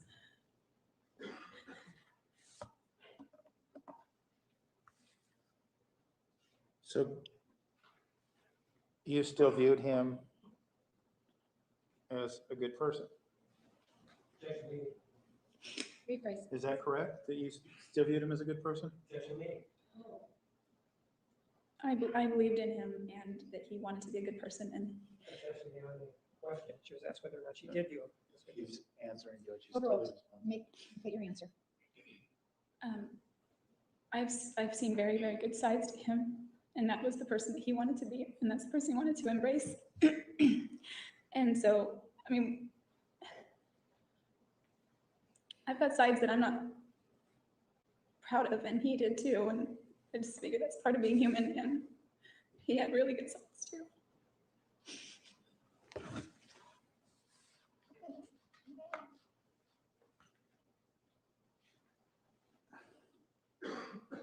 By that point in time, had you forgiven him for attacking you that day?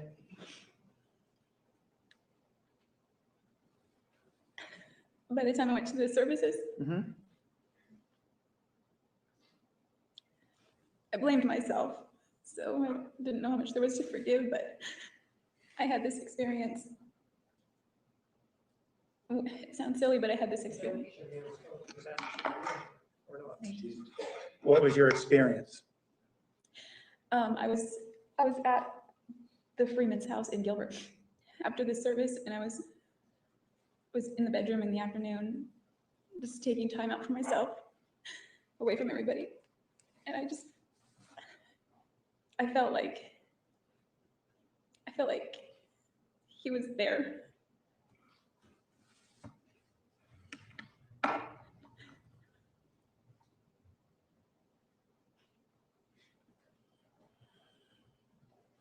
And what did that experience mean to you?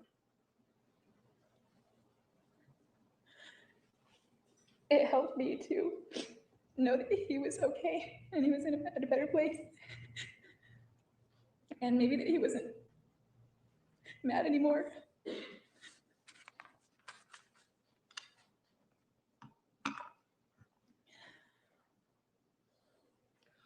You were at the Freeman's in conjunction with his memorial service?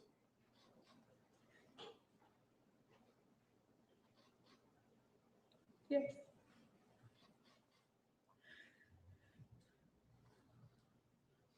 After you had that experience, do you forgive yourself for not escaping? Objection to the fact that she was escaping. She's already testified to that. Judge, I make the objections. The way it works is I make the objections, you Counsel, decide. please approach. He testified earlier that on June 4th, you didn't feel like you could escape because of an incident in 2007 where he caught you running down the hallway. Is that correct? Yeah, my intention was to run out the room and I didn't make it out. So in 2008, on June 4th, based on what you said earlier, you didn't consider that a viable option on June 4th. Is that right? Objection made. Sustained, rephrase. Did you consider, at the time, did you consider escape and running away as a viable option when he was attacking you? Not through the bedroom door. I thought I could run into the closet and then run the other way and then maybe get out. It didn't work out that way. So going back to my question then,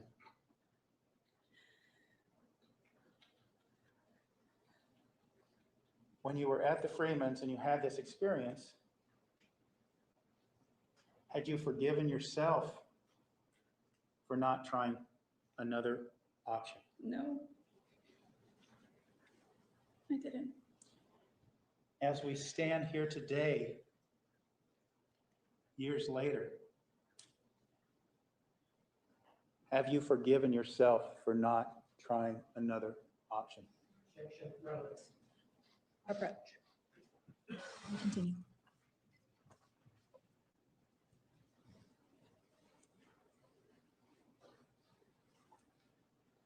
Jodi, ask my question again. As we stand here today, have you forgiven yourself for not finding another way out of the situation you found yourself in on June 4th? No, I think that if I had just left before any of that happened. I have a million regrets. I mean, I was scared of him and I reacted, but I will always regret everything about that. Do you blame yourself for not taking some other alternative measures? Yes, You did then and you do now, is that right? Objection has been answered. Sustained.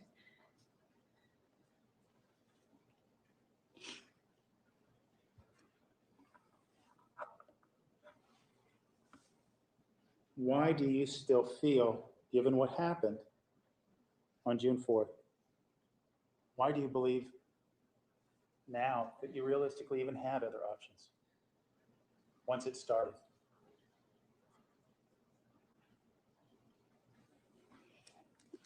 well, maybe if I hadn't, when I grabbed the gun, I didn't mean to fire it. It just went off and that made him even more angry. Like, he just became this volcano. And so I think that if maybe I'd handled it properly, I don't know. Maybe he wouldn't have gotten he was already pissed off, but he was raging after that. And I think maybe if I'd handled the gun properly and I meant to just point it at him, I thought it would stop him. And maybe he wouldn't have gotten as angry as he did. Maybe he wouldn't have threatened to kill me. I don't know. I have thoughts like that. And those thoughts were with you after you learned, or you got confirmation from others that he was deceased? Actually, no, I didn't know that he got shot until Flores told me. Okay.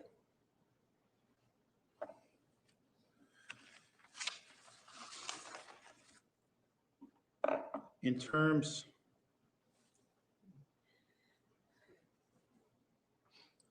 of your life, the plan you made, you said that you called Detective Flores, and I'm paraphrasing, in an effort to act like you had nothing to hide. When you were living in Wairika, were you trying to put up that same facade? Yes, I was. Trying to act as if everything was normal? Well, it depends on the time period. The first week, yeah, I tried to act like nothing had happened. And then when I talked to Bishop Layton and Dan Freeman, it felt like I had like more freedom to just let it out. At least my emotions. Because it was known now. Yes. And you say let out your emotions. Apart from that initial outburst you talked about after speaking with Bishop Layton, did you have others? Yeah, I did.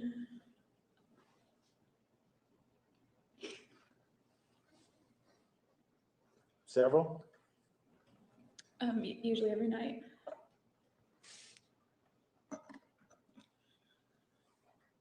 Why every night?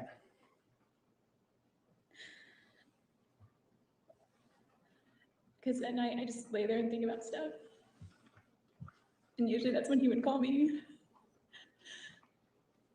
And usually when he called me late at night, he was in a good mood. And I just knew that my phone wouldn't ring anymore.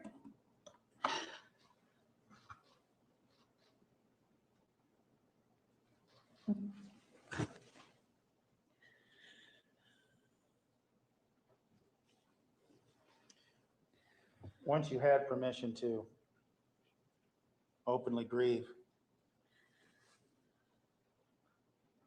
did you tell your family what happened? I told them that he died. I didn't tell them anything about me being there.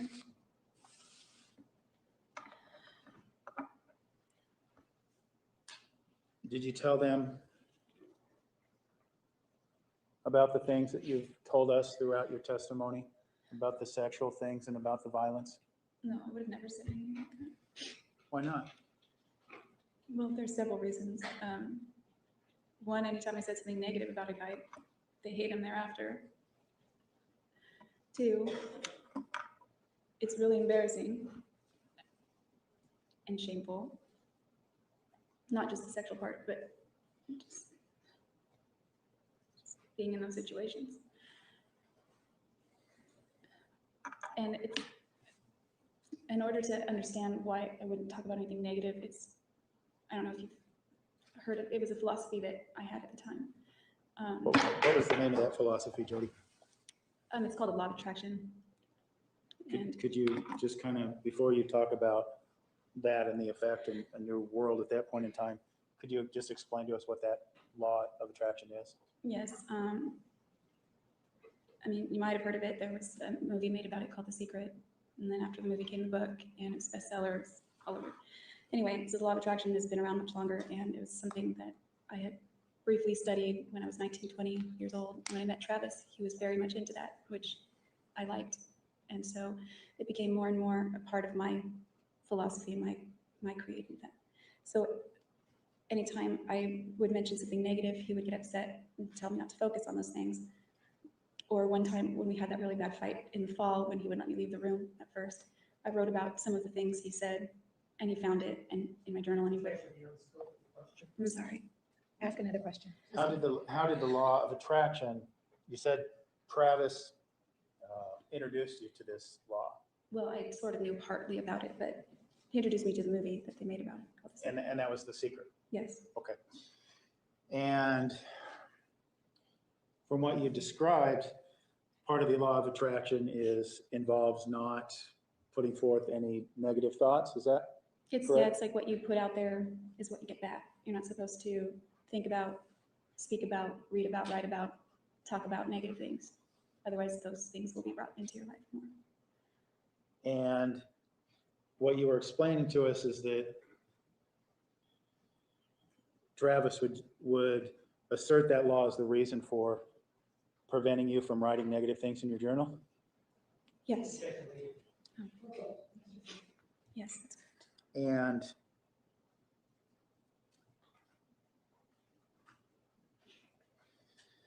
explain to us then, you mentioned the law of attraction and putting things out there. What was that, the meaning of that to you as it related to my question about saying anything negative about Travis to your family? I never said anything negative about Travis ever to anyone, except one time with Matt. So I didn't want to say anything negative to my family about him either. I didn't want to say anything negative about him at all, especially now. I didn't want anybody to know those aspects. When you say didn't want anyone to know those aspects, what do you mean? I definitely didn't want, I promised I wouldn't say anything about his other issues, which I didn't ever want that to ever come out, but His other issues, just please, what are we talking about? his, I don't know how else to call it, his sexual problems. And then I definitely didn't want anyone at this point to know the level of violence that had been in our relationship, because I thought that would be construed as motive to kill him.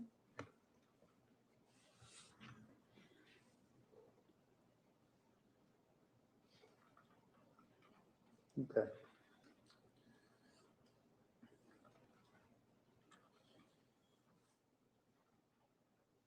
Remember the day you were arrested? Yes. What were you doing on that day before you were arrested? The day before? No, on that day Oh, okay. Before. before you were arrested. I was getting ready to move some things down to Monterey. I was gonna be gone for a few days. So my dad took me to the south end of town to get a car rental at that time. I didn't have my Infiniti was gone by this point, so I couldn't drive to Reading and get a cheaper car rental. So he drove me to the south end of town. I got a rental, came back, put some things in the car. I still had some things of Matt's from like 10 years prior. So I was putting some of those in the car to give to him. He'd been wanting, they were old books. And I took a shower, and then my grandma told me that there was a police officer here, or at the house. Let me ask you this, do you recall this gun you bought at the sporting goods store, do you recall if you had it in your possession at that time or not? I did. It was in the car.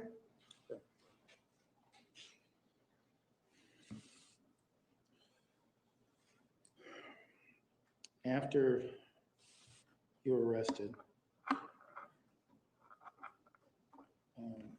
we saw that, did Detective Flores arrest you? I think Officer Potter put the handcuffs on me. I don't remember the handcuffs going on, but he was the one that came to the door. Okay. But after you were arrested, you spoke with Detective Flores that day, right? Yes.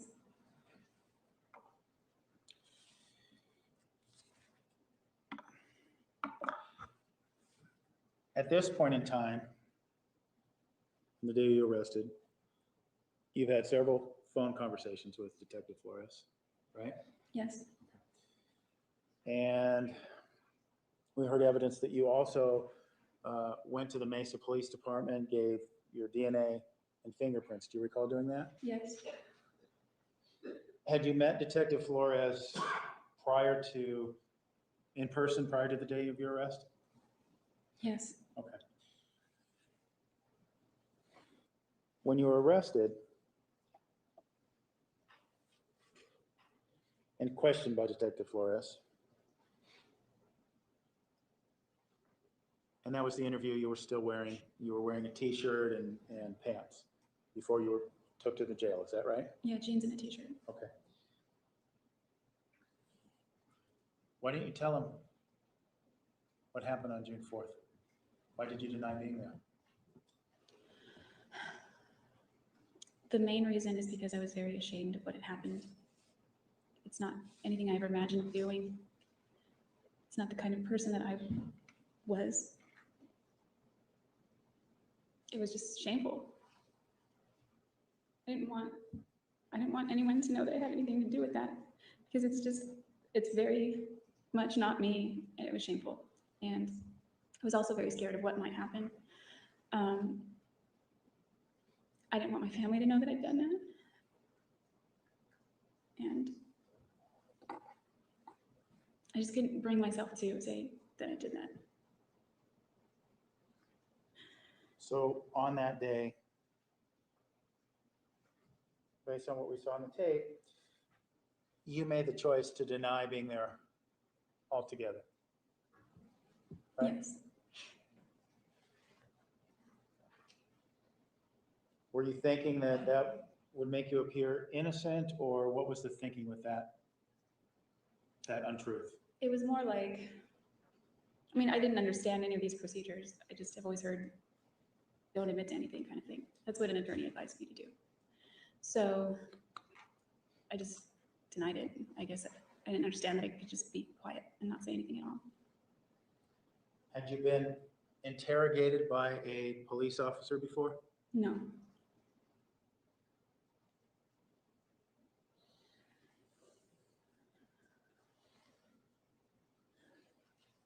You speak with Detective Flores again the next day in Wairika. You recall doing that? Yeah, first I talked to Detective Blaney and then Flores.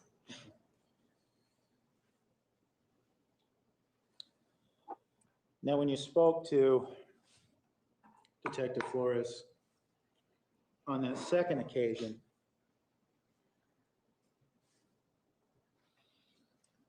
you told him you were confronted, weren't you, with evidence that, in fact, you were there, Right. weren't you?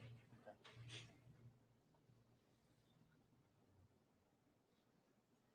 Then you told him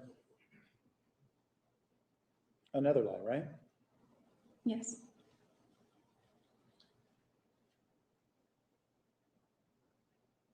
What did you tell him?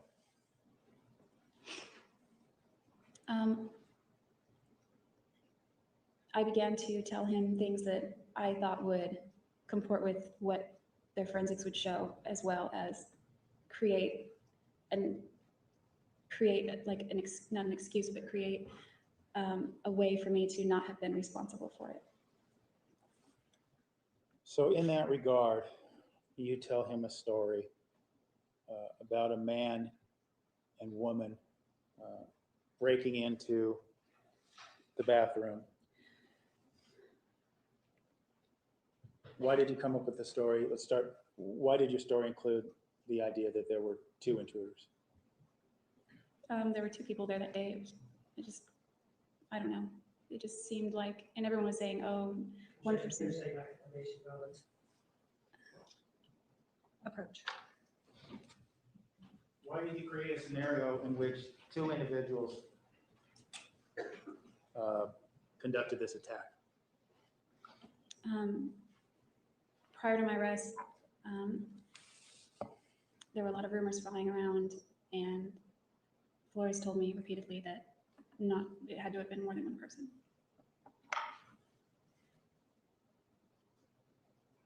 Why do you come up with any particular reason why you come up with a man and a woman for this lie? I mean, it sounds a little esoteric, but I think it could have been symbolically like Travis and I, we were the ones fighting that day. I don't really know, to be honest. Okay.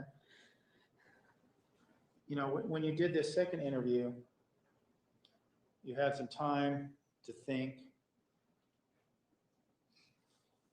and get your bearings. When you were creating this lie to tell Detective Flores the next day, did you contemplate telling him the truth? I contemplated it. I wanted to, but I wasn't nowhere near ready to tell anyone that I was capable of something like that. Were you in a state of mind where you could have told Detective Flores everything? The sex, the lurid sexual interest, the lurid sexual behavior. Did you want to tell him about that? No way. He's Mormon. It just was all the more shameful. What about Travis? Did you still want to protect him, his memory? I was very concerned about both of our reputations, and I didn't want to start throwing him under the bus, so to speak. I didn't want to say negative things about him now, because there were a lot of people already hurting, and I didn't see what benefit it would be to talk about any of those things. What do you mean, what benefit? What benefit to whom? To anybody. It would just cause more pain. I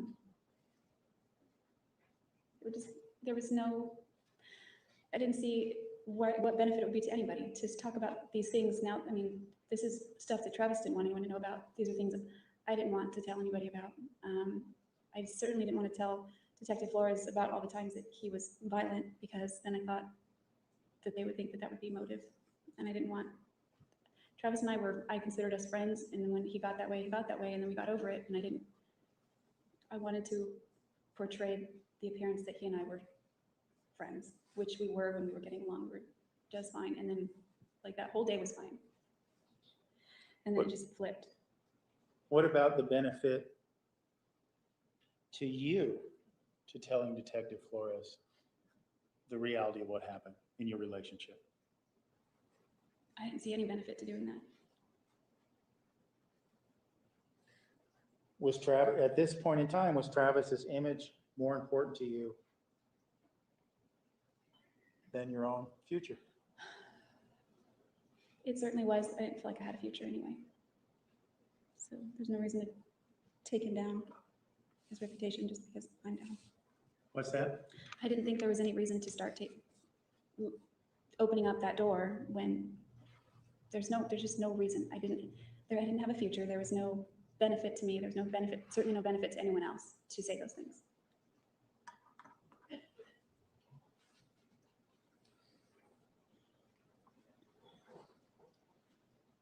You had mentioned earlier, in accordance with the purchase of the gun, and that you said, well, once you had the gun, you realized it'd be so easy to just pull the trigger. When you were saying these things to Detective Flores and Wairika, Did you have plans of killing yourself? Yes, they weren't set in stone, but I really, really wanted to. I was concerned about how it would affect my family, obviously. I just wanted to die. Did you take steps to make that happen? In California, after I was arrested, I did. What'd you do? Oh, at that point, I'm sorry, I thought you were talking about prior to my arrest, but I did actually decide I was going to definitely kill myself. After your arrest? Yeah, that was my idea. What I did was you can purchase different things in jail. So I bought a bunch of Advil. I'd had surgery one time in the past, and I was told by that doctor that not to take any Advil because it's an anticoagulant. So I thought, okay, I bought a whole bunch of Advil. I took it all over the next few days so that it was in my system. And they have razors there for shaving, double-bladed razors that you're allowed to just keep with you. And I took it apart one night with intentions of slitting my wrists. There are other inmates that work there. We're all housed together. It's a very tiny jail, tiny town, tiny county. And they work laundry. And so they would bring back tons of laundry for anybody. And so I'd asked for extra laundry so I could stuff it around my body because there was somebody sleeping below me and I didn't want anything to get on her. So I stuffed it around my body and got under my blankets with my razor after everyone went to sleep. I never did it, obviously. I'm still here, but I was getting comfortable, and as I was moving around, I nicked my wrist with the razor on accident. It was more like a paper cut. It just stung so bad, and I sat there and I couldn't bring myself to do it. And I was really pissed at myself because I just wanted to be done. I wanted to be done. I wanted to be dead before Travis's birthday. Travis's what? His birthday, And what was his birthday? July 28th. July what? 28th. Okay. So, am I correct then? Your thinking was you're going to tell this story, doesn't involve exposing anything, and then you're going to kill yourself, and it's all just done. Is that right? Overruled. Yes, that way I would never have to admit to it, or my family wouldn't have to know that I did that. And everyone that loved him was going to believe what they would believe regardless. So I was thinking that there's nothing I could do about that, but just thinking more along the lines of I didn't want my mom to know, or my brothers, or my sister. Okay.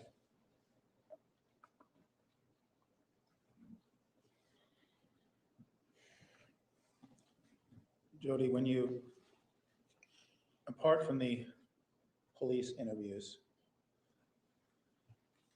we've come to understand throughout this trial that you spoke with the media as well. Do you recall doing that? Yes. And without going into the details right now, do you remember,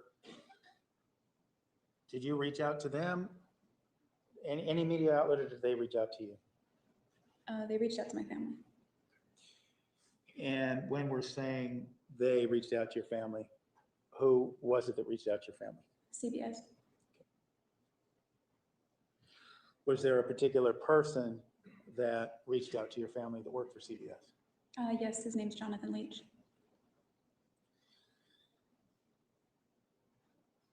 Did Mr. Leach, well, let me ask you this. Did Mr. Leach come visit you in jail? He did. And to your understanding, was it his purpose in coming to see you at the jail to try to get you to participate in an interview with him? Yes. Well, not with him, but with CBS. Okay.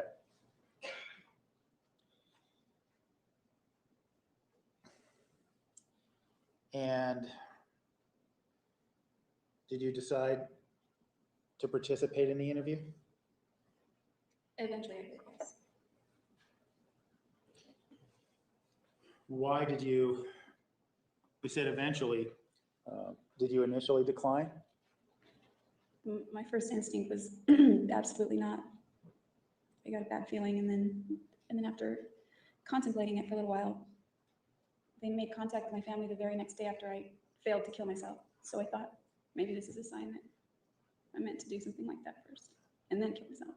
I saw it as an opportunity, not just to, I mean, I hadn't told my family about these phantom intruders.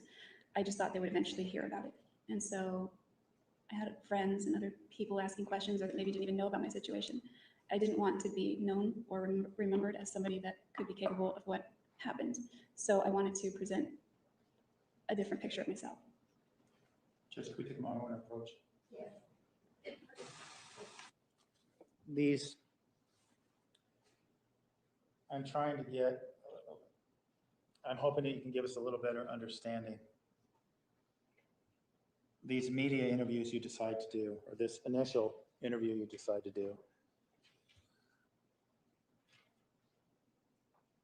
you're trying, you believe, you want this story out there in the public? Well, there was more motivation than just that. Jonathan had told me that Travis's friends and loved ones were all participating, and it would just be their side if I didn't say anything. So there was that as well. I wanted the world to believe that I loved him and I didn't have anything against him, and that I wanted the world to perceive me as just a normal person. Why was that important to you? I don't know. My reputation used to be very important to me.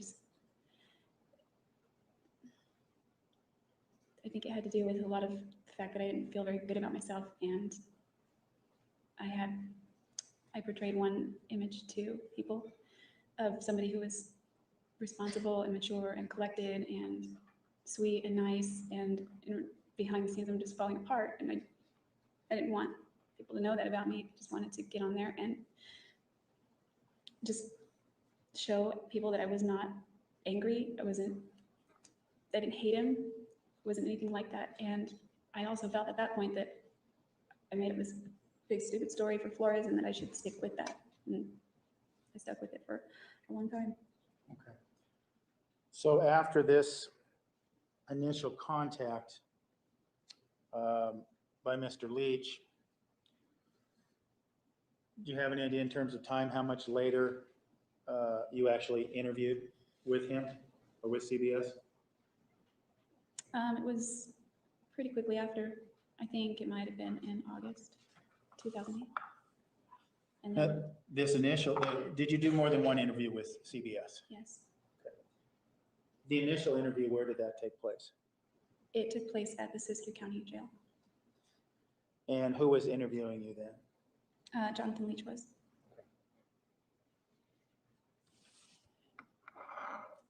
You said that this contact happened, if I understood you correctly, the day after this failed suicide attempt. Is that correct?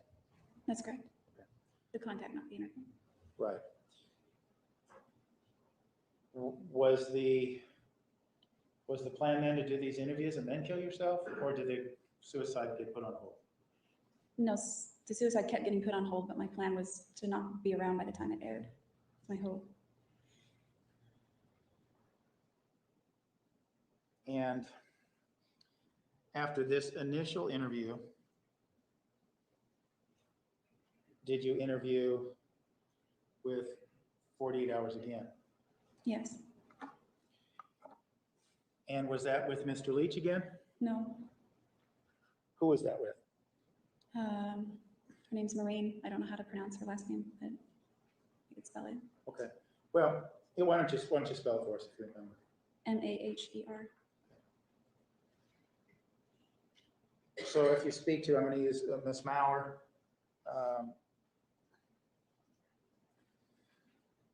Where are you when you have this interview with her?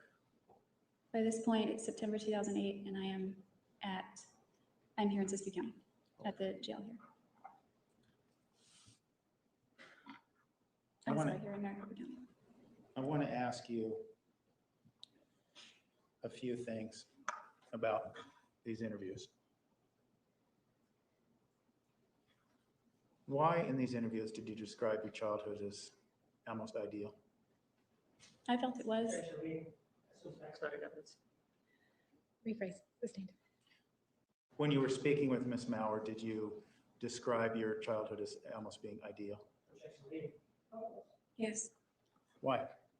I felt it was until a certain age. I have, I think, almost all good memories from age as early as I can remember until 7.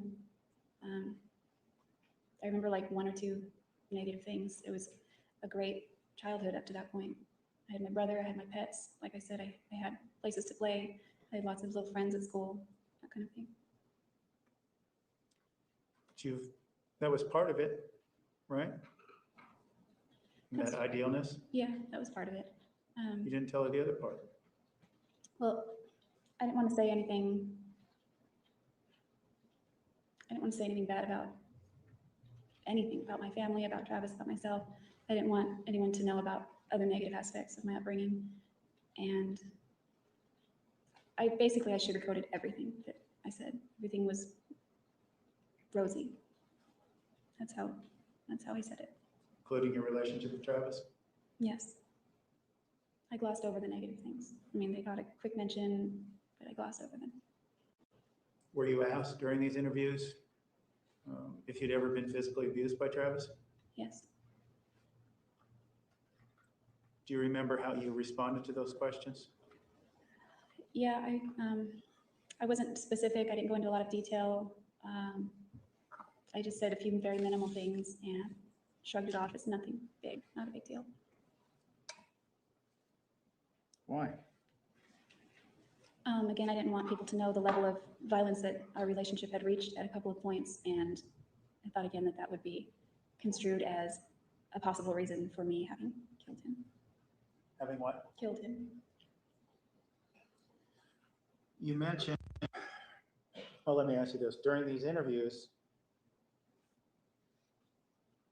with Ms. Maurer, the sexual aspect of your relationship, do you recall whether the sexual aspect of your relationship was spoken about? Yes, it was. Why was it okay at that point in time to talk about those issues with Ms. Maurer? Well, I didn't go into detail with those either. Just, I knew there were some things that were already known and in evidence, and so I figured, well, I'll just give them a brief mention because she had asked about them. They were in police reports or something like that she had read.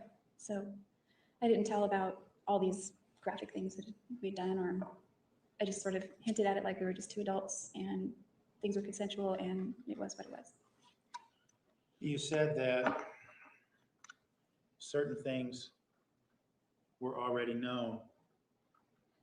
Are you referencing the pictures that Detective Flores showed you during his interviews with you? Yeah, the pictures that were found on the camera. The naked pictures of you? Yes.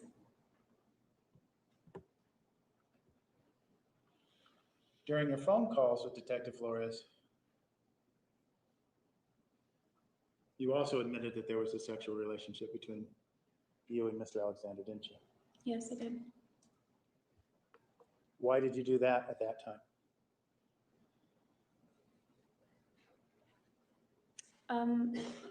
I thought that it would establish that I knew him very well, that we were close, and that, I don't know, that I just, that I might be able to, I don't know, I wanted him to know that I was close with him and that we were, I didn't want him to know that we were like doing all this stuff, but just that there was no malice there. Had you, before you told Detective Flores, after June 10th, when you learned about Mr. Alexander's death, and the time you told Detective Flores about your sexual relationship, had you confessed that sexual relationship to other persons? Yes.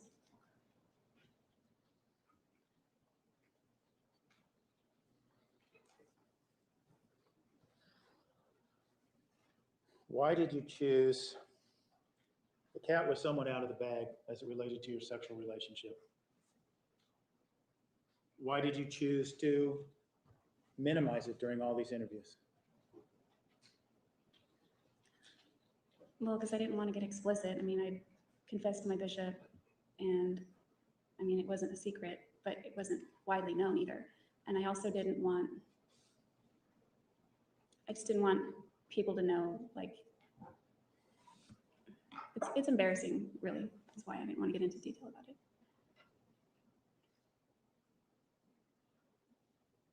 To your understanding at the time that you spoke with Miss Maurer,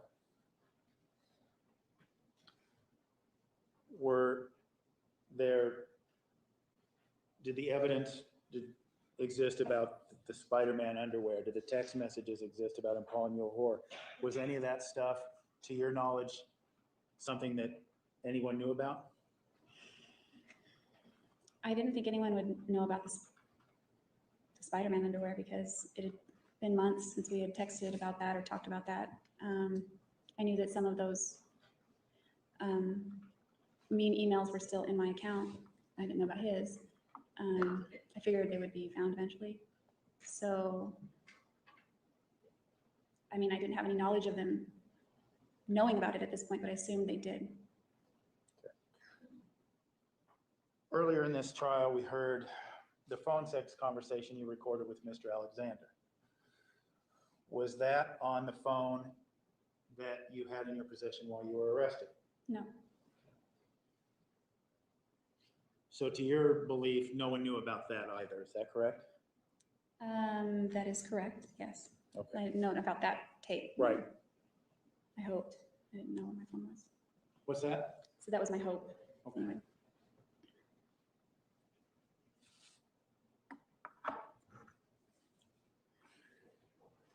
Why do you continue when you speak with Ms. Maurer?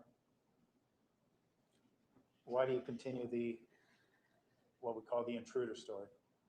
I wanted to remain consistent with what I told Flores, and I certainly was in no place in my head to admit to any involvement.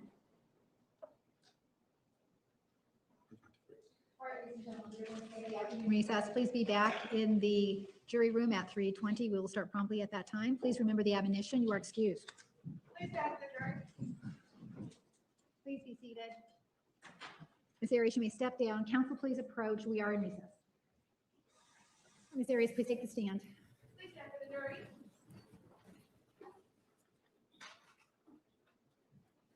Please be seated. The record will show the presence of the jury, the defendant, and all counsel. Mr. Nurmi, you may continue.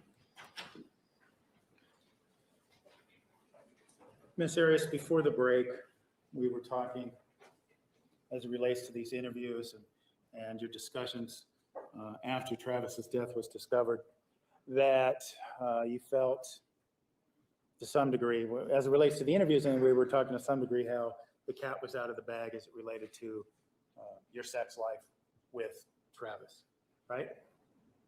Yeah, it was more than out of the bag. It felt like it was under a microscope at that point. Okay. The dirty little secret was out. Right. And why, you said you had told others about your sexual relationship. Do you remember who you told? Yes, the first person I told was a mutual friend, Aaron. What's his name? Okay. And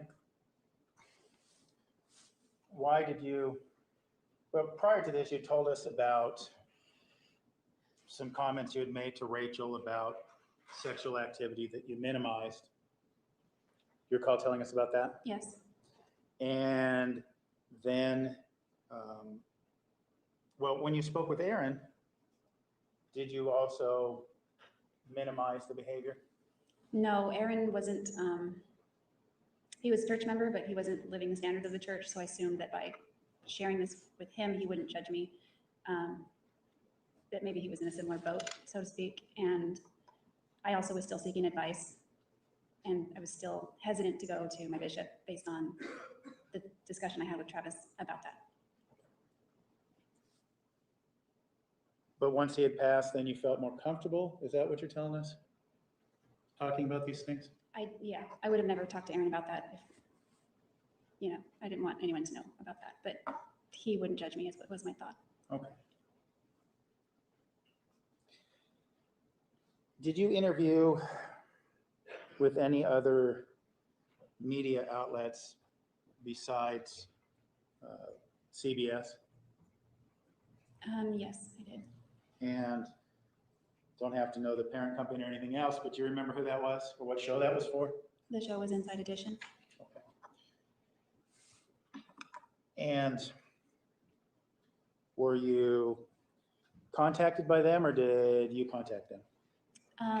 They contacted me, I guess you could say. I certainly didn't contact them. Okay. Indirectly, they contacted me. What do you mean indirectly? I was just hanging out one day in the housing unit in the jail, and an officer came with 2 shirts saying, "Which one do you want to wear? Inside Edition's here and they want to talk to you." And my attorney at that point had advised me not to do that because it could, Sustained.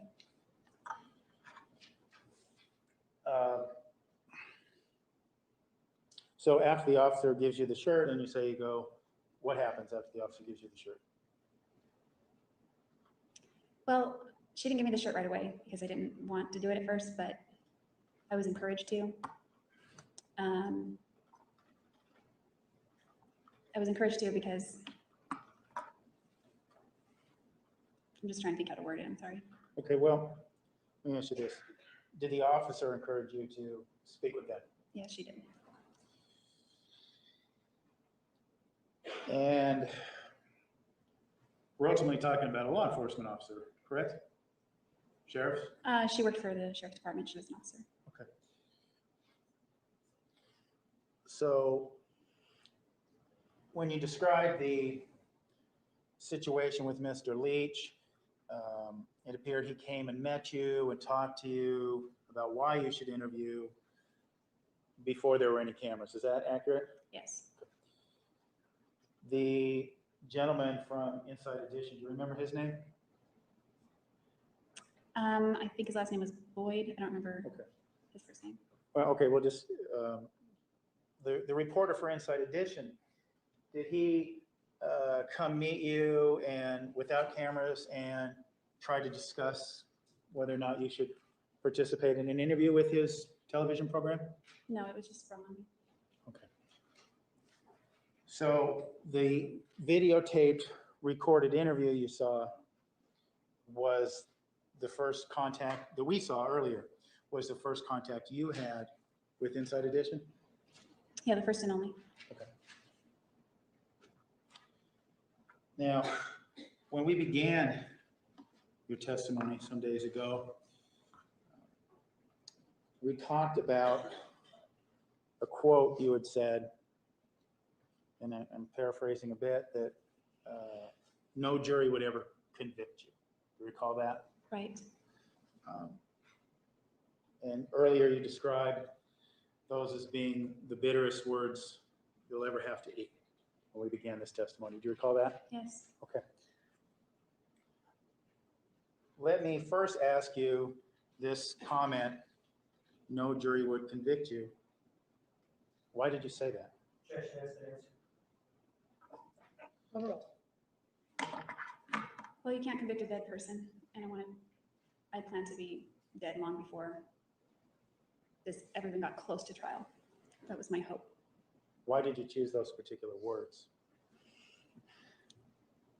Well, I didn't watch very much TV prior to being arrested, and then after I was arrested, it was on all the time in the same room where I lived, and so there was a TV program on that everyone was watching, and a lawyer on there was talking about a case that they were trying to get somebody indicted, and the prosecutor said no jury will convict, and the way she had said it was very powerful and it impacted me, and it just stuck in my head. So by this time I think I'd already done the CBS interview. I was similarly confident in that interview that there wouldn't be a conviction.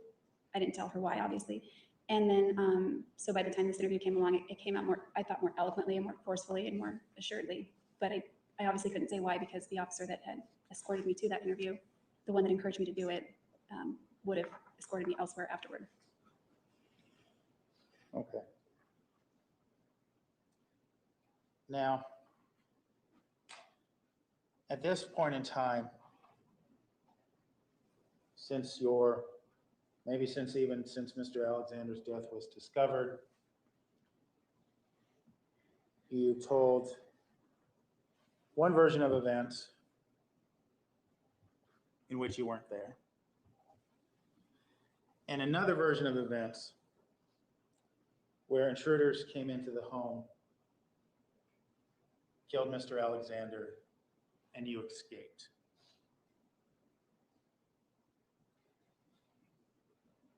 Why did you then now decide to tell us what really happened? Objection about you, what really happened. I mean, it's something. Angry phrase. Why did you decide to come forward? All these things that you've been hiding.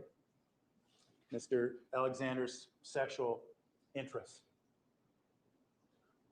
the sexual relationship, the violence. Why did you feel comfortable coming forth with that information? Objection, indicating that she was hiding this assumes facts, not in evidence. He started the question by saying, Overruled. Overruled. You may answer the question. It wasn't an overnight decision by any means. From day one, there was a part of me that always wanted to, but didn't dare do that.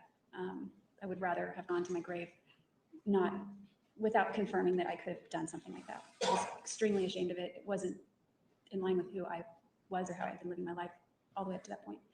So as the years went by, however, I began to, it feels very fraudulent from day one, especially when there are so many nice people reaching out to you and they believe you or they believe in you. It just feels, it doesn't feel right. It feels fraudulent, it feels wrong. My family also remained very supportive and told me that it doesn't matter what happens, we love you anyway. And I realized at that point that even if I told the truth, that they would still be there and they wouldn't walk away. So it was around, it evolved. It was a process that happened over a long period of time. But by the time the spring 2010 rolled around, I confessed. You what? Confessed. When you say confessed, what do you mean by confess?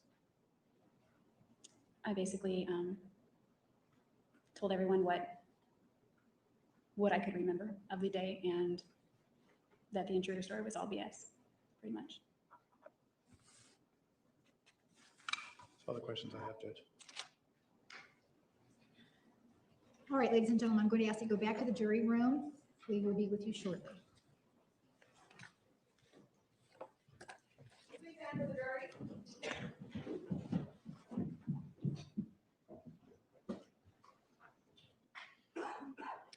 The record will show the jury has left the courtroom. Please be seated. Ms. Arias, you may step down. For those of you seated in the back of the courtroom, we are going to be handling a matter in closed proceeding for the rest of the day. Court will convene again tomorrow morning at 10:30. We are in recess. Counsel, I will see you in chambers.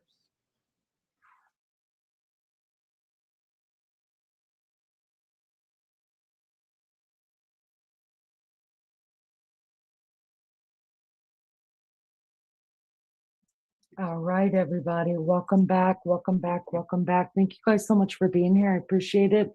Everybody that's even up in the naked bushes. Thank you guys so much for being here. Thank you for, sorry about my puppy, y'all. They're ready to play. Anyways, thank you guys so much for being here. Hey, Laramie, what are you doing, buddy? Who are you talking to? You stop that, buddy. Yeah. Okay, anyways, I am, you know what? I'm just going to keep going with this. And here's why. I am not going to be live tonight. I need to take a break. And so I want to get through the cross-examination as well. You're not in the wrong room, Dave. Grab you a seat, love bug. Have a seat. We're going to go ahead and start the cross-examination as well.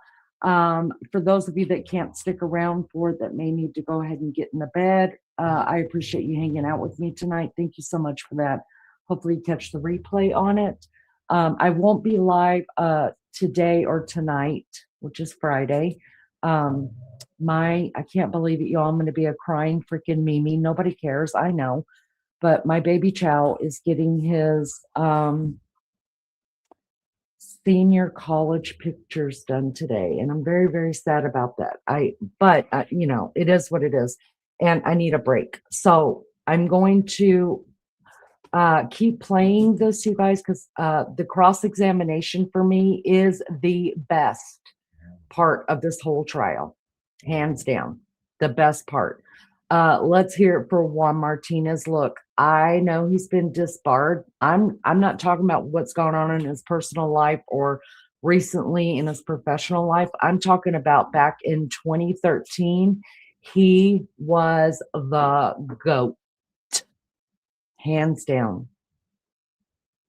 Good night to everybody who's got to go to bed. All right, let me just let me go ahead and start playing this. And if you can't be here for it, like I said, maybe you can catch replay on it. Here we go.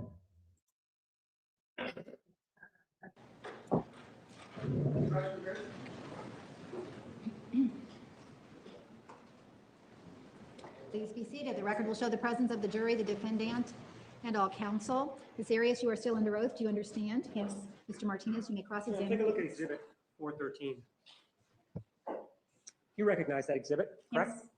And that's a picture of you, correct? Right Yes. here.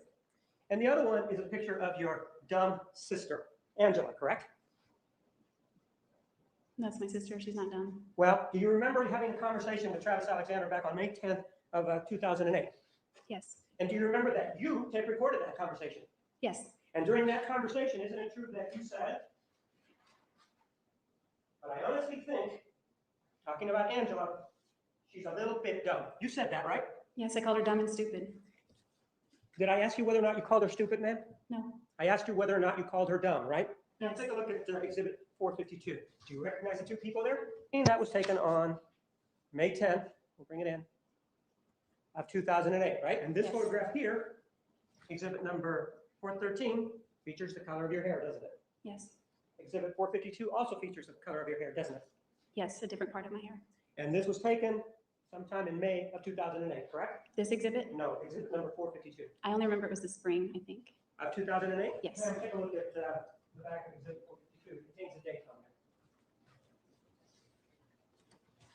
there. Does that date refresh your recollection as to when this photograph was taken? Yes. And what date was this photograph taken? 5 days later, the 15th of May, 2008. And with regard to this photograph,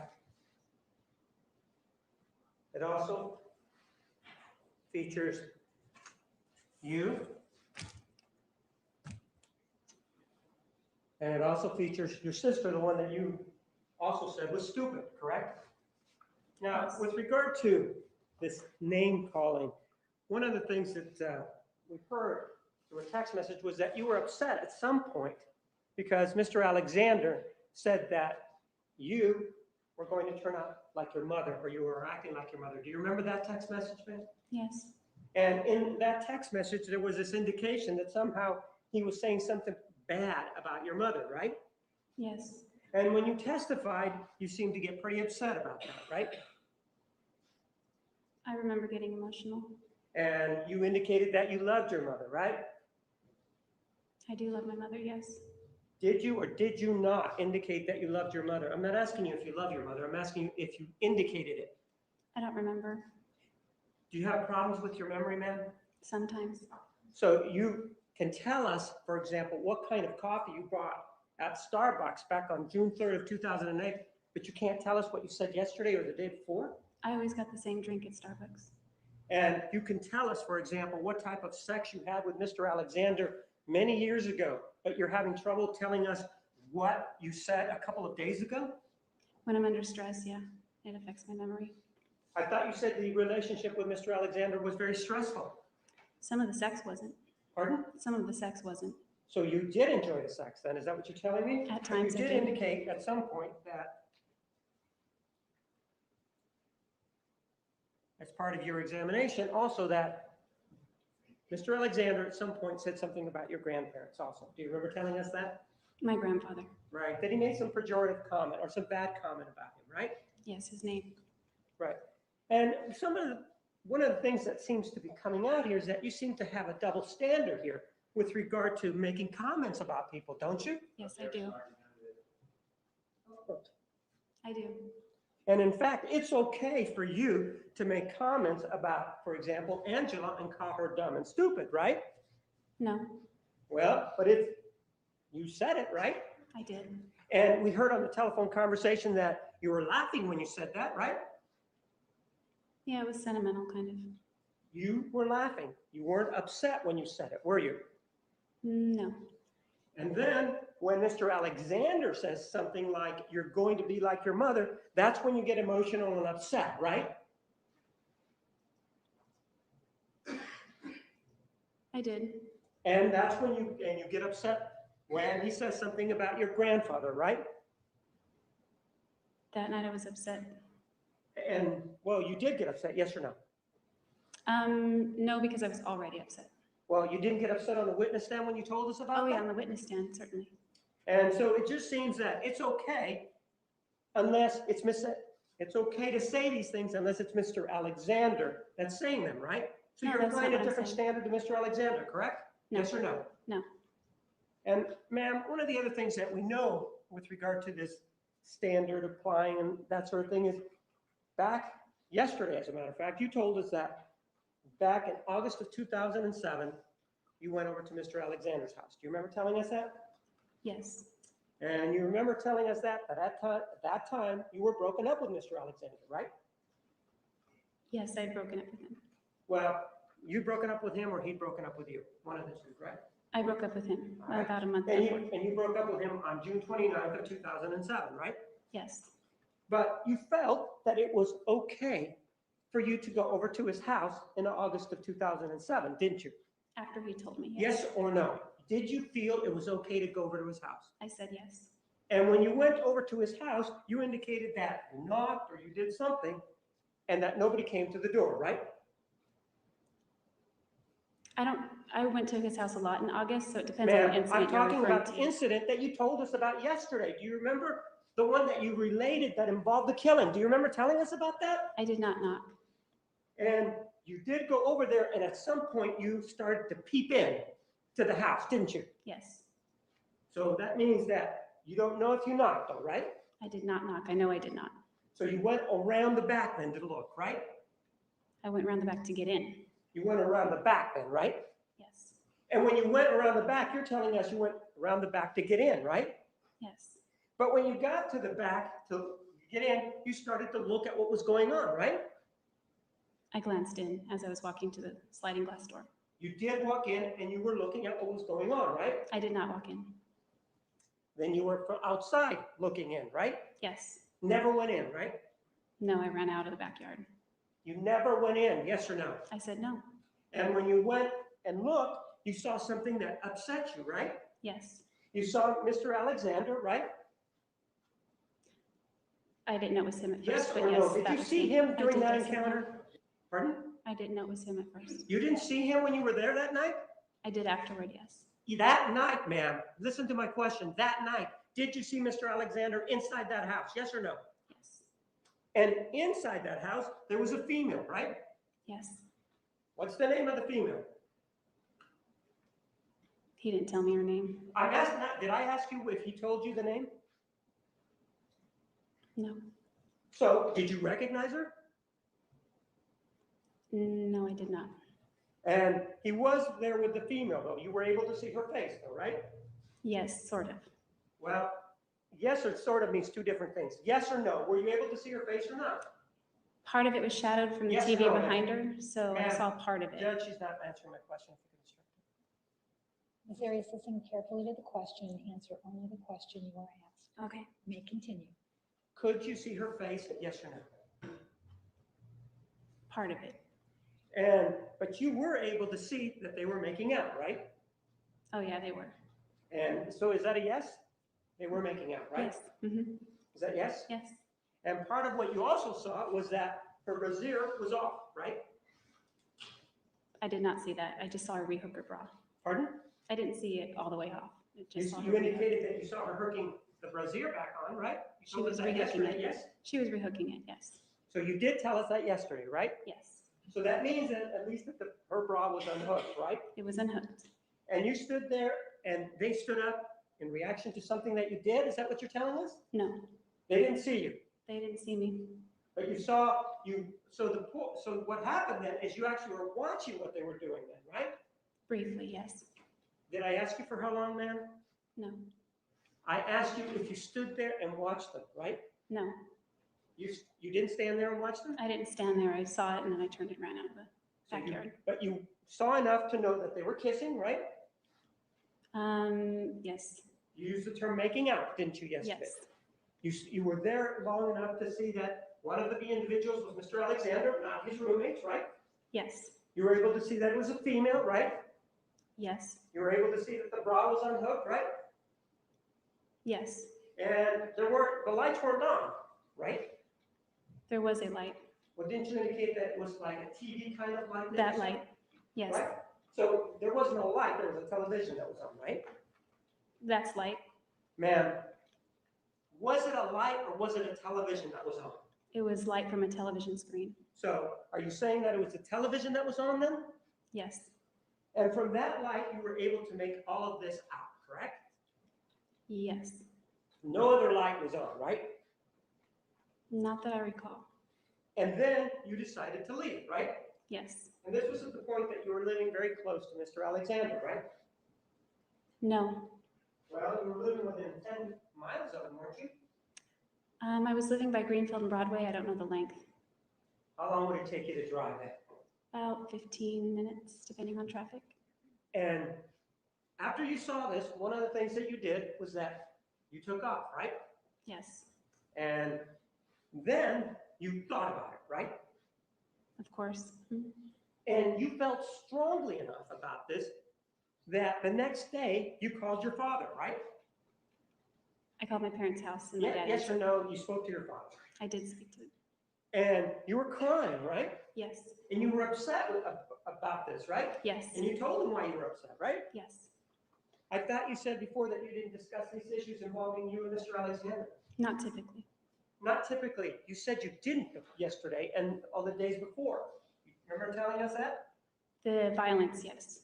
Oh, I see. So, but you did discuss the fact that you saw him kissing with somebody else with your father, right? Yes, And as a result of that, you decided to go talk to Mr. Alexander about it, right? yes.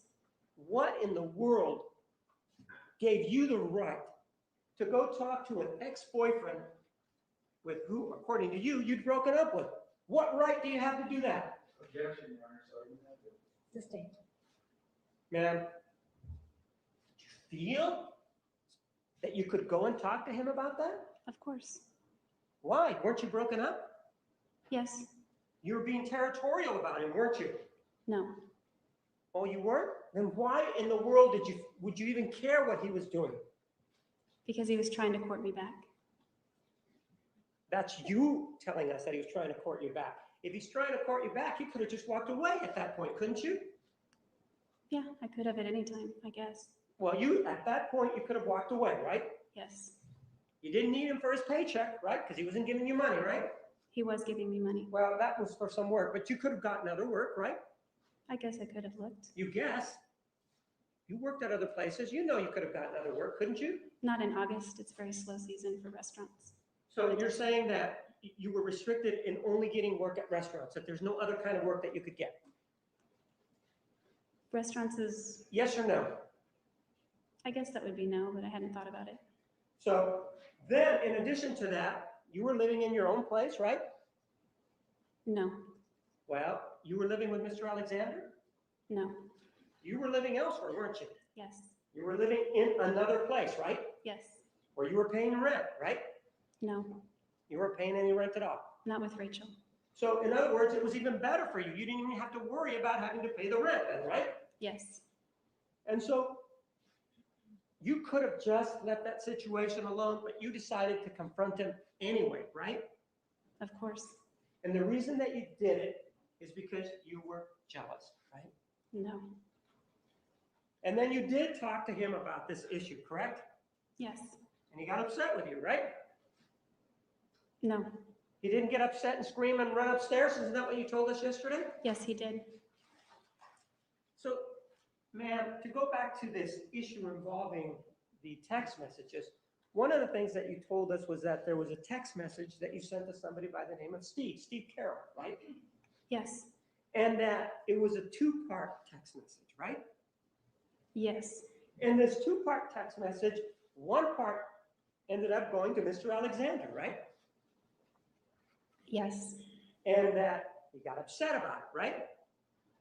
very yes, And after he got upset about it, one of the things that he wanted was to see the second part of this text message, right? yes, And so you lied to him at that point, right? no, Well, you fabricated a second text message, didn't you? after that point, yes. So are you telling me that fabricating a text message is not a lie? No, I'm not saying that. So you did lie to him, Mr. Alexander, right? Objection, ask and answer.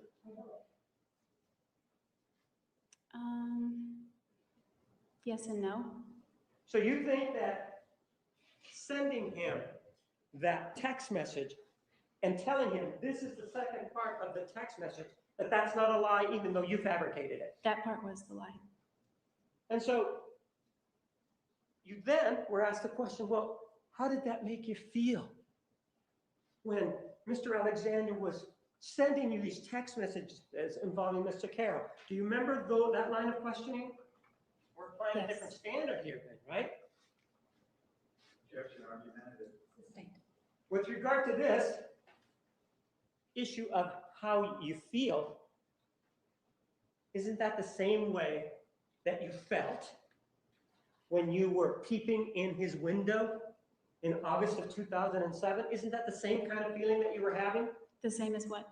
as the one involving Steve Carroll? I don't know. You were mad at Mr. Alexander both times, weren't you? I wasn't mad at Alexander. You weren't mad at him, or you were upset with him then, right? At what time?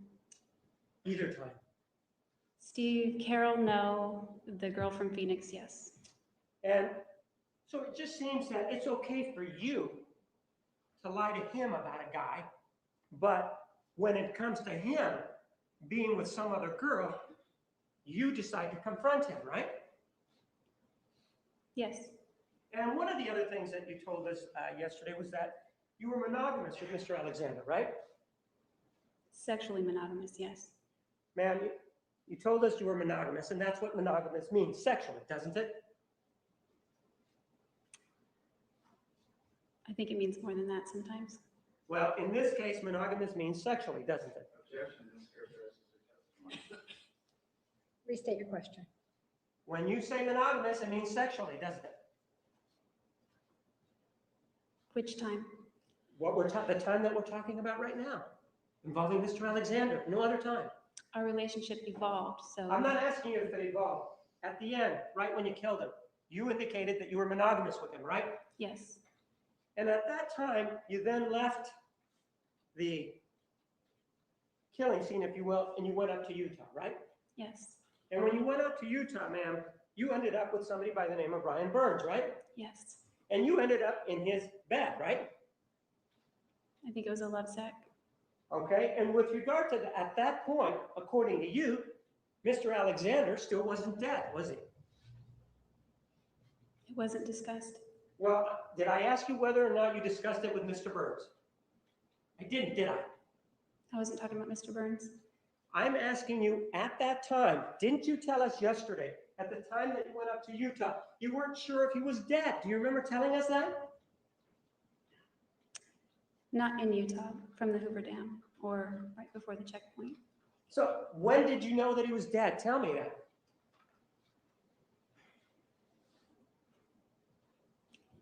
Well, I got confirmation of it on June 10th, but So, okay, if you got confirmation on June 10th, you met with Mr. Burns, what, before June 10th, didn't you? yes, You met him on the 5th, right? yes, And so at that point, you didn't know, according to your own story, that Mr. Alexander was dead, right? I guess I knew. I wasn't accepting it. You either knew or you didn't. Which one is it, ma'am? Make up your mind, please. Objection, ask and answer. Ask another question. Did you know he was dead when you were Mr. Burns and he were kissing? objection, ask and answer. This is Hold the on, hold on. question. Hold Yeah, I think I did. on. You think you did, but you're not sure of that. It wasn't really in my own mind. I was out of my mind, sort of. So if you didn't think he was dead, if that portion of you didn't think he was dead, then it's okay for you, at that point, if you didn't think he was dead, to sort of roll around with Mr. Alexander then, with Mr. Burns. Then that was okay, right? I'm single. Right? Just like he was on August 7th of 2000, on August 8th of 2000, in August of 2007, right? Yes, So it's okay for you, then it should be okay for him, right? it was okay Then why did you confront him the next day if it was okay? because he was still courting me. I wanted to know where I stood. And so because of he was still, your definition, courting you, you felt that you deserved an explanation, right? Yes, Hadn't you just had intercourse with Mr. Alexander on the 4th of June? yes, And if he was still alive, he would have deserved an explanation then for you being with Mr. Burns, right? no, Well, no, aren't we, you're applying a different standard here, aren't you? no, You're saying, one, it's okay for you to confront him about the situation, but not okay for Mr. Alexander to confront you, right? if he wanted to confront me, it would have been okay. Ma'am, with regard to the exhibit number 452, it does show you, right? Correct? Yes, And it shows again Angela, correct? yes, Shows something else on there though, doesn't it? Doesn't it show your hand? yes, And in fact, let me show you another close-up of that hand. Exhibit 453 is a close-up of your hand, right? yes, And you can also see the jewelry around your sister's neck. yes, Exhibit 453, correct? yes, And you previously have told us about Exhibit 452 and when it was taken and who's in that photograph, correct? yes. I move for the admission of Exhibit 453. No objection. And ma'am, this was also taken according to your testimony on May 15th. Let's take a look at that, of 2008.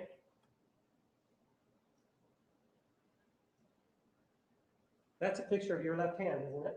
Yes, And that shows your ring finger, right? yes, Do you remember that you testified that on January 22nd of 2008, you and Mr. Alexander were involved in some sort of violent encounter? Do you remember telling us about that? yes, And you told us that during that encounter, he threw you down. Do you remember that? yes, And while you were down, that he kicked you, right?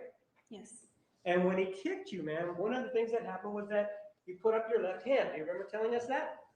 yes, both hands. Well, you told us specifically about your left hand, right? Yes, And when you went to put up your left hand, according to you, he kicked you and he damaged your ring finger on the left hand, correct? yes, And in fact, you even held it up for us, didn't you? yes. And it was crooked when you showed it to us, wasn't it? It's bent. Yes, It's bent. Show us how bent it is again, ma'am. Higher, so we can see it sideways. Ma'am, if he caused that damage on January 22nd of 2008, that would have been before this picture that we have here, which is exhibit number 453. It would have been about 5 months before that, right? it was before that. 5 months, right? 4. 4 months then, right? Yes, You don't have a bent finger here in exhibit 453, do you? my finger is bent there. You're saying that your finger is bent there. Yes, just Hold the up your same. finger again. Sideways so we could also see it. When my fingers are straightened, this one stays. And bent. that's what it looks like, your finger. And you're saying that's what happened on January 22nd, 2008, right? Yes, Ma'am, one of the other things involving this particular finger, it seems to have had its run, if you will, of bad things happen to it, right? this finger. Yes, the left ring finger. I don't know. Well, you talked to Ryan Burns about it, didn't you? Yes, And you told him that that finger, the left ring finger, had been damaged, right? Injured, didn't you? I don't know if it was the left. You don't remember telling him it was the left ring finger? No, Do you have a problem with memory? occasionally. And so some of the things that you told us, for example, then about other things in the past, you may have also had problems with your memory then, right? Yes, And so whatever you told us in the past is somewhat suspect then, because your memory may be lacking. Objection, argumentative. I only told things I remember clearly that are crystallized in my mind. With regard to Mr. Burns, you do remember who he was, right? Yes, And you do remember that you went over to West Jordan to meet him, right? yes, And you do remember that you did meet him that Thursday, and it was sometime around 11 o'clock in the morning, right? I think so, yes. And when you met him, you guys decided to go somewhere to a restaurant for some sort of business meeting, right? Yes, And during that time, didn't you have a bandage on your finger? yes, And it was your left finger, wasn't it? no, It was your right finger then, right? Is that what you're saying? It was your right finger? it was 2 right fingers. So it was your right finger then, right? Ma'am, are you sure that it was your right finger? It was 2 Pardon? right fingers. Do you remember then that you had a conversation with Detective Flores about this issue involving the finger? Yes, And do you remember that that was on July 16th of 2008? yes, And do you remember that you told him that on June 4th, you had been over at Mr. Alexander's home, right? yes, And you told him that you were over at Mr. Alexander's home and that some guy and some girl had come in, right? yes, And during whatever happened on June 4th, you told Detective Flores that it was your left finger that had been damaged. Do you remember that? yes, So you did tell that to the detective that it happened on June 4th, right?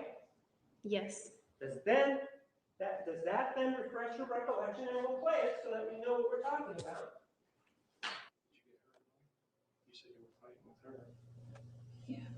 What happened to you? She cut me. Where? My hand. Let me see. Where? You Can you actually show can't me? see it. If you look at my finger isn't the same now. I was Let me really, see. Where did it get cut? it was conveniently, it was right on the crease. Right there on the crease? Can you see? Oh, it's kind of a purpler color, I guess. This one here, Same right here there. with this. Yeah, right on the crease. Oh, there's a vein on this one, maybe. I don't know. Is this one here? So a slice there. Yeah. Just a small one? Or was it pretty deep? I don't know how deep it was, but my finger hurt for a while. Okay, so like right in that crease that you, right, across both of them? Not my middle finger. It cut this one a little, but not as much. This is where it really went. I don't know how it happened that all these other fingers were missed, but this one, maybe that, I don't know. This one, like I still can't close this finger all the way. It's as close as it goes. Whereas this one goes like that.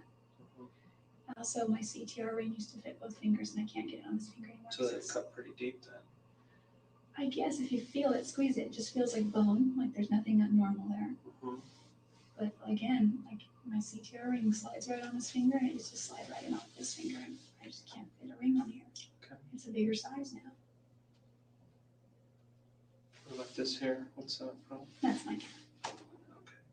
I'm pretty sure she scratches me a lot. That tape, or that videotape, right? Yes, And that's you having the conversation discussing the left ring finger, right? yes, And you demonstrated to Detective Flores that left ring finger, right? yes, And you told him that this woman, during this attack on June 4th of 2008, cut you right there, didn't you? yes, And you showed him, and the finger, if we look at it there, had the same aspect or had the same angle to it that your finger does now, doesn't it? yes, Ma'am, the injury to your finger happened on June 4th, 2008, not January 22nd of 2008, did it? that's not correct. Ma'am, with regard to the story involving this particular issue,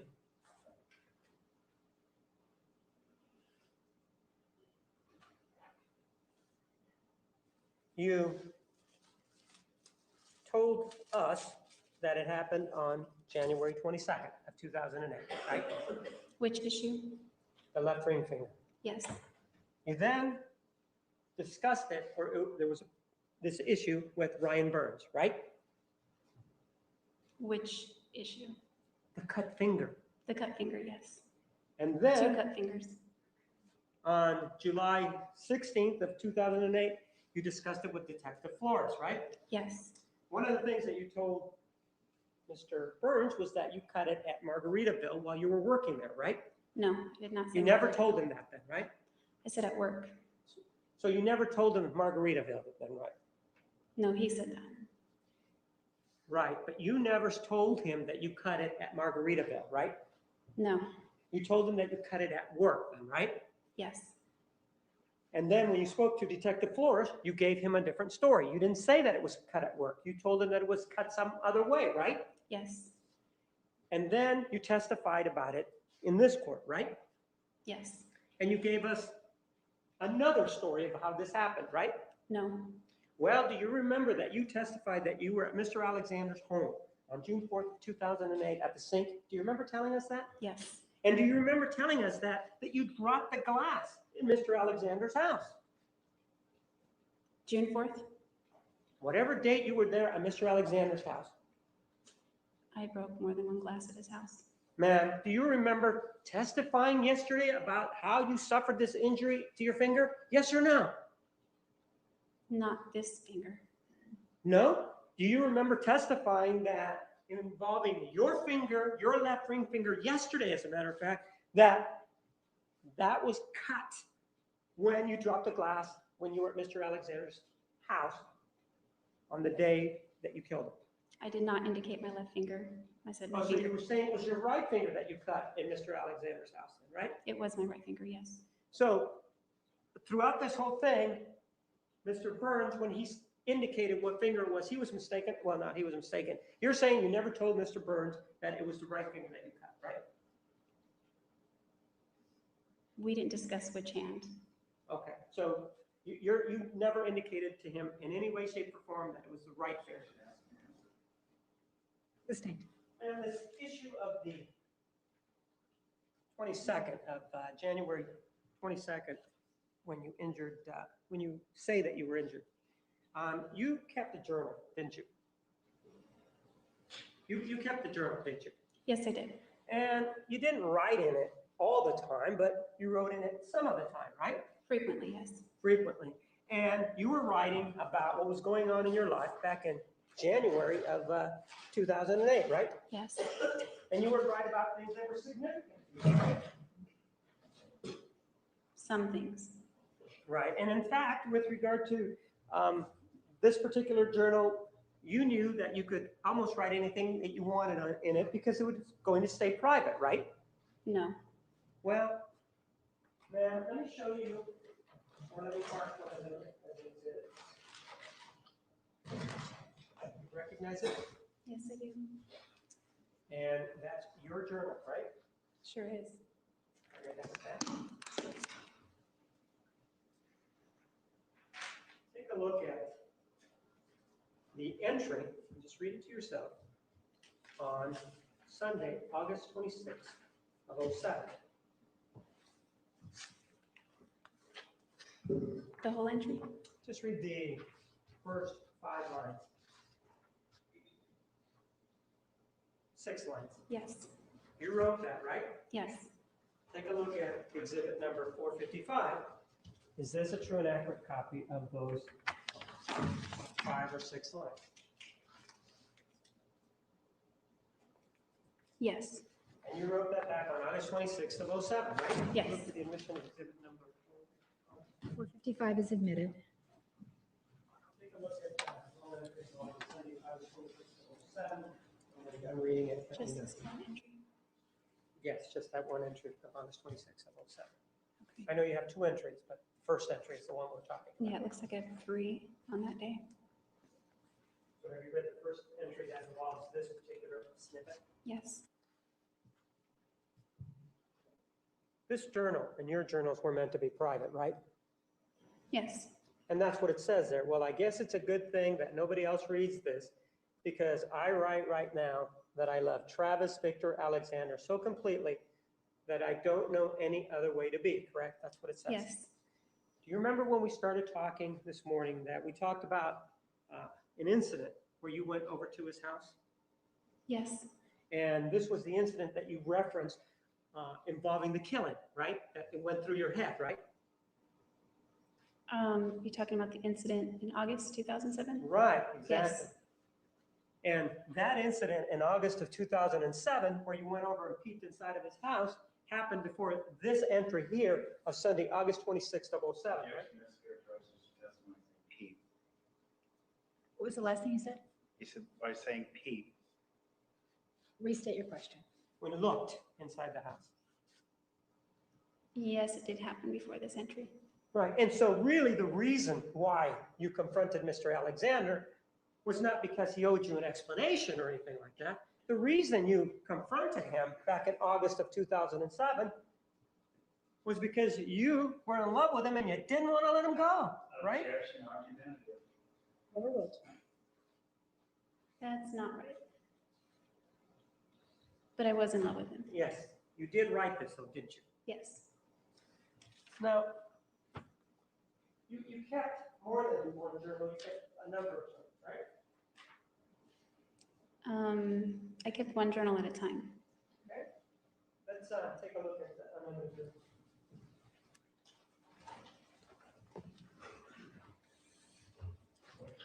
You recognize it, right? Yes. Why don't you open it up and look through it? 2.002.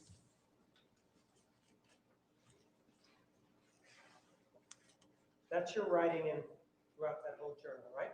Yes.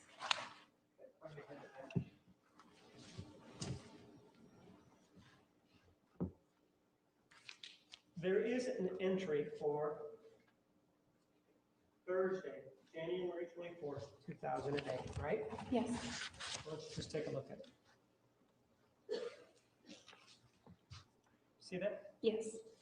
Let me mark another exhibit for you. Take a look at exhibit 456.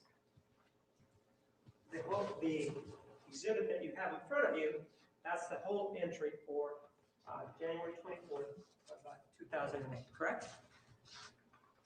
I believe it is for this single one, yes. There are other entries, but that's the complete entry for that one. Yes. correct? Because it's written in blue ink, right? Yes. And the others are written in black ink, right? Yes, the one following.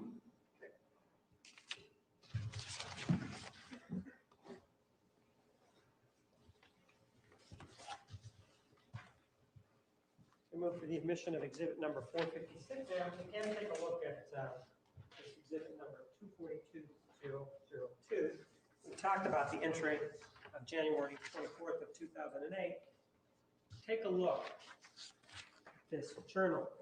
And isn't it true that the previous, in terms of chronological time, that the previous entry is on January 20th of 2008? Yes. So there's a gap of 4 days between the time you wrote on January 20th and on January 24th of 2008, right? Yes. Nothing in between, correct? Not in the journal. I'm asking about the journal, ma'am. That's Is there correct. anything else in front of you? Ask and answer, Your Honor, an argumentative. Sustained. In the journal, ma'am, there are no other entries between January 20th of 2008 and January 24th of 2008, right? Yes. If we then take a look at exhibit 456, let's see what you wrote on Thursday, January 24th of 2008. You wrote, I haven't written because there has been nothing noteworthy to report, correct? Yes. Didn't you tell us, involving the finger, that this injury to your left finger, when Mr. Alexander went to kick you, that happened on January 22nd of 2008? Yes, it did. And yet you write here that nothing noteworthy has happened, right? Yes. And then you also write that you turned down 4 offers for a date on Friday night, right? Yes. You were free to date, and so was he, right? Yes.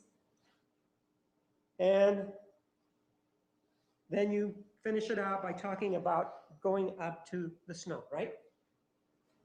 See that? Yes. You're going to go up there skiing, you crossed it out, and you just are going to go up to the snow, right? Yes. Did you go skiing? No, I don't ski. Pardon? I don't ski. No, I didn't go. All right.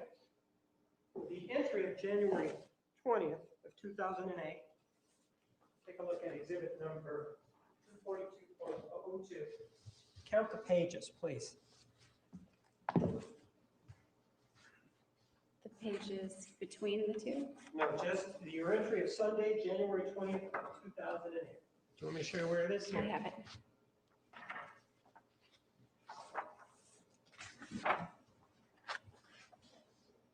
It's 4 and a few lines. And it starts on the lower left-hand corner with 3 lines if you count the date, indicating January 20th of 2008, right? Yes, I'm sorry, I misspoke. It's 5 pages and a few lines.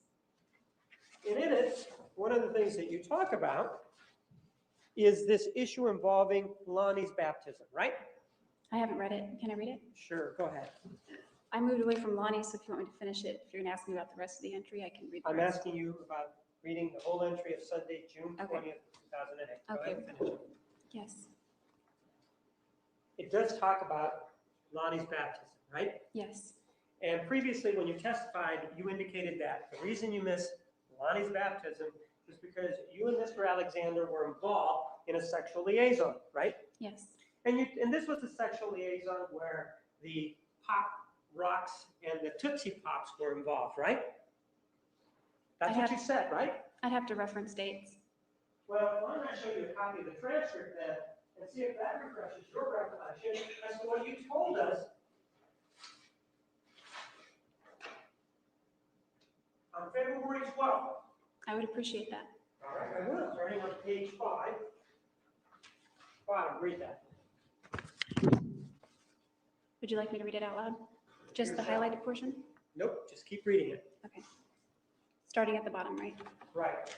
Have you read the entire transcript that deals with the sexual encounter involving the Pop Rocks and Tootsie Pops?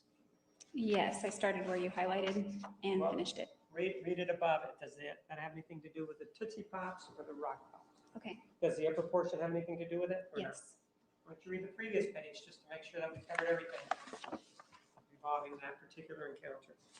There's nothing about the pop rocks on this page. There is nothing before that, correct? Yes. Again, just I'm going to take the question. She read the entire transcript. I don't believe she has at this point. Read the entire transcript. I think that's the transcript. Irrespective of the date that we're talking about, whether it was January 20th or January 21st or January 22nd, you do reference the Pop Rocks and Tootsie Pops sexual incident by reference to Lonnie's baptism, right? The journal Yes. entry of January 20th of 2008 also references Lonnie's baptism, doesn't it? Take a look at Yes. exhibit 458. This is 458. Yes. And that's a true and accurate copy in front of you, the excerpt of what's in your journal involving Lonnie's baptism and the sexual encounter, isn't it? Yeah, let me make sure I'm just referring to the same day in my journal. Well, let's take a look at it.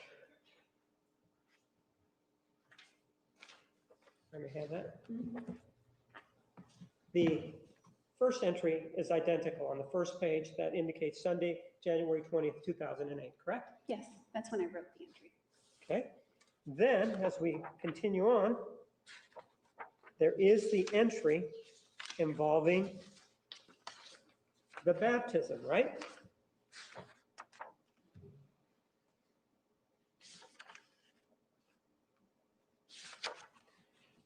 Do you see that? That entry is there involving Lonnie's baptism? Yes, I just don't know if I'm referencing the 20th on that part of the entry. Ma'am, is there any other intervening date between the January 20th of 2008 where we started and the very end where you put JA? Is there any other date in it? That I did. Yes or no? There might be, I haven't. Well, why don't you take a look? Let's take a look at the first page. First page starts Sunday, January 20th, 2008, doesn't it? When I wrote it, yes. Does it start out saying Sunday, January 20th, 2008? Yes or no? Yes. And isn't it true that it starts out in black ink, right? Yes. And then it continues on in blue ink, right? Yes. And it flows, doesn't it? It says the words flow from what's at the bottom there to the next page, don't they? Yes, So then when we go to the bottom of it, the next page is also in blue ink, right? yes. In the next page, there is no other date reference, is there? She needs to review it before she can answer the She's question. looking at it. Overruled. May repeat it. Thank you.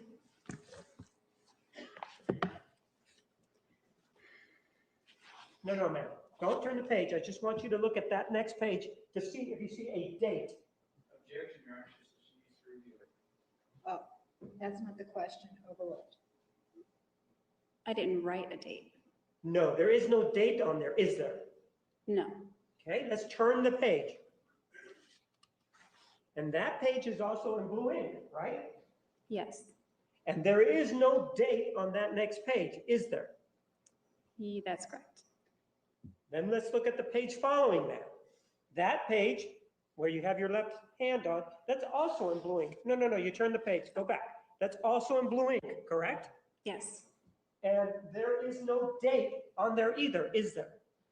that's correct. Let's turn the page.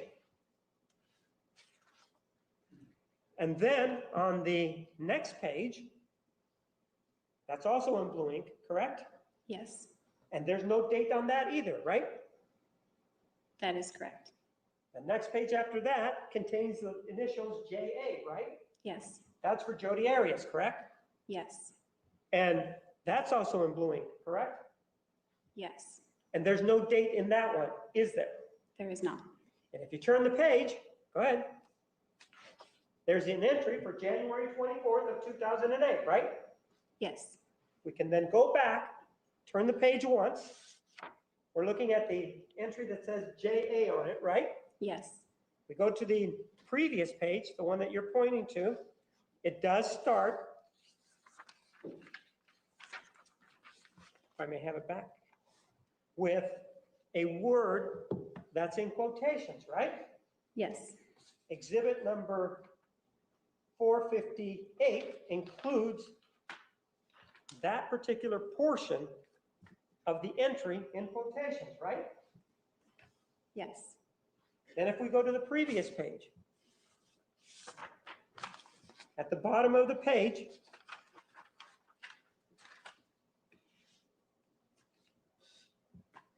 it's also in blue ink, right?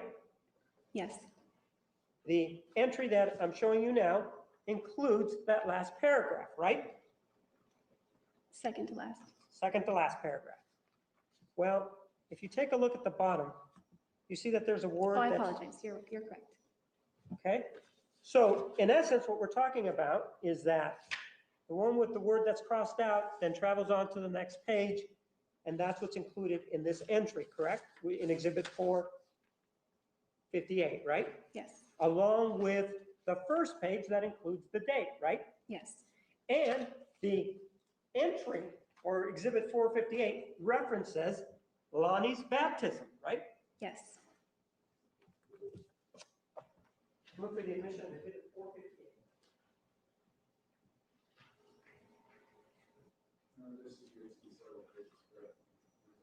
All right, you need some additional time. All right, ladies and gentlemen, we are going to take the noon recess at this time. Please be back in the jury room at 1:25. Remember the admonition. Have a nice lunch. You are excused. All rise.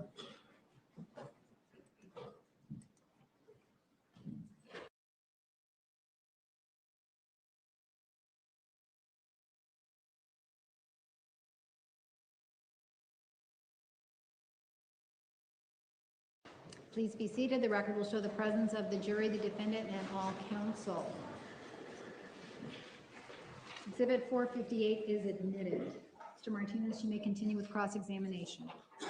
Then when we left off, we were talking about the issue involving the Tootsie Pops and the Pop Rocks, and that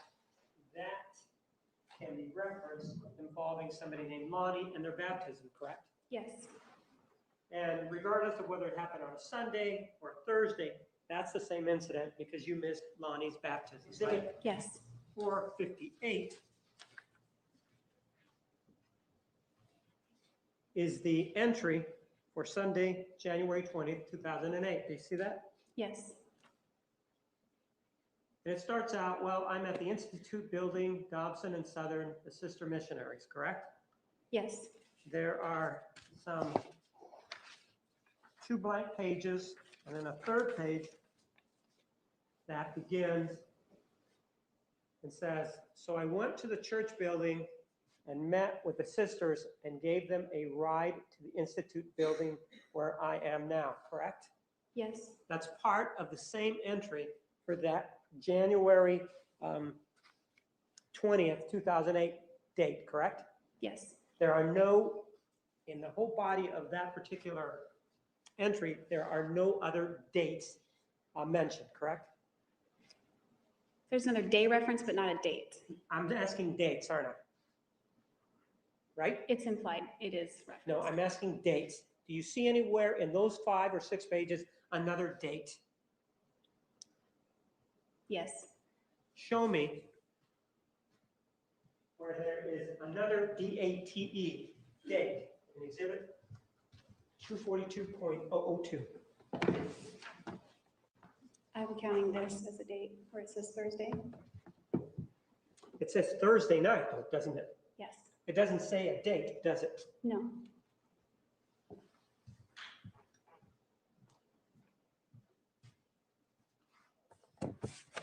And we're getting to it when it says Thursday, that's at the lower right-hand corner of this exhibit number 458, correct?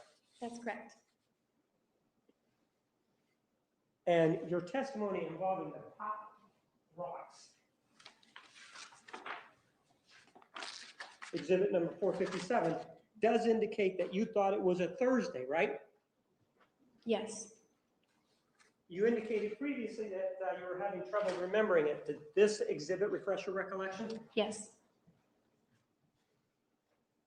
And so you're indicating I'm sitting with next to Sister's Knight, who's totally trying to read this, and Lonnie, who was just confirmed today, right? yes, And that's the Lonnie that we've been talking about, right? yes, He was baptized Thursday night, which is the date that is referenced in your previous testimony, right? right, Shame on me. I was quote unquote wrapped up in other activities that pulled me away from attending the baptism. And the reason that's in quotes is because you're trying to get across something else other than being wrapped up, right? yes, You're trying to get across that this involved a liaison or a sexual liaison with Travis Alexander, right? yes, And you said namely work, but then getting prepped to go to Travis's house for the night, where we explored every naughty fantasy we could conjure up in our fruitful imaginations that we haven't already fulfilled with one another. I love him, I really do, right? yes, And the fantasy that you're talking about involved the Tootsie Pops and Pop Rocks, correct? part of it did, yes. Part of it, well, ma'am, this transcript that we talked about only talks about the Tootsie Pops and Pop Rocks, doesn't it? No, it mentions bubble bath, It mentions what? the bubbles. And the bubble bath is part of the Tootsie Pops and Pop Rocks, right? They were separate the same night. Same night, is that how this reads, ma'am? The transcript, is that how it reads? I don't know if it reads that way, but Well, that's then what it take a is. look at 459, which is the partial transcript, and see if that's how it reads, that it's different. Different how? I don't know. Well, the way you were trying to tell me that it was different, that it talks about a different sequence of events. Yes, it references 2 different sequences. Which do you see? Events. Are you talking about the issue involving the bathtub? Yes, Isn't that part of the Tootsie Pops and Pop Rocks and engagement, if you will? not in the bathtub. It didn't happen on the same day, man? Same day, yes. Same encounter? Yes, I guess. Well, no, what I'm saying is, did he ejaculate twice that night? Yes, So are you saying that when you were involved in the bathtub, that was hours later than the Tootsie Pops and Pop Rocks? Is that what you're saying? no, It was part of the same encounter, wasn't it? yes, I guess. When you keep saying, I guess, you were there though, right? I was there. And you were enjoying it, weren't you? Yes. And you enjoyed the Tootsie Pops and the Pop Rocks, correct? I enjoyed his attention. No, I want to know if you enjoyed the Tootsie Pops and the Pop Rocks. I'm not asking you about his attention. Overruled. I can't say enjoy would be the right word.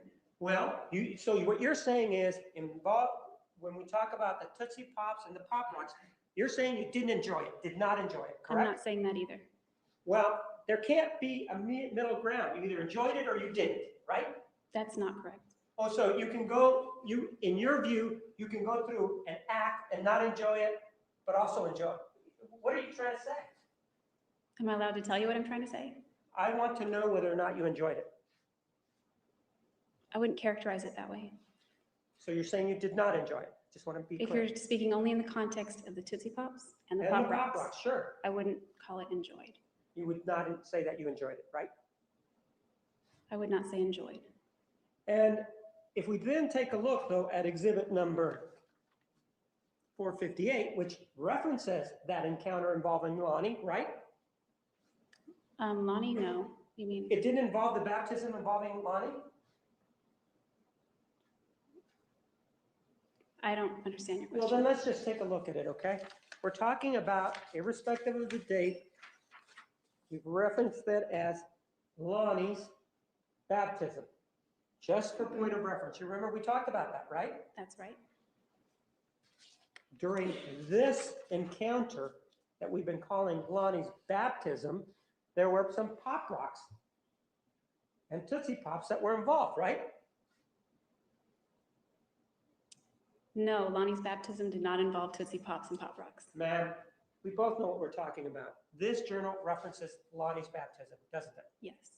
And you missed Lonnie's baptism, right? Yes. And the reason you missed Lonnie's baptism is because you were having a Tootsie Pop placed somewhere, right? Yes, that's one of the reasons.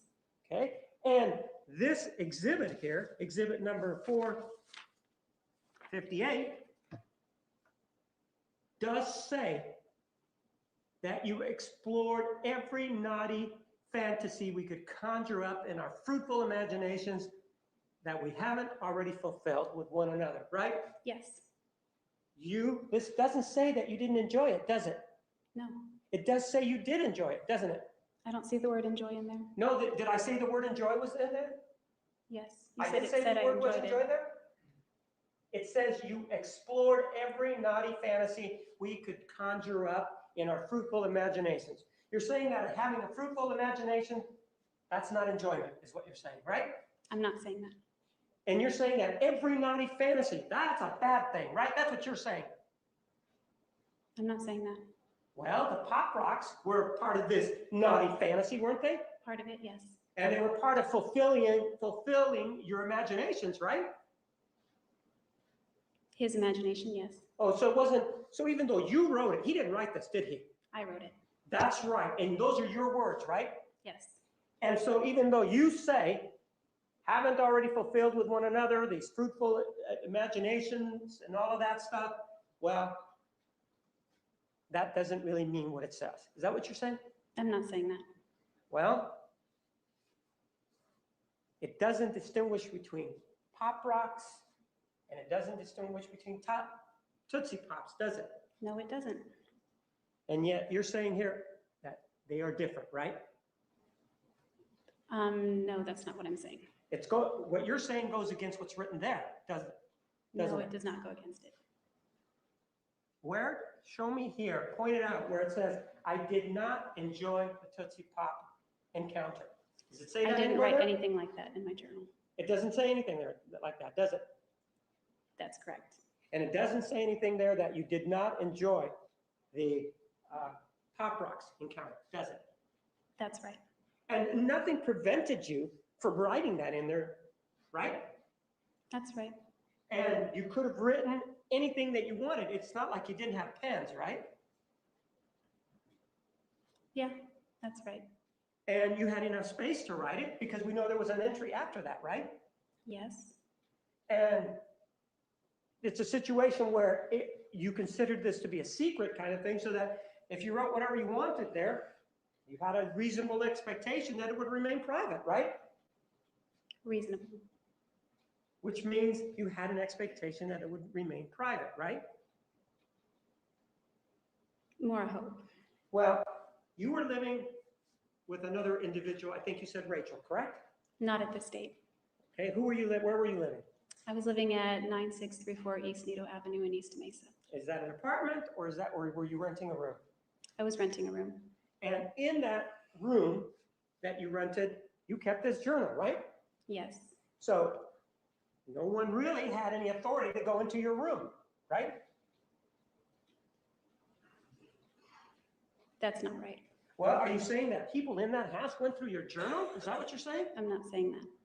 So you did have an expectation that your journal would remain private there, right? While it was at home, yes.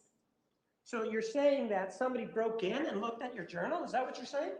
No, because that would be at home. Well, you kept your journal at home, didn't you? I took it everywhere with me. And so what you're saying is if you went somewhere, it could have fallen into the wrong hands. Is that what you're talking about? Yes, You never reported to the police that your journal ever went. Anybody ever looked at your journal, correct? I don't think that's a crime, so no, I didn't. Well, ma'am, did I ask you if it was a crime? No, you didn't. Are you a lawyer? Do you know what a crime is and what isn't? I have a pretty good idea, but I'm not an attorney. And so if somebody broke into your house and read your journal, you're saying, you wouldn't report it because you wouldn't think that was a crime, right? That's right. Not the breaking and entering part, just the reading the journal part. Oh, so now you're drawing a distinction, but isn't this where this journal was kept most of the time? With you in your home? No, I misunderstood what you said. Overruled.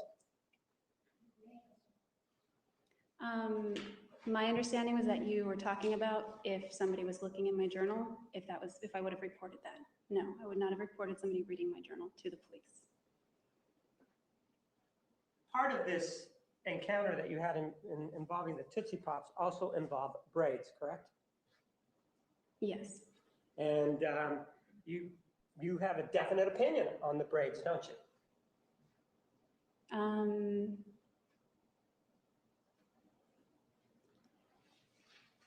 yes, I have an opinion. And you think they're hot, don't you?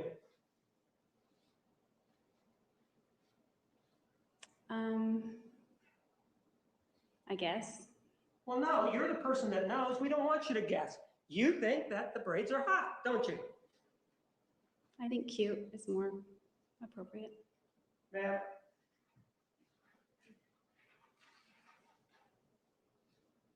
Let's take a listen then. I'll have this marked as an exhibit. It's part of the conversation that you had with Mr. Alexander back on May 10th of 2008. I'll mark it. I'll have you listen to it to see whether or not that is your voice and whether or not we're talking about the braids. You know what I really liked is when we were in the bath with the candles and I had the braids. They have her bubbles. That was on top of. Oh, I love the braids. I know those are hot.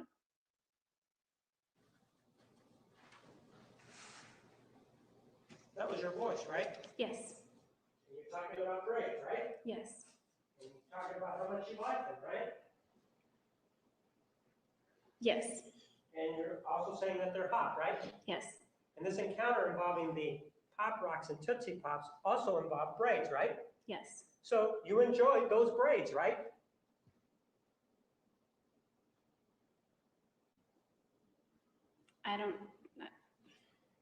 It's not a yes or no answer. Well, we did hear you saying that you enjoyed them, right? Do you want to hear it again? No, You did hear that, right? I said I like them. When you say that you like them, isn't it true that that means that if there's something that's enjoyable, Yes, right? And you also said they were hot, right?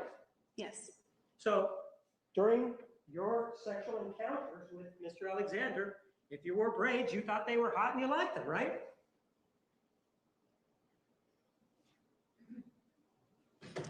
I liked his attention. Yes, both hot and liked him. Restate the question. When you were with Mr. Alexander, isn't it true?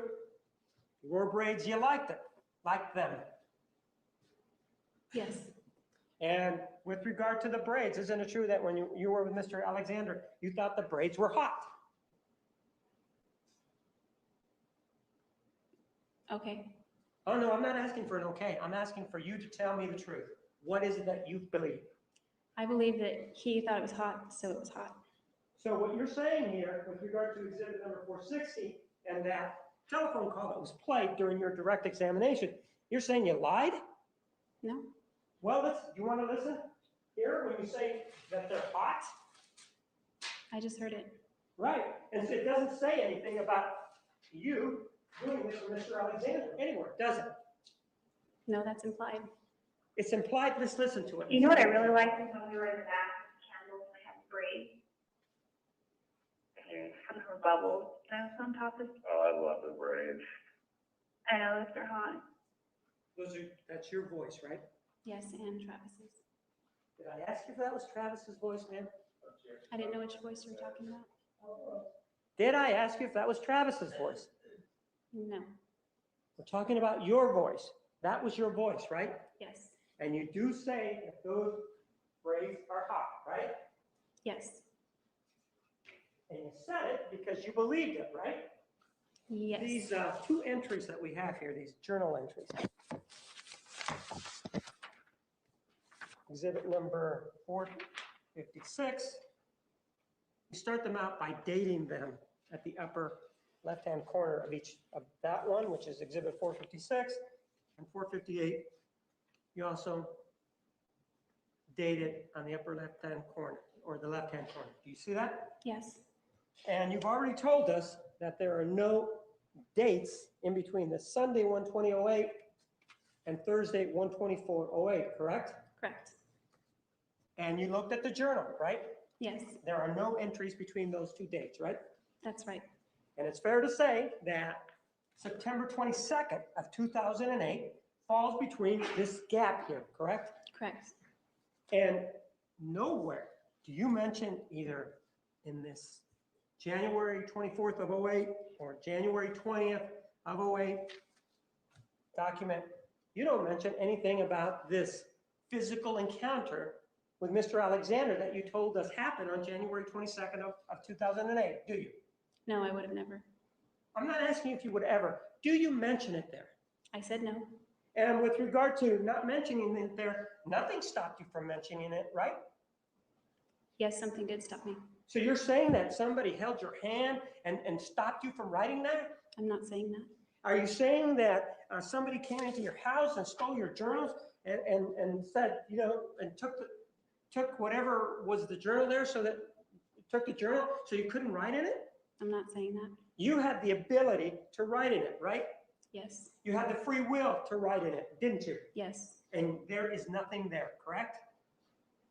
Referencing that incident? Pardon? Do you mean referencing that incident? I can't hear what you're saying. Do you mean referencing that incident? There's nothing there regarding Right, that? there's nothing referencing that incident between those two dates, is there? There is not. The reason it's not there is because it didn't happen, right? That's not right.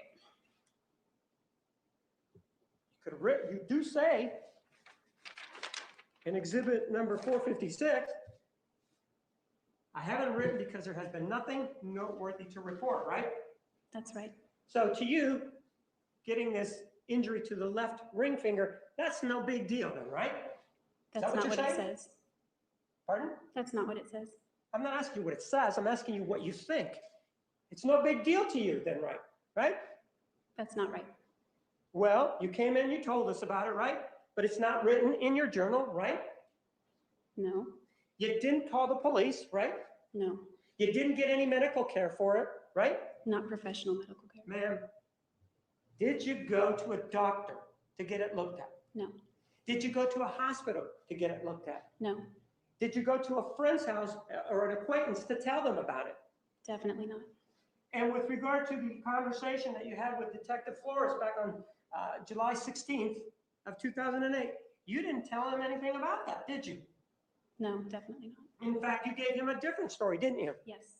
You told him something about these two people and how you got that injury to that finger, right? Yes. So you're saying that what you told the detective there was a lie. Yes. So you, in your view, do you just, when do you decide to tell the truth? When you're in this court and no place else? Is that what I'm hearing from you? No, I mean, just because you're in this court doesn't mean you have to tell the truth. I mean, that's what you're telling us, right? that's not what I'm telling anyone. And nothing has stopped you from telling this story ever, correct? That's not correct. You have free will, don't you? Yes, I do. Nothing the detective did stopped you from telling him, right? Flores, no. Nothing stopped, you had a car back then, didn't you? When? When this supposedly happened, January 22nd of 08. Yes, You could have driven yourself to a hospital, right? yes, You could have, do you remember telling us about an incident that occurred in August of 2007 where you caught Mr. Alexander kissing some other girl, right? yes, And you told us that, well, with regard to that incident, I called my father, right? yes, And you told him some things about what you had seen and what had happened the day before, right? yes. Nothing would have stopped you from calling your father to tell him that, right? Well, sorry, I'm kind of hyper literal sometimes. Yes or no? Nothing did that day. Yes or no? Would anything have stopped you from calling your father?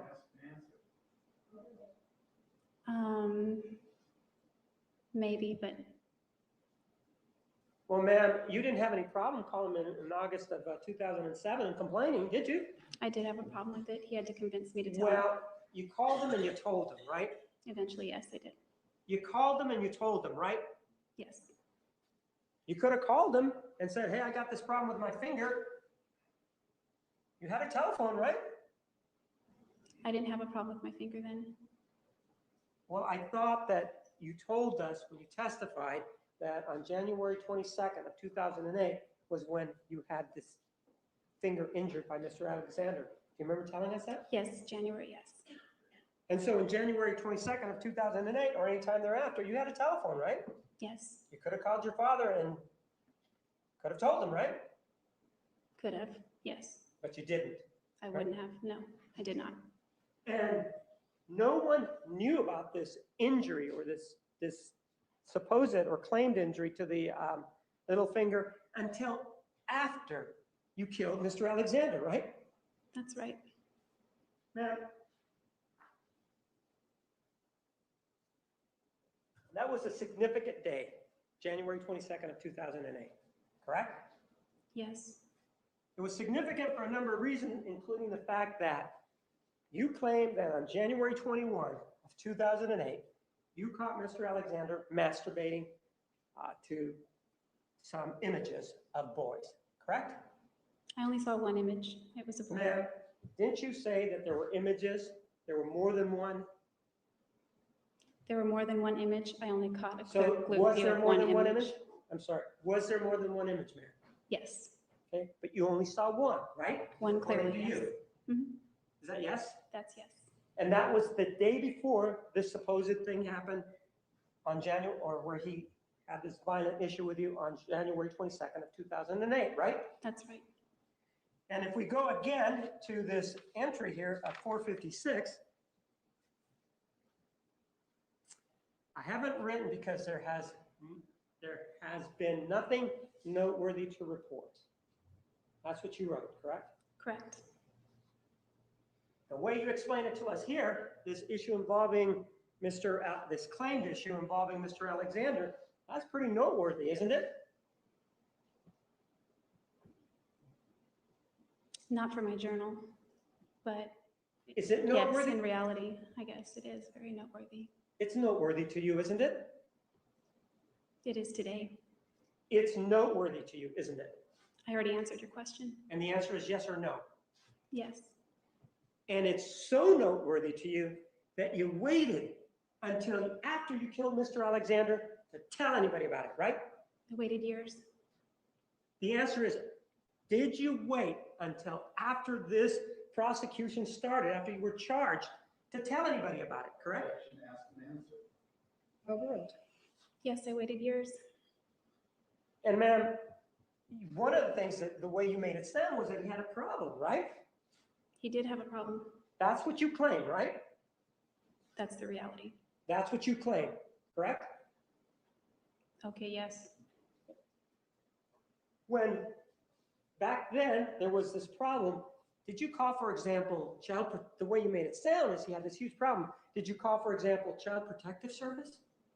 No, I mean, you made it sound that there was such a big problem that he even went and spent the night somewhere at a friend's house and they had a child, and that concerned you. Do you remember telling us that on direct examination? yes, And yet you didn't go to that person and tell him, hey, he's got this issue, did you? no, You didn't go to the police department and tell him anything, right? no. You chose to keep that allegation until about 2 years ago. Is that right? I think it's almost 3 years ago at this point. No. I think it was almost 3.5, 4 years ago at this point. Pick a year. What year did you disclose? 2009 was when I first And told somebody. and you were arrested back in July of 2008, right? Yes, And when this detective interviewed you, you didn't tell him anything about it, did you?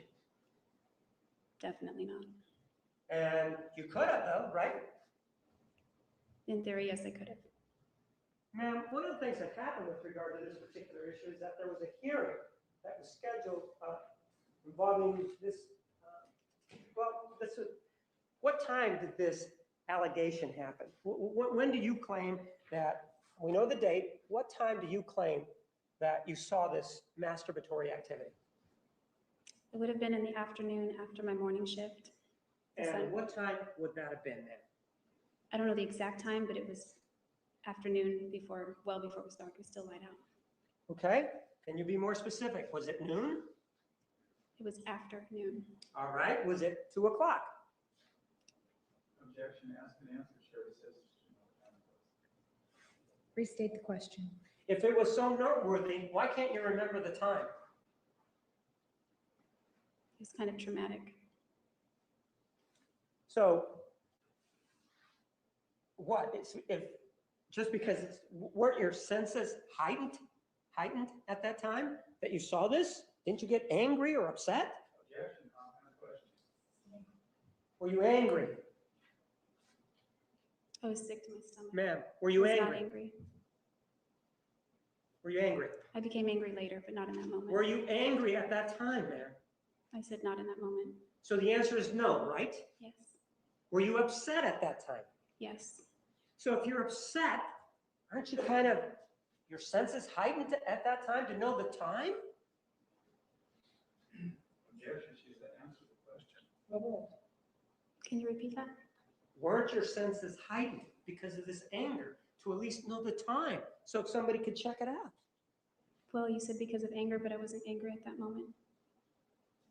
Well, then you see this, you're not angry and you're not upset, right? I am upset. Oh, you are upset. If you're upset, don't you think that that would have heightened your senses over what you just saw? My mind doesn't work like that. So the answer is no then, right? Objection, ask and answer.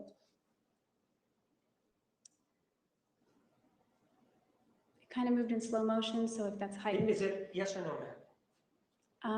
it's kind of a matter of opinion. I don't know. And I'm asking for your opinion. Again, ask and answer. She can't speculate. Overruled.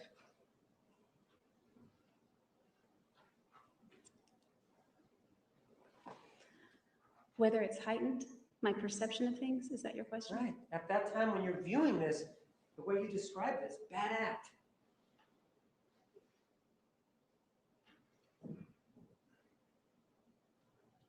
Well, I'm not sure. I mean, it's something I'm never going to forget, but I wish I could.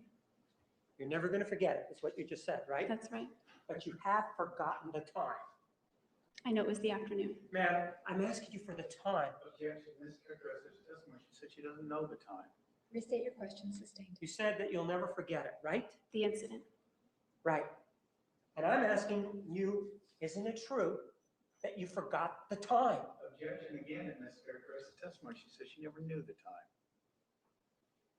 Sustained, rephrase. You said that you had just been let or out from Mimi's Cafe, right? For a little while. Pardon? For a little while, I was off work for a little while. You worked at Mimi's Cafe, right? Yes, You had been working that day, right? yes, Your shift was over, right? yes. What time did your shift start? It varied That day, what time did your shift start? in the morning, What time? sometime in the morning. I don't know the exact time.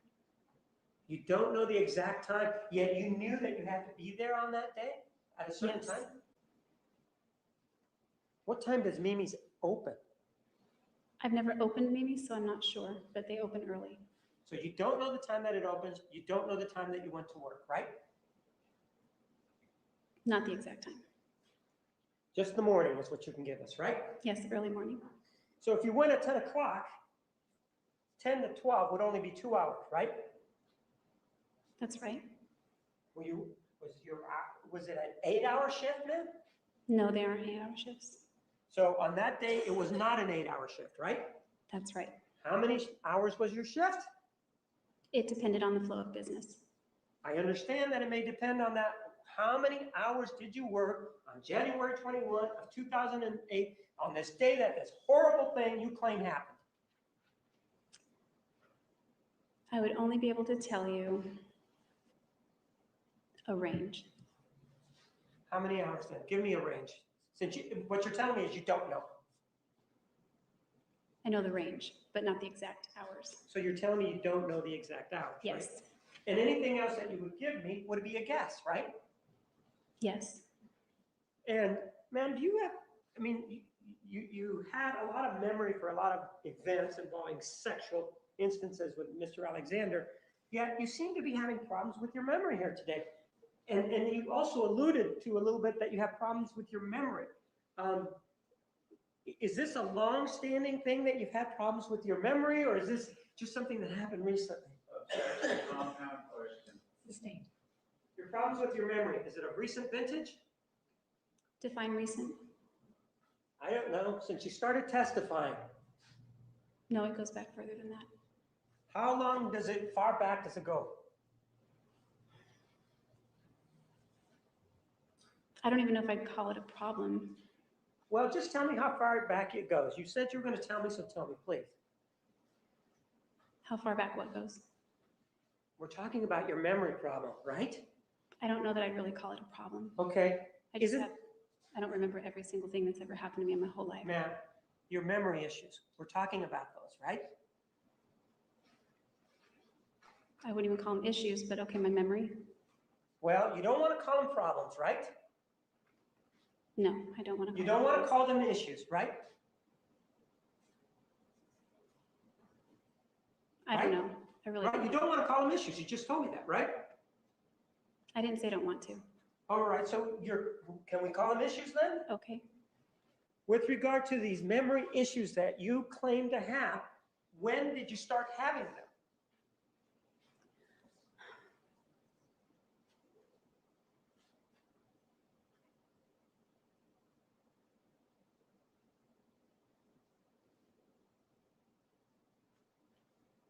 It depends on the type of memory issue. If it benefits you, you have a memory issue? Objection, argumentative, Your Honor. Or if it hurts you, you have a memory issue? Objection, Your Honor. Sustained. Well, When it hurts, sometimes I ma'am, there's no question right now. You say that you have memory problems, but it depends on the circumstance, right? That's right. And give me the factors. I don't want to know about a specific circumstance. What factors influence your having a memory problem? Usually when men like you are screaming at me or grilling me, or someone like Travis doing the same. So that affects your memory problems, It right? does. It makes my brain scramble. So you're saying that it's basically what you're saying is Mr. Martinez's fault that you can't remember things that are going on. It's not your fault. I'm not saying that. You're saying that, isn't it? No, I'm not saying that. Is there something about a certain decibel of the voice that creates problems? Decibel, tone, content, sort of a combination of those factors.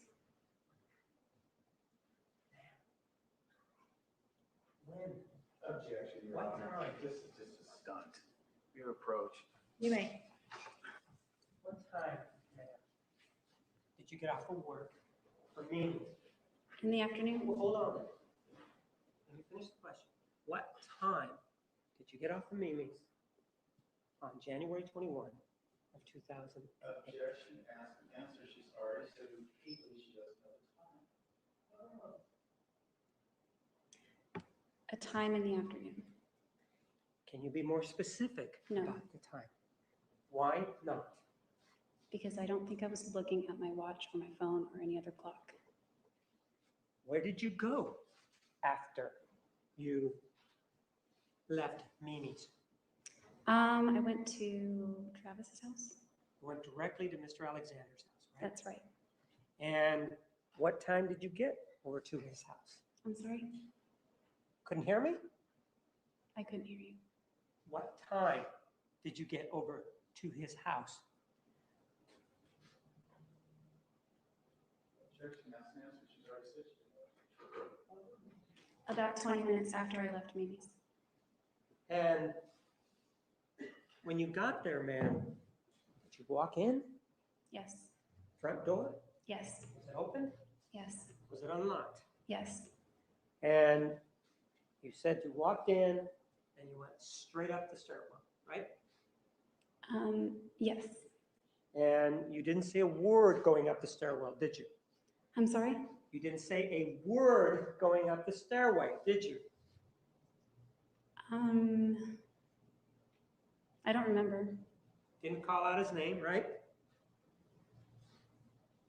I might have, yes, And ma'am, in January 21 of 2008, you and he were broken up, weren't you? yes, So it wasn't like you were boyfriend and girlfriend that you went over every day, right?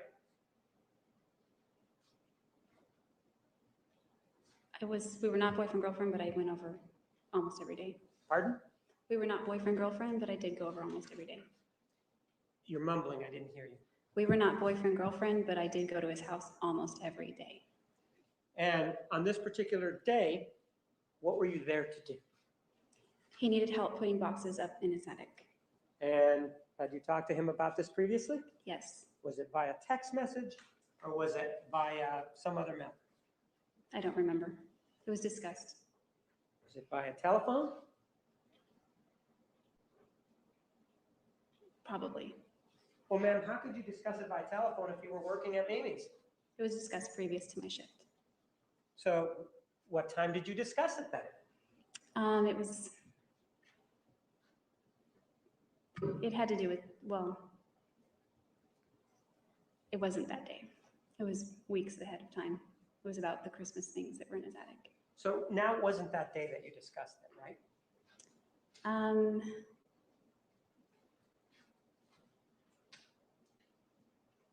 Once I got there, we were discussing it. I want to know if that day that you claim this happened, if there was a telephone call in the morning. I don't remember that part. And if back then, what was your number? We've already heard it, but, 831-402-1901. and that would have been the number that you called him on, right? That you used to call him. That would have been the telephone that you would have used to call him, right? Usually, yes. That was your telephone, right? Yes, that was my cell phone. And you say, well, normally I would use that to call him. Pray tell, what other circumstances would there be that you wouldn't use your cell phone to call him? Landlines, Pardon? landlines. You had a landline also at your home, right? There were landlines in the homes where I lived. Pardon? There were landlines in the homes where I lived. I'm not asking about the homes where you lived. I'm asking about the homes on January 20, your home on January 21 of 2008. There was not a landline in that home. There was not one, was there? No, there was not. So you would have had to use your cell phone to call him, right? I probably would have used my cell phone if I called him that day, yes. And now you're saying you're not sure if you called them that morning then, right? I don't think I did because he didn't get up early. Ma'am, so you're saying you didn't call him that morning, right? I don't recall if I did or not. Well, then I thought you said that there was some agreement or arrangement for you to go over there that day? There was. All right, what was the arrangement? The arrangement was after Christmas, when he had packed up all of his things to put them in the attic. No, I'm not asking about that. I'm asking about the arrangement, about the time when you were going to go over. I don't really care about what the activity was.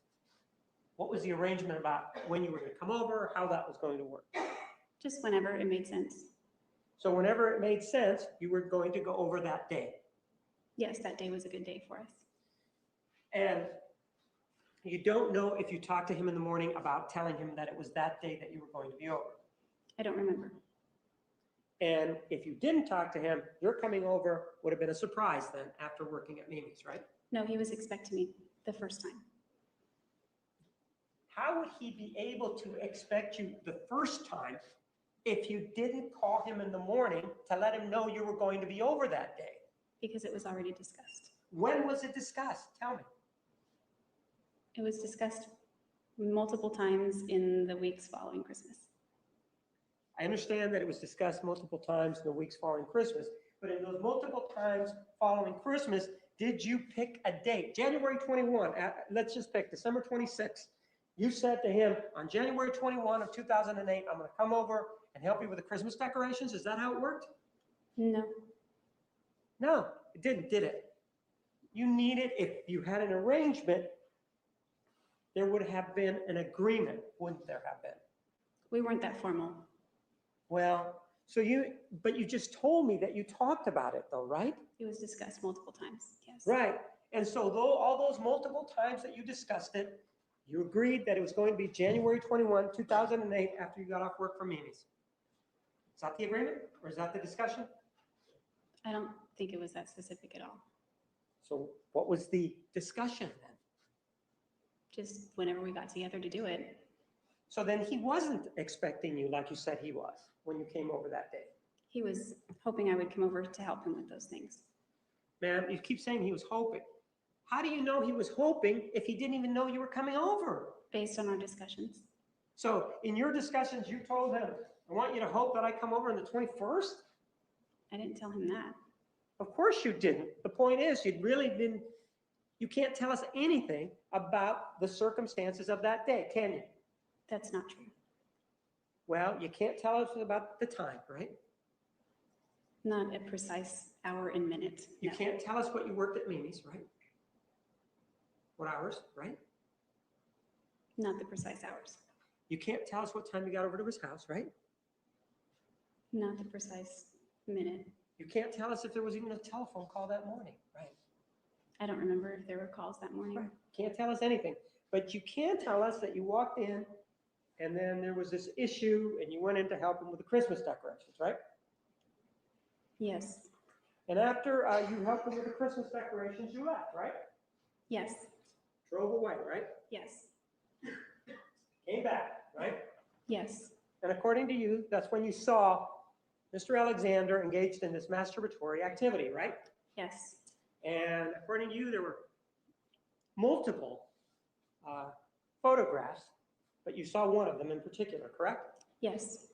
And you then left, right? Yes. And you left in your car, right? Yes. And you went home and started driving around, right? I went home, threw up, cried, then drove around. Sure, you did all these kinds of things that afternoon, right? Yes. In your car, right? I didn't throw up in my car. What's that? I didn't throw up in my car. No, you drove off in your car, correct? Yes. Well, isn't that problematic since you were driving Mr. Alexander's car? I wasn't driving his car yet. We were supposed to swap cars. Well, he didn't have a car that day, right?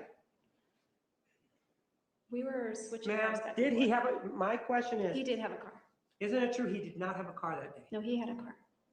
Well, ma'am, let's take a look at some of the text messages, okay? Okay.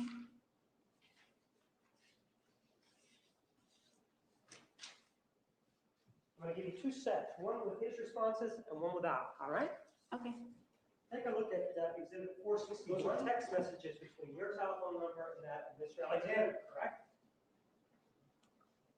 Yes. And the incoming means that that's your message coming in to him, correct?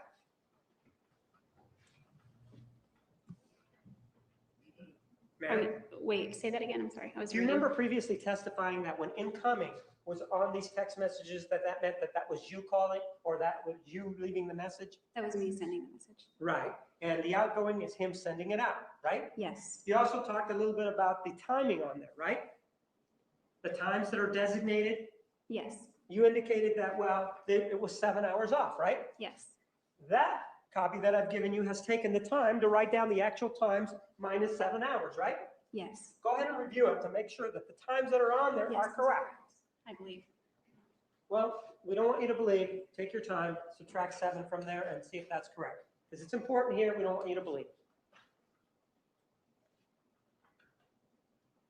I'm pretty sure they're correct. When you say pretty sure, it means you're not sure to me. No, I said I'm pretty sure. And it does not include his responses on there or his outgoing messages, does it? Yeah, it looks like it's blocked out. Right. Take a look at Exhibit 462.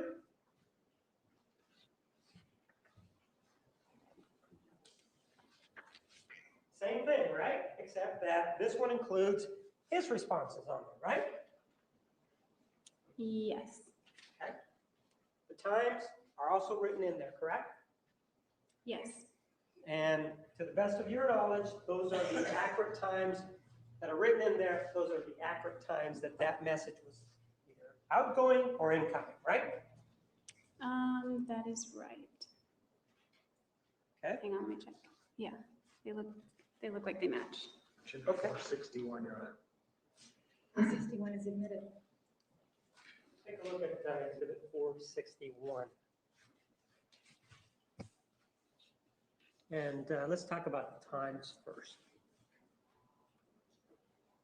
Do you see that, although it says 122:08 at 003850, someone has written 121:538 p.m. because of the 7-hour time difference that you talked about previously on direct examination, right? Yes, And when we talked about, it's got your name on there, right?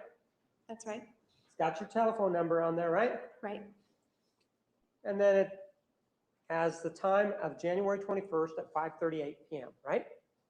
Yes. And then it says, you say, I can't remember, am I coming in for you on Wednesday at 10:30? Isn't that what it says? Yes. Then you see the next one at 6:41 p.m., right? You claim that you have already left Mimi's Cafe in the early afternoon, right? Yes. And so, No, I didn't say early. I said sometime in the afternoon. but you can't tell us the time, right? That's right. But at 6:41 p.m., you are talking about trading cars before FHE, right? Yes, FHE stands for Family Home Evening, right? that's right. And Family Home Evening starts at 7 o'clock in the evening, doesn't it? I don't remember. Well, you were practicing Mormon, weren't you? Yes, sort of. And you attended Family Home Evenings. You were telling us about that, right? Yes, I did. And you attended them more than once, right? Yes, I did. And of all of those times that you attended, didn't they start at 7 o'clock? I don't remember. They were in the evening, but I don't remember the time. Would they have started at 10 o'clock at night?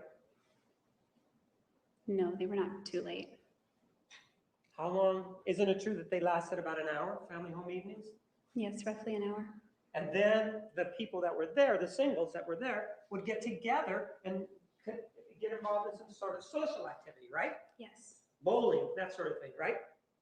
My ward never went bowling. Movies, something like that. My ward never went to movies. Going out to dinner. It was usually at the church. But it could also be at people's houses, right? Yes. And then at 7:19 p.m., you're sending him a text. Never mind, one of the stores I need to go to closes at 8 p.m. I'll just go tomorrow, right? That's right. That's evening now, right? Yes. You said that this incident involving the masturbatory conduct occurred in the afternoon, right? It did. So it would have happened before 7:19 p.m., right? Yes. And you were already gone. You were wherever, right? Yes. And you told us, though, that no, he kept calling you, And then you said you called him back, right? Yes, I did. And then you went out and got him something from, I think it was Starbucks or something, and you brought him something over. Do you remember saying that? Not that day. Well, then you went over to his house though, right? I did. And you went over and then you had sex with him, right? Yes. What time did you go over to his house? It was in the evening. What time? Don't know the time. Well, if he's going to family home evening, he's not going to be around. If it starts, assume it starts at 7. He's not going to be around at 7 o'clock, is he? Restate your question. Restate it. If, just for hypothetically speaking, man, if family home evening starts at 7 o'clock, he's not going to be home at 7 p.m., is he?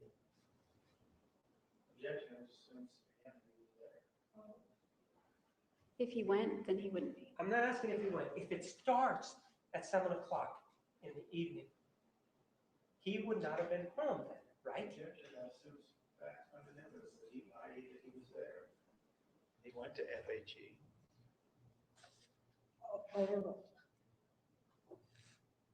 It wouldn't necessarily mean that because it doesn't mean that he went. But that night, Now, I'm saying hypothetically. That means assume okay. that Yes. he went to family home evening. And if it started at 7, he wouldn't have been at his house, right? That's right. And if he has become involved in this masturbatory conduct, why are you worried about trading cars with him? I think he wanted to trade the car. Man, this is not him writing that out there, is it? I wanted to do it before FHE. He wanted to trade the car. Well, why don't we take a look at his, which is 462. This is the one that includes his responses, right? Yes. Take a look at it and see who's concerned about trading cars. It indicates the back and forth involving the car, doesn't it? Yes, it does. I move for the admission of exhibit number 462. No objection. 462 is admitted. Ma'am, do you know who Alice that is? Yes. She's somebody that is assisting you in this case, isn't it? Yes. Isn't it true that you told her that the masturbatory conduct involving Mr. Alexander took place while he was on the computer? No, I never said that. Isn't it true that you've heard a statement from her indicating that you told her that the masturbatory conduct took place while he was on the computer? No, I've never heard her say that. Ma'am, were you here at a hearing? Objection, Your Honor. And isn't it true that you heard Ms. LaViolette indicate that you told her that you saw Mr. Alexander masturbating to images on a computer? No, I heard you say that in the hearing. Well, ma'am, do you remember that I played a snippet with her voice on it? Yes, but I couldn't understand it. Did you hear that snippet? Yes or no? I heard it, but I didn't understand it. I'm not asking you if you understood it. Isn't it true that you were here when that snippet was played? Yes. And that snippet involved whether or not she had ever told the prosecution that you told her that you saw Mr. Alexander masturbating to images on a computer. That's right. Let me go ahead and continue with the text messages. This is now exhibit 462. And it includes the outgoing, which is Mr. Alexander's text messages, right? That's right. And we were talking about exchanging cars before going to FHE, Family Home Evening, right? Yes. And ma'am, you did indicate something about whether or not you called them, or did you say you did or did not call him that morning? I said I don't remember. So it could be true that you did not call him at all that morning. Objection, comment, question. Sustained. So it is true that you do not know if you called him that morning. So, well, let me do this. It could be you did not call him that morning. It could be because I don't remember. And again, is this issue with your lack of memory because of the questions, the way they're being posed? No.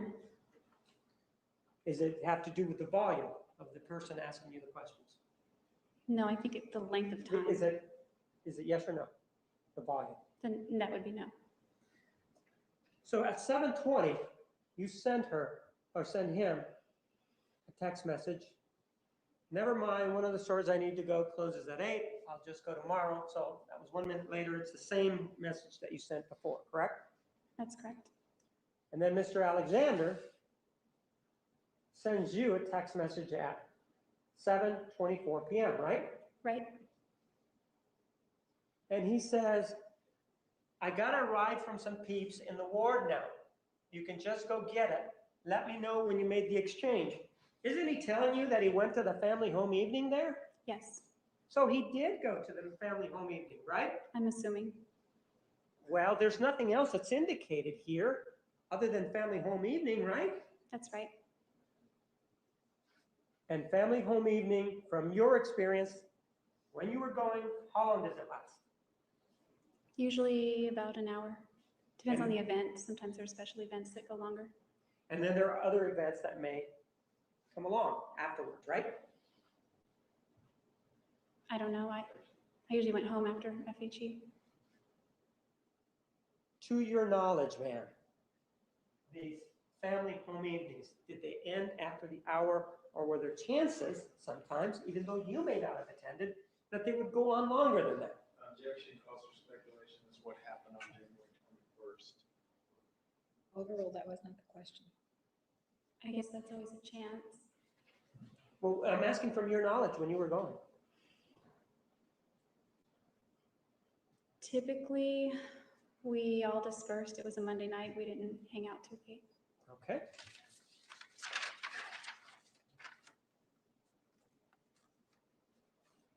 Then at 7:25, you send him a text message that appears to be in response to that one, right? Because it's 1 minute later, right? Yes, And you say, I'm almost asleep, we'll see, right? right. And what you're talking about is exchanging the car, right? Yes, The big concern here is exchanging the car, right? yes. Doesn't have anything to do with what you claim you saw, right? We're talking about the car in this text message. Right, it doesn't, and the point here is that you're talking about very pedestrian issues, such as exchanging a car. You're not talking about, Travis, I saw you masturbating or anything like that, right? It wasn't a pedestrian issue with Travis. Pardon? The car was not a pedestrian issue with Travis. Well, so you're equating this issue with the car the same as him masturbating to images as kids. Is that what you're saying? Not by a long shot. No, that's not what I'm saying. Then he's talking about, you obviously don't need it that bad. I got a ride so you could go get the car. Now you're going to sleep? That's what he tells you, right? Yes, He's made or tried to make arrangements for you to pick up your car, right? I don't remember which car I was driving.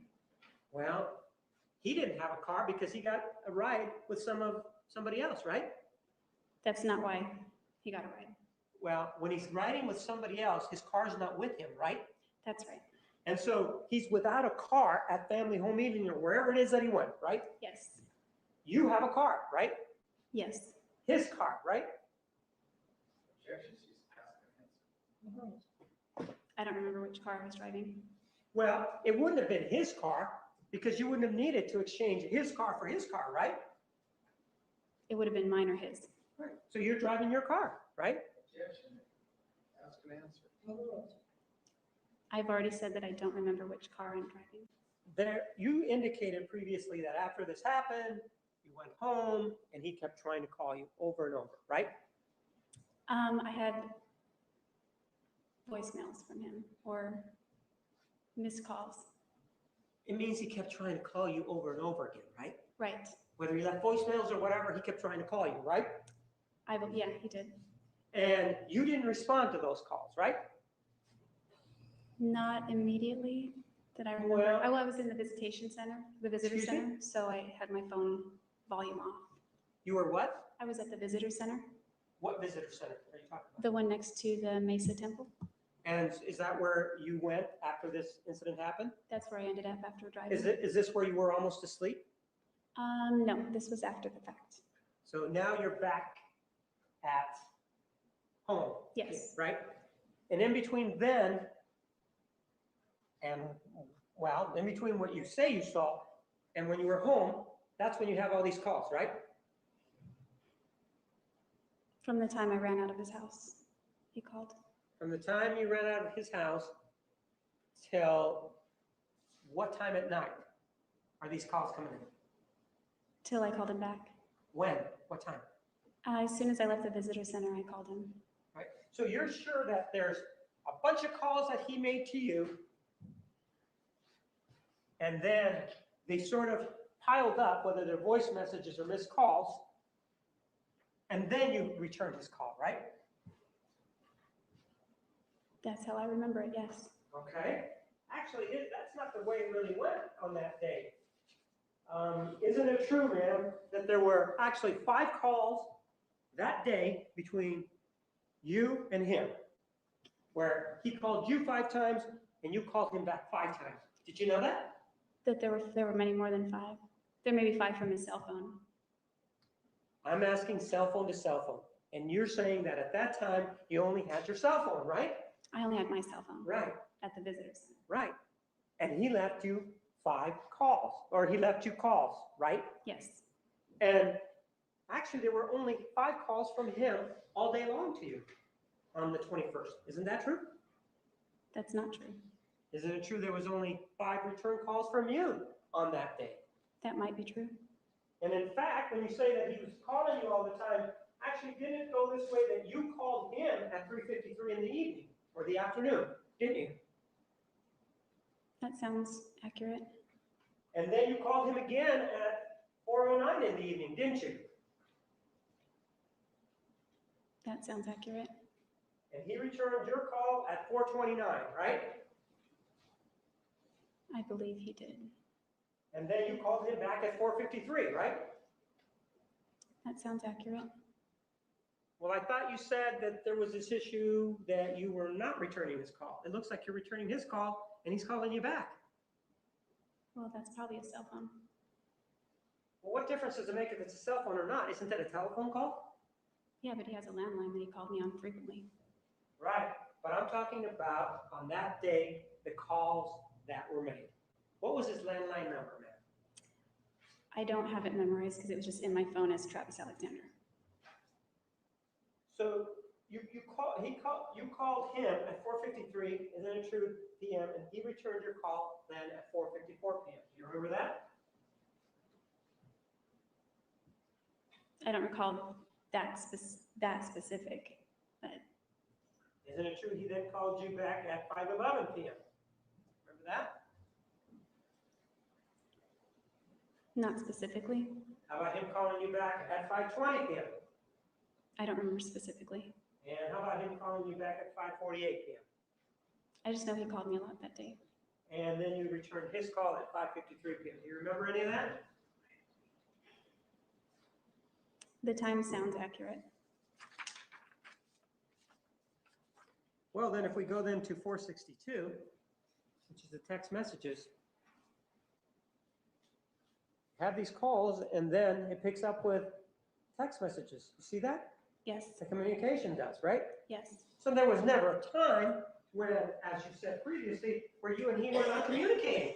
You're either communicating by telephone or by text message, aren't you? No, there's a gap. Well, you said that it was right that you called him at 5:53 p.m., right? You just said that that sounds right. It sounds about right. I don't remember the times. Right. And then the first message after this call that you said sounds right at 5:53 p.m. is at 6:41, right? Yes. Less than an hour later, right? The text, yes. And then there's one at 7:19, right? Yes. And if we say, hypothetically speaking, that family home evening starts at 7, he's already at family home evening by the time that he sends you this text at 7:24, right? That's right.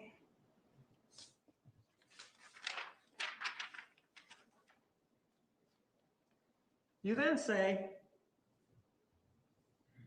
at 7:29 p.m., I fell asleep and a phone call woke me up, right? What date is that? The 21st, man. That's right. Okay. I fell asleep and a phone call woke me up.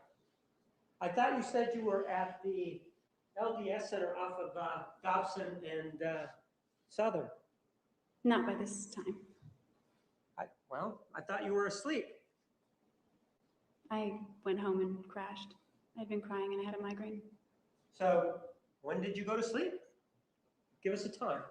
I don't have a time that I fell asleep. I went to sleep after I left the visitor center. Well, when did you have time to sleep if you're calling him back and he's calling you? And then right after that, you begin texting back and forth. When is it that you find the time to sleep? Well, I didn't sleep for a long period of time. I just dozed off.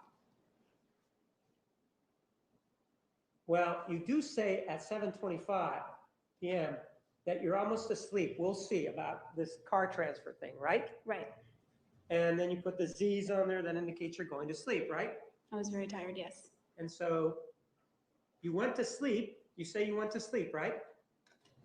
I was laying there very tired and I think I fell asleep. Well, then you say at 7:29, 4 minutes later, I fell asleep and a phone call woke me up. That's when I sent you a text. That's what you say, right? Yeah.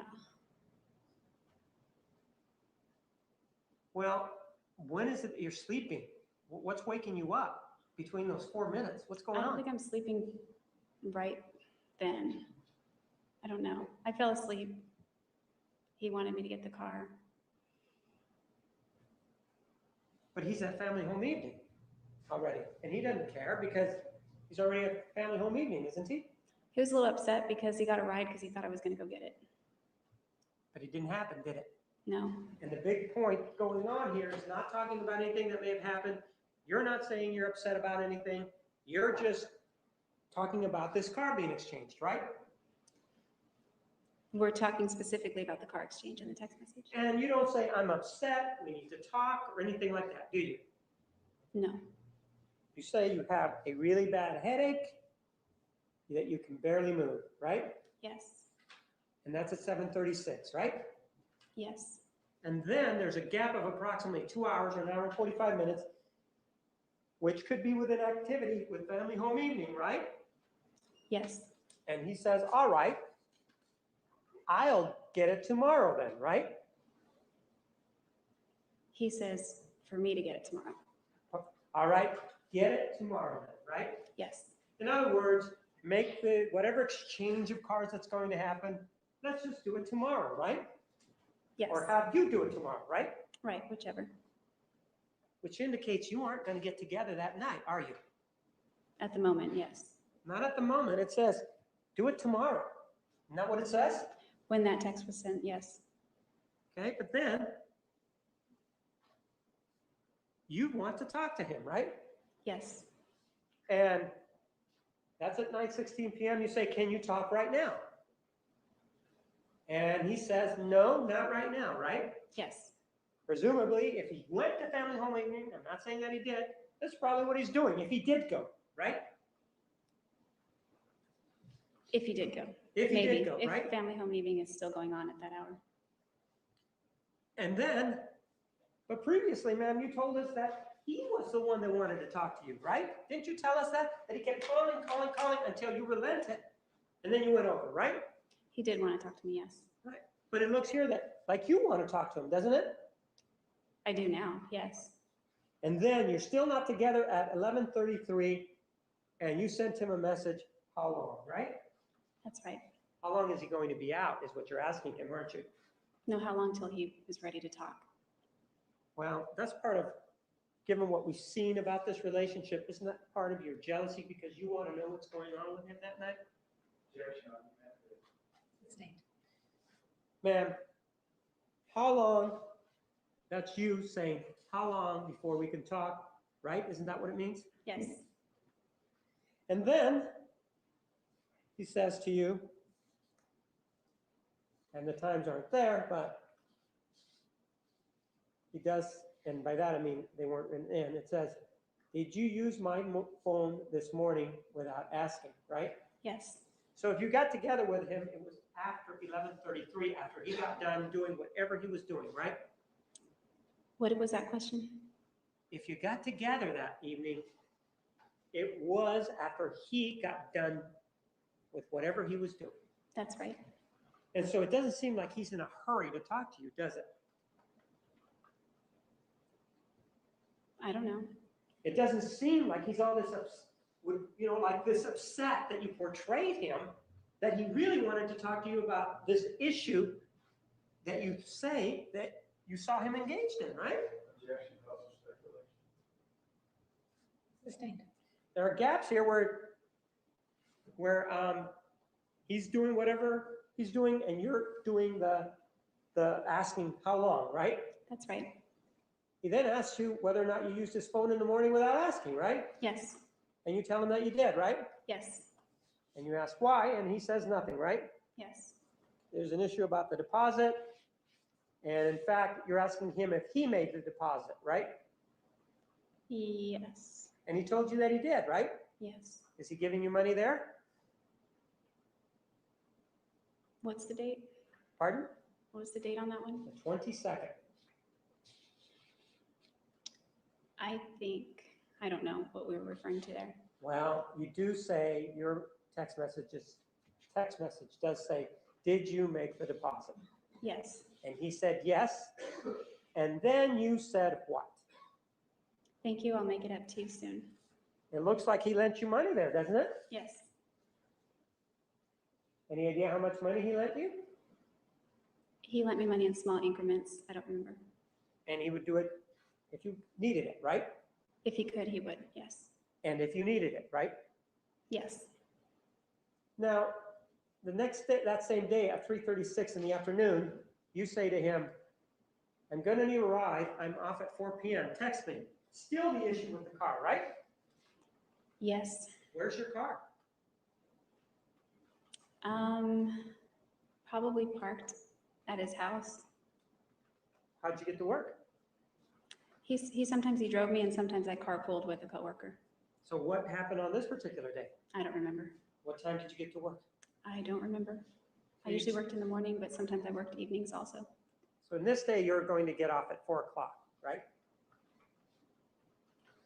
Well, in theory, if business permits. But that's what it says there, right? Yes. And this is at 3:36. You want him to pick you up, right? Yes. How long was your shift usually? 4, 6, 8 hours? Depending on the flow of business, typically it was 4 to 6 hours. All right. And then at 4:04, you send him another text message and you say, scratch that. They're keeping me here till 5 p.m. Can you pick me up then? The lunch offer from my voicemail still stands. What are you talking about? For him to pick me up.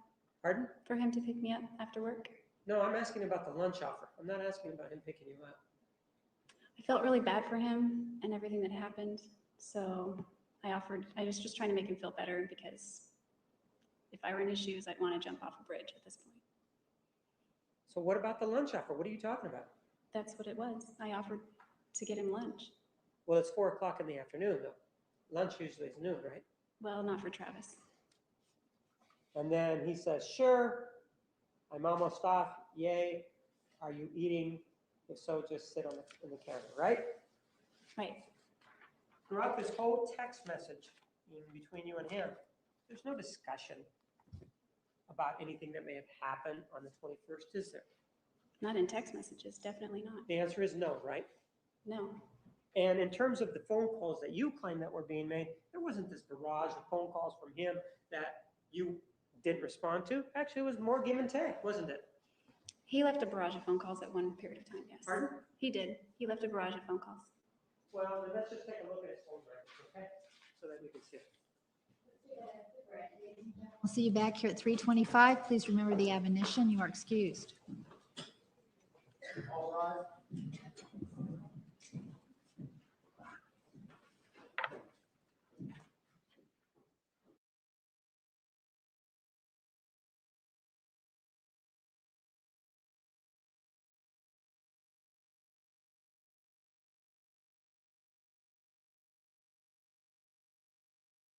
nowhere in your journal do you ever mention anything about Mr. Alexander in this incident that you claimed involving masturbatory conduct, correct?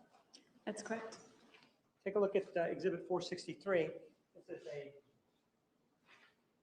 listing of telephone calls between you and Mr. Alexander, or from Mr. Alexander's telephone. Okay. I understand that those are not your phone records, right? That's right. And so I don't expect you to vouch for the authentication aspect of it, but we did previously discuss the calls that were involved between you and Mr. Alexander, and you indicated where that seems right. The calls that we previously discussed, they're on that sheet, correct? Not all of the calls, but yes, The call, some are. all the calls that are there, ma'am, are the ones between you and him, correct? The ones highlighted are between him and I, yes. There are other calls, but not between you and him, right? Yes. And the calls between you and him are the ones that you and I talked about and that you indicated that they seemed right, correct? They seem correct, that's right. And that sheet bears that out, correct? Yeah, the times are out of order, but I think, The times are out of order, and they're out of order because they're different switches that carry the calls, right? I don't know. But they are out of order, right? The times are out of order, yes. Right, but in terms of the calls themselves, you know, we talked about you calling him at 3:53 p.m. You can find that on there, correct? Yes. There's a blue marking for those, right? Yes. So there's that call, right? Yes. And there is no other call on the 21st previous to 3:53 p.m. that you can see, right?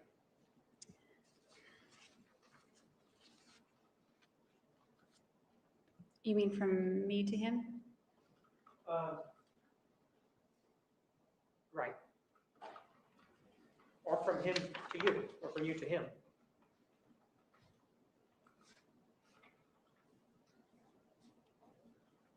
From me to him, I don't see any others before 3:53. Right. And the last call that was made by Mr. Alexander on that telephone, and we talked about these calls, was at 7:11 p.m., right? There are no calls from his phone after that. I don't see the one at 7-Eleven.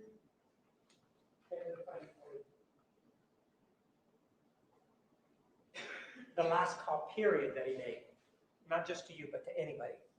Maybe Oh, that was on the confusing. 21st? Right, to anybody. Okay. That is the last call that he made, right? There may be others that called him, but that's the last call that he made. Oh, I didn't look at who was calling who.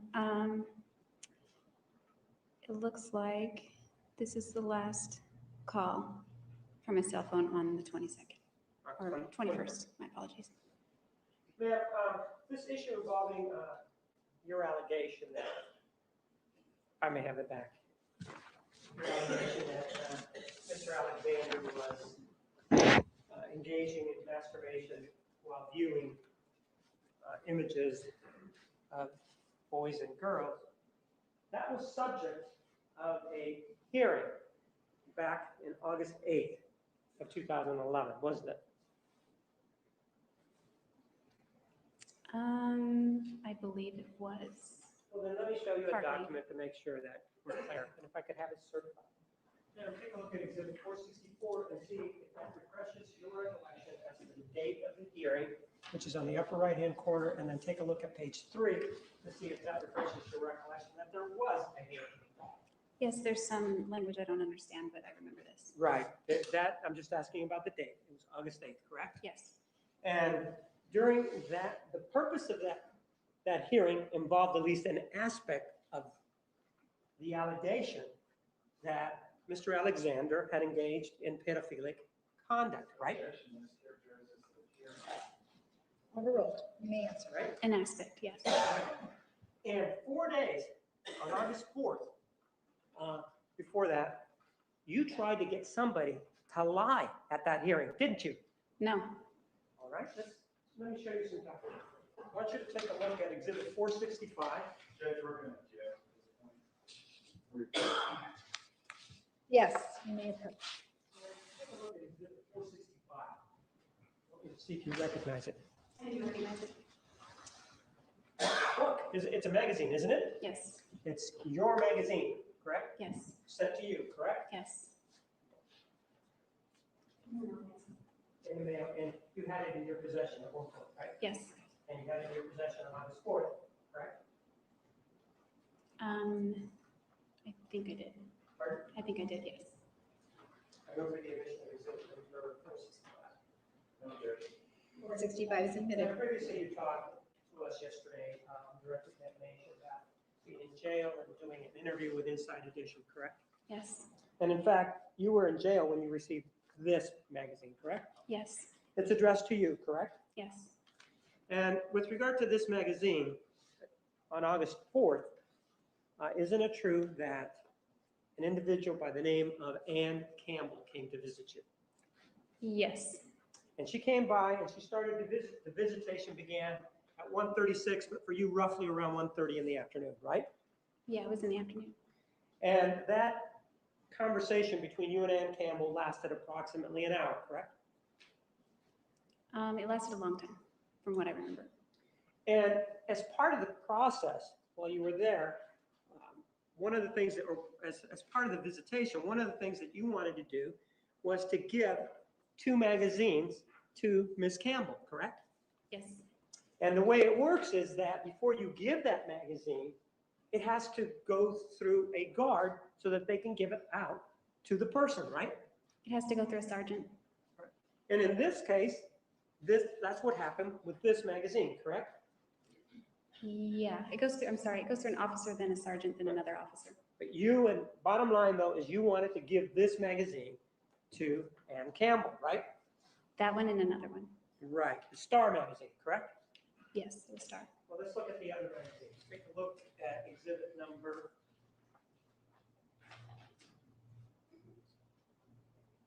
466. Is this the magazine that you wanted to give to Ann Campbell? 466. That looks like Well, it's got your name as the addressee, right? yes, And it is a Star magazine, correct? yes, that's the one. And this is the one that went along with the photography magazine, correct? Yes, I move the admission of exhibit 466. No objection. 466 is admitted. Exhibit 465 is called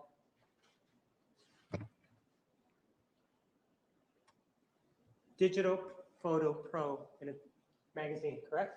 yes, And you previously indicated to us that you're very interested in photography and that sort of thing, right? yes, I was. And that for many years prior to your arrest that you were involved in that sort of thing, right? Yes, You took photographs at weddings and all that, and other kinds of photographs, right? yes, And here is the tag that's on there. It does have your name on there, right? yes, Now, inside this magazine, on page 6, we just look at it. Leave the printed numbers to the side and the red numbers to the side. There is some writing in pencil. Can you see it? yes. And can you tell us, if you can, what that says? Mark Stanek, 520-256-1178, ABC in parentheses. And you know who Mark Stanek is, right? Yes, Mark Stanek is a producer for, or at that time was a producer for ABC News, right? yes. Well, I don't know if he was a producer at that time. But he had visited you on occasion, right? Yes, about 4 years ago. Right about the same time that this was going on. Well, let me just show you exhibit number 467. Does that refresh your recollection as to when this individual from ABC was visiting you? Yes, And what dates did he visit you? July 8th, 2009 and September 17th, 2009. Okay. And that's the same individual that's mentioned there, right?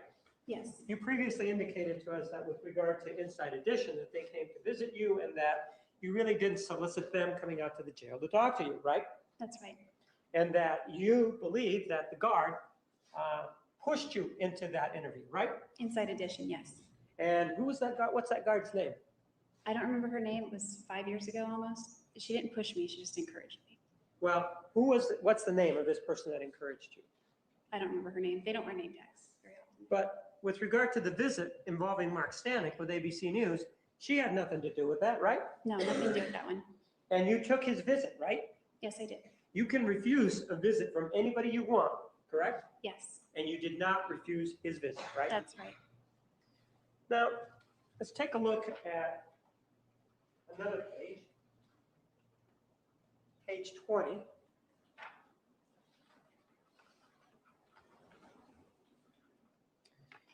And there are some words there on page 20. And they're kind of hard to find, but they're in pencil, right? The writings, I haven't seen them. those are in pencil, right? It looks like it, yes. Pardon? It looks like it, yes. Well, no, take a look at it. We want to make sure. Yes, it is. And where you are living currently, they do not allow pens, right? That's right. They only allow pencils, right? Yes. And on this page number 20, it says, read it for me. You testify so. Okay. Page 37. And you would agree that the one on page 20 is kind of hard to find. It's kind of right here near the spine of the book, right? It seems like it, yeah. Page 37.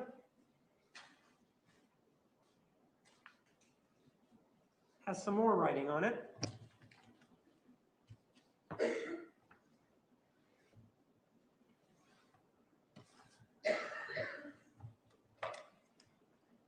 See that right there? And again, if the glare is too much, let me know and I'll work it.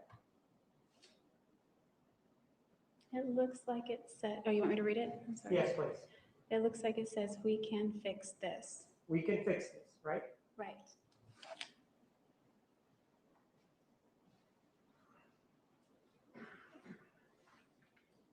Page 40.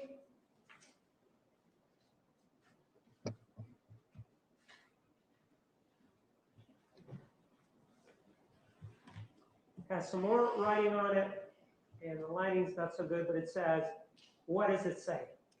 Looks like it says directly contradicts what I've been saying for over a year. Okay.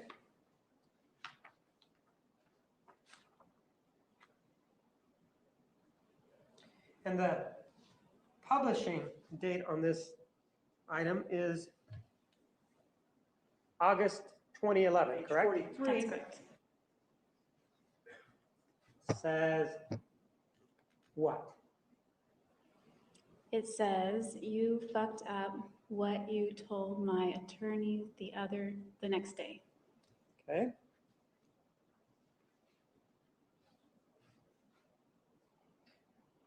And then page 54.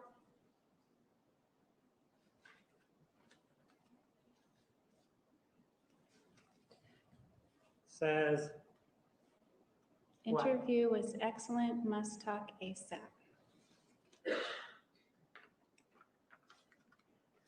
And 56 says what? Get down here ASAP and see me before you talk to them again and before. Doesn't seem to make much sense, but let me mark an exhibit for you. Take a look at exhibit 468. This contains the pages and what was written on them, doesn't it?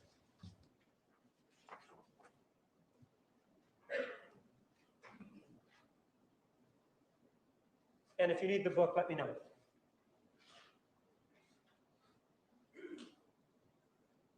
Yes.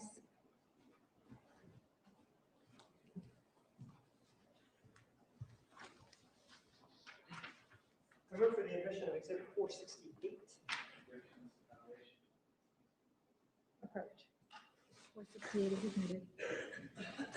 In summary, this is what we've just covered, correct, in the magazine? That's correct.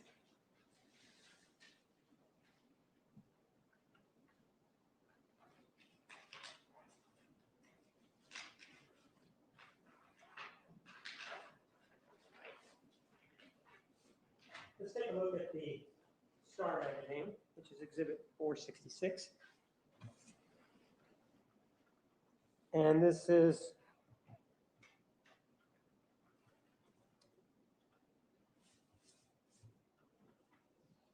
addressed to you, correct? Yes. And the date? You see that February 6, 2012? I see July 25th, 2011 up in the corner and February 6th, 2012 there.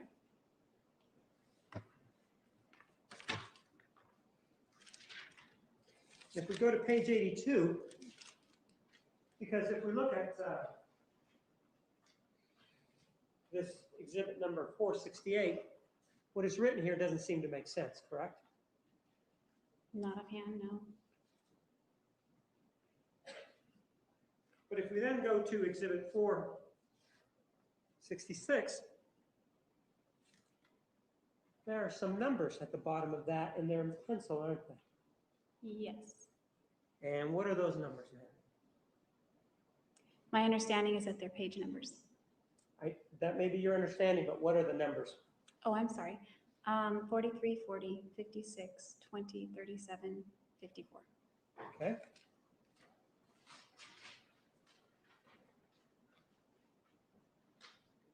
If we then arrange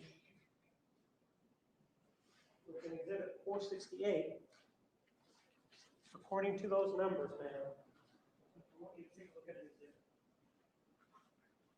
469.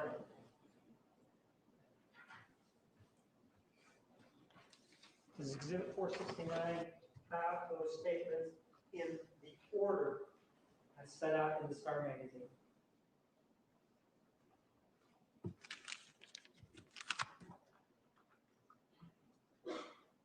Yes.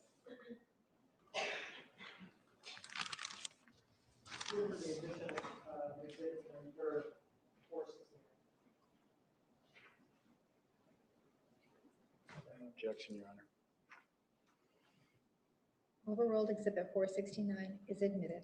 Take a look at it.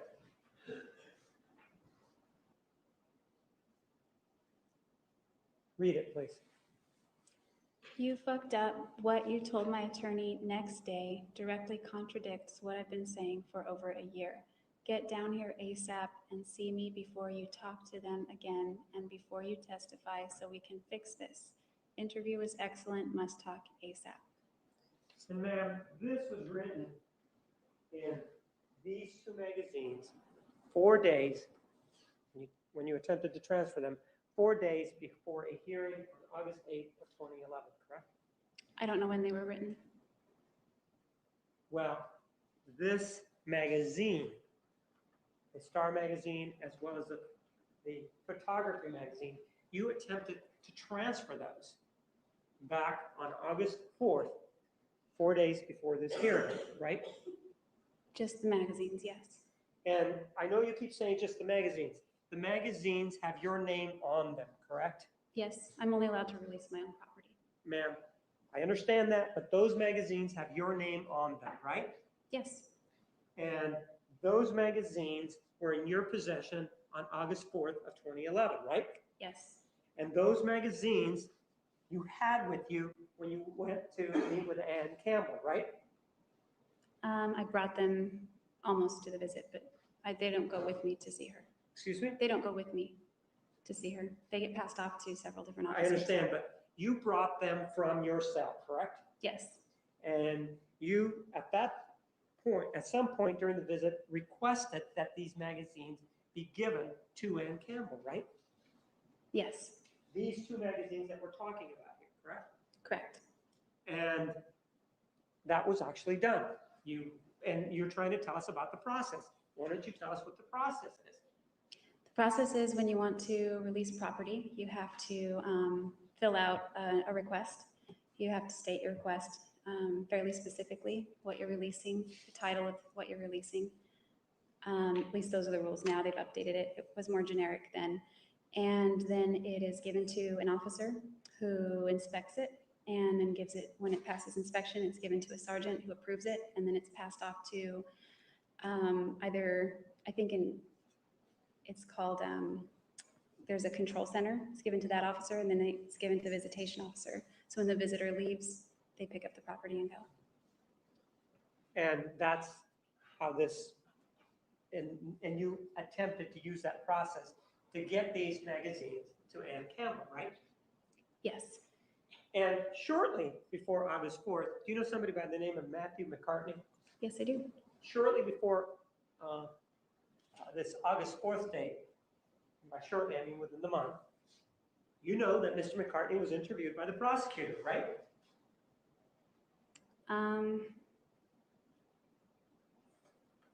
I think it was around that time. You were in contact with Mr. McCartney about the interview, right? In other words, you let him know that this interview with the prosecutor was going to take place, right? I think my attorney let him know. Well, isn't it true that in a telephone that you spoke with Mr. McCartney on the telephone about the requested interview by the prosecutor, Juan Martinez? I believe that is true. And that interview took place within approximately a month of this August 11th date of the hearing, right? I wasn't told when it was taking place, but it was close to that time. And Mr. McCartney is the individual that you testified about previously with whom you had this relationship with, right? Yes, And he's somebody that you dated, what, in 2001? 2000 and 2001. And he's the individual that you said that, well, we kind of broke up because, well, why don't you tell us why you broke up with him? Why you think you broke up with him? Because he cheated on me. And you're saying that he cheated on you with somebody named Brianna, right? Bianca. Bianca. And what happened with regard to that incident is that he cheated on you, you heard about it, and you heard about it while you were at work, right? Yes, Was this at the Purple Plum? this was at Applebee's. Applebee's, and you decided to drive about an hour and a half to confront Bianca, right? Yes, Because you needed to find out, right? I needed to know, yes. You needed to know. Isn't that sort of the same thing that you did with Mr. Alexander in August of 2007 when you saw him kissing with somebody that you went and you asked him about what was going on the night before because you needed to know, right? Yes, And so you went up to, was it Crater Lake? yes, And you went up to Crater Lake, and this is the place where they have people living in not subsidized housing, but housing that is provided by the employer, right? yes, they're like dorms. And you were able to find where this Bianca was, right? Yes. How was it that you were able to find this Bianca if you had never had contact with her? I asked a mutual friend, and he told me what room she was in. So I Which went and knocked mutual on friend it. did, go ahead, I'm sorry. So I just went and knocked on that door. Which mutual friend did you ask? I believe his name was Steve. And is this the individual that you said that acted really gay, right? He was gay, and he was acting very frantic. Right. And you indicated that when you came over there, he started to act really frantic, right? Yes, And he started to act really frantic just at the sight of you, right? I think because I was asking about Bianca, and he knew about the affair. Well, he saw you and you started to talk to him, right? Yes, When you started to talk to him, did you immediately indicate to him that you wanted to talk about Bianca? not about, but to. So you indicated you wanted to talk to Bianca, right? Yes, And immediately, or shortly thereafter, he started to get all flustered, right? Would that be correct or not? not when I saw him, but when I went to her room to knock. So you start talking to him about Bianca and he tells you what place, the room she's staying in, right? Yes. And he goes with you, right? No, he told me the wrong room. He gave, initially, when you went to see him, he gave you the wrong room, right? Yes, And you went to that wrong room. yes. And when you went to that wrong room, did you speak to the people there? I knocked, nobody answered. In the meantime, Steve had gone somewhere else, right? Yes, He had gone to where Bianca was, right? yes, But you didn't tell Steve why you were there, right? Just that I wanted to talk to Bianca. Right, but you didn't tell him why you wanted to talk to her, right? No, not why. And it was kind of an unannounced visit, right? Yes, And so he took it upon himself without any prompting from you to give you the wrong place and then go and talk to Bianca, right? yes. And then you went, and how is it that you were able to find Bianca's room? I thought maybe I misheard him and transposed some numbers, so I reversed the two last numbers. It was a three-digit dorm, and I had the right floor, but I just went to the opposite number. So do you remember the number? No, So you went there, and when you got to the door, you heard that there was talking inside, right? yes, And there was talking inside. Would it be characterized as excited inside? Steve's voice, yes, Right, and this is the one that you said he was sort of acting gay over dramatic, right? yes, dramatic. And you attributed that to the fact that he was gay, though, right? It was a feminine tone, so yes, Well, no, I mean, part of what you told us before was that, well, he's kind of gay and he's kind of He that is way, gay. and so that he was being dramatic, right? he is gay and he was acting dramatic, And that's what you told us, right? yes. It could have also been that it wasn't because he was gay, it was because he was concerned that you were there, that he was excited, right? Well, I never said that he was, Overall, you may answer. I never said he was acting that way because he's gay. I just said the tone of voice, I remember it because it was very feminine and very frantic, almost like a woman. But you're the one that brought up the fact that he was gay, right? Yes. And explaining this to us, right? Yeah, when I was describing it. Right. And so you were able to hear his voice through the door, right? Yes, And it was an excited tone. yes, And that excited tone could be for a myriad of reasons, but one of them was that you were there unannounced, right? that's right. And it could be that he was, for whatever reason, excited, or that term, he was excited that you were there, right? Yeah, it causes speculation. You don't know why he's excited. Rephrase the question. He had his demeanor when you arrived changed after you asked for Bianca, right? I didn't notice it change. I just noticed it different after I went to knock on her door. And his demeanor changed to the fact that he was more excited, for lack of a better term. Yes, right? frantic. And you began to knock on the door, right? Yes. Nobody answered, right? No, they answered. Initially, right? Bianca answered. Oh, Well, the no, first not door? initially. Do you mean the first door? second door? Didn't you say before that you went to that door, you knocked on that door, and nobody answered initially? You heard them talking. For a second before she came to the door, yeah. So, so you were there long enough to hear them excitedly talking, right? Not her, just him. And how long were you standing there before the door was open? I'd say 5 seconds or less. She opened the door, right? Yes. And did you recognize her? Well, you did recognize her from her photograph, right? It looked to be the same person. And you began to talk to her, right? Yeah, I asked if she was Bianca. Right. You began to talk to her, right? Yes. And you started to talk to her, and you brought up the subject of Matt McCartney, right? Yes, She didn't bring it up, right? that's right. And you started to talk to her, and you started to ask her whether or not they had a relationship, right? Yes, And you were able to determine that they did, in fact, have a relationship, right? yes, And you were able to determine that they, in fact, had been intimate, right? she indicated they had not had sex, but intimate somewhat, yes. And ma'am, at that time, when this was going on, you weren't living with Mr. McCartney, right? No, I was You in had- Ashland. Pardon? I was in Ashland. And he was where? He lived at, well, he had moved away from Crater Lake. He had lived at Crater Lake that summer, and now he moved back to Phoenix with his dad at that point. And your belief was that you and he were still boyfriend and girlfriend at the time, right? That was my belief. Actually, he may have had a different belief as you came to know later, right? Yes, He did not believe that you and he had a relationship, but were not boyfriend and girlfriend at the time, right? I don't know if that was his belief. Well, you've spoken to him about it, right? Yes, And based on your conversation, do you have a belief, don't you have a belief that at that time, he didn't think that you and he were boyfriend and girlfriend? Based on that conversation, my belief was that he knew he had Pardon? messed up and he was very sorry for it.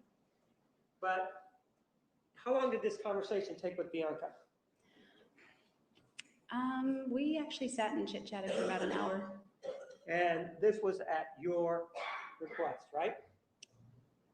Initially, yeah, I initiated the contact. And for an hour, you received information about what her relationship was with Mr. McCartney, right? He wasn't the whole conversation, but initially, yes. Well, you weren't there to visit with her because you'd driven an hour and a half, right? Can you say that again? Well, you weren't there just to chit chat with her, right? That wasn't the point of the drive, no. I mean, you wanted to find out what the heck was going on with Mr. McCartney, right? Absolutely. And so it's fair to say that this wasn't a situation where you were just sitting there chit-chatting about her job or anything like that. It was because you were interested in finding out what was going on, right? Yes. And you were satisfied after speaking to her for about an hour, what was going on? I was satisfied pretty early on, not just the hour. And in fact, isn't it true that you became a bit excited or upset during that conversation? No. At any time did you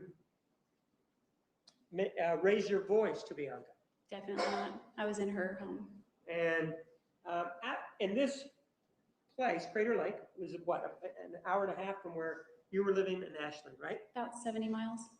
But it's an hour and a half driving, right? I think so, yes, about an hour and a half. And then after that, where did you go?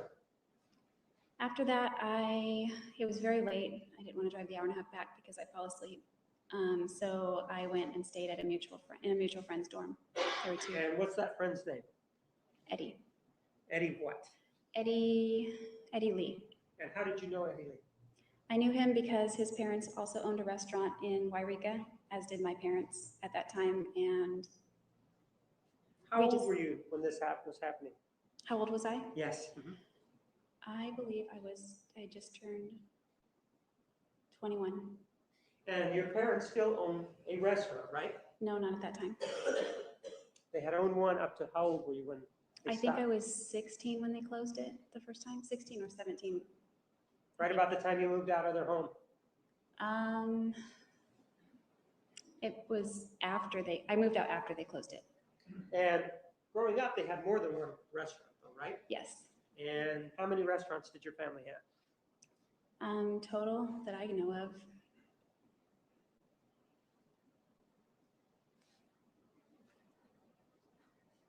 6 or 7. And growing up, there really wasn't any financial problems, was there? Early on, there was not. And early on, there were trips to Disneyland, for example, right? Yes, when I was very young. And when you say very young, we're talking up to 6, 7, or 8, right? Under 10. And during that time, it was what has been described as what you've described as an idyllic sort of environment, right? Yes, somewhat. And then at some point, the restaurant issue started. There became an issue with the restaurants, right? Yes, I believe. My understanding is it was an issue. And Mr. McCartney, where was he living at the time that you went to see Bianca? He was living in Phoenix, Oregon with his dad. And he had a room there, correct? I believe he had his own room there, yes. And sometimes when Mr. McCartney, what town did he live in again? Phoenix, Oregon? And after this conversation, you and he broke up, right? Yes, after he got back from Borrego Springs. Pardon? After he returned from Borrego Springs, that's where he was that night. Okay, he came up, and what town did you meet in? Phoenix? Is that where you met? Yes, And that's when you decided that was the end of it, right? You decided that, right? I don't remember. It was just a lot of tears, and it was obvious that the trust was gone and there was not any kind of relationship anymore. And basically, that's the same reason why you and Mr. Alexander broke up, because according to you, the trust was gone, right? That's right. And so after the trust is gone with Mr. McCartney, though, you still continue sort of seeing him, don't you? There were some blurred boundaries, but we were not boyfriend, girlfriend. And in fact, you even stayed together at Crater Lake or Ventana Inn together after this, right? After you broke up, right? We crashed in a tent for 2 weeks, but we were not together after at Ventana. But you did have intercourse with him after this breakup, didn't you? Do you remember telling us that on direct Yes, examination? one time. One time, but you did though, right? Yes. And did he continue to live at his parents' house? He moved down to Ventana to find work also. He was looking for seasonal work. Right, and at Ventana, this is where they have the places to stay as part of the job, right? Yes, more employee housing. And where were you when he was at Ventana? I was hired at Ventana first, and then he applied for a job right after me, and he was hired also. And you and he were not sharing, were you sharing the same bed or not? After I got housing, no, we were not. Right. Isn't it true that after you got housing though, you would, when he wasn't around, go over to wherever he was staying and stay in his bed? He didn't have a bed, he lived in a tent, and no, that's not true. So how long did you continue to see him? Well, we were no longer romantic. We just hung out more like friends. But you continue to be friends up to this day though, haven't you? We've sort of lost contact, but yeah, we're still friends. And well, you at least had contact with him involving the interview with the prosecutor though, right? I believe I did, but I know my attorneys did for sure. I'm not interested in what your attorneys did. I'm interested in what you did. Isn't it true that you had contact with him, right? Yes. And when you made your trip down from Wairika to kill Mr. Alexander, you stopped in the Monterey area, didn't you?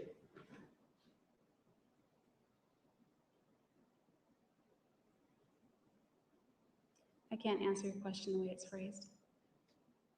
You didn't stop in the Monterey, didn't drive through the Monterey area? I did stop in the Monterey area. And one of the people that you saw in the area was Matthew McCartney, right? Yes. And did he live in Seaside then? I believe he lived in Pacific Grove. And that's the same. Or Monterey. I mean, the border is they were right next to each other. And so you actually stopped to see him back on June 3rd of 2008, right? Yes. And in fact, you spent the night with him June 2nd to the morning of June 3rd, right? Yes, I crashed on the floor. But you spent the night with him, right? Not with him, no. Okay, you spent the night at his apartment, right? Him and his roommate, yes. Okay, he and his roommate had an apartment. You spent the night there, correct? It was like a house. I stayed the night there in the room that they shared. In the house, they had a room together, both of them, right? Yes. And you stayed in the same room with these two individuals, right? Yes, on the floor. All right. And the three of you were in the room, though, is the point then, right? Yes, when we slept, yes. And you guys went to sleep around midnight, and you got up at what time the next morning, which would have made it the 3rd. What time did you get up? I don't know what time we went to sleep, and I woke up sometime in the morning. And did he go with you to see Mr. Brewer or not? No. And so you, after seeing him though, there, you parted ways and you left, right? And went to Salinas, right? Yes, I did. Yes, went to Salinas. Pardon? I went to Salinas. And how far is Salinas from Pacific Grove, Seaside, Monterey, whatever the area is? How far is it? My recollection is that it's between 20 and 30 minutes, depending on the traffic. And you were sort of detouring to Salinas for some cosmetic work, right? Well, I had to go to Salinas anyway to get on the road because I have to take Highway 1 south.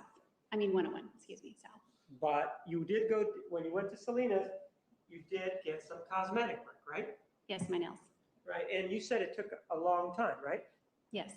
And what kind of place was that in Salinas? It was at a strip mall, somewhat. What was the name of it? How about that? Oh, I don't know. It was one of those little operations where people are just coming and going. There's a long wait. And they only do nails, according to you then? It looked like they did pedicures also. I don't remember if there was hair or not, but just definitely nails and feet. But it could have been a place, a salon where they also did hair, right? It might have been. And do you remember the name of this place at all? No. Overruled. What time did you get to Salinas? I don't remember. And how long were you in Salinas? Few hours. I don't remember. I know that I wanted to get on the road, but So what time did you get on the road? it was still light out, but I don't remember the time. This was after you had been over to Mr. Brewer's house, right? Yes. You were there for a time and then you left Mr. Brewer's house, right? Yes. And then you went back to return something, right? If I remember from his recollection, I kind of remember it. Well, I'm not asking for his, I'm asking for your recollection. Do you remember coming back and giving him something?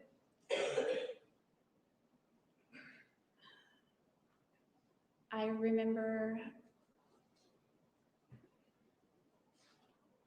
I don't actually remember it. Then I don't want you to tell me if you don't remember anything. Yeah.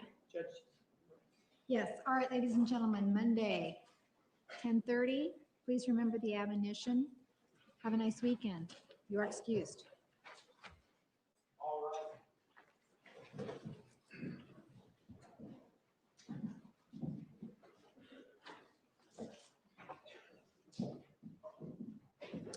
Please be seated. The record will show the jury has left the courtroom. Ms. Arias, you may step down. Counsel, anything else for today? Thank you.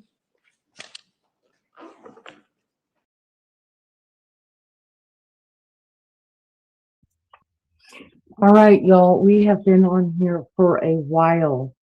Thank you guys so much for being here. I appreciate it so much. If you could do me a favor and hit the like on your way out, I would appreciate that even more so. It was nice meeting all those that are new in chat. I hope you guys will come back for the next time we all get together and do this.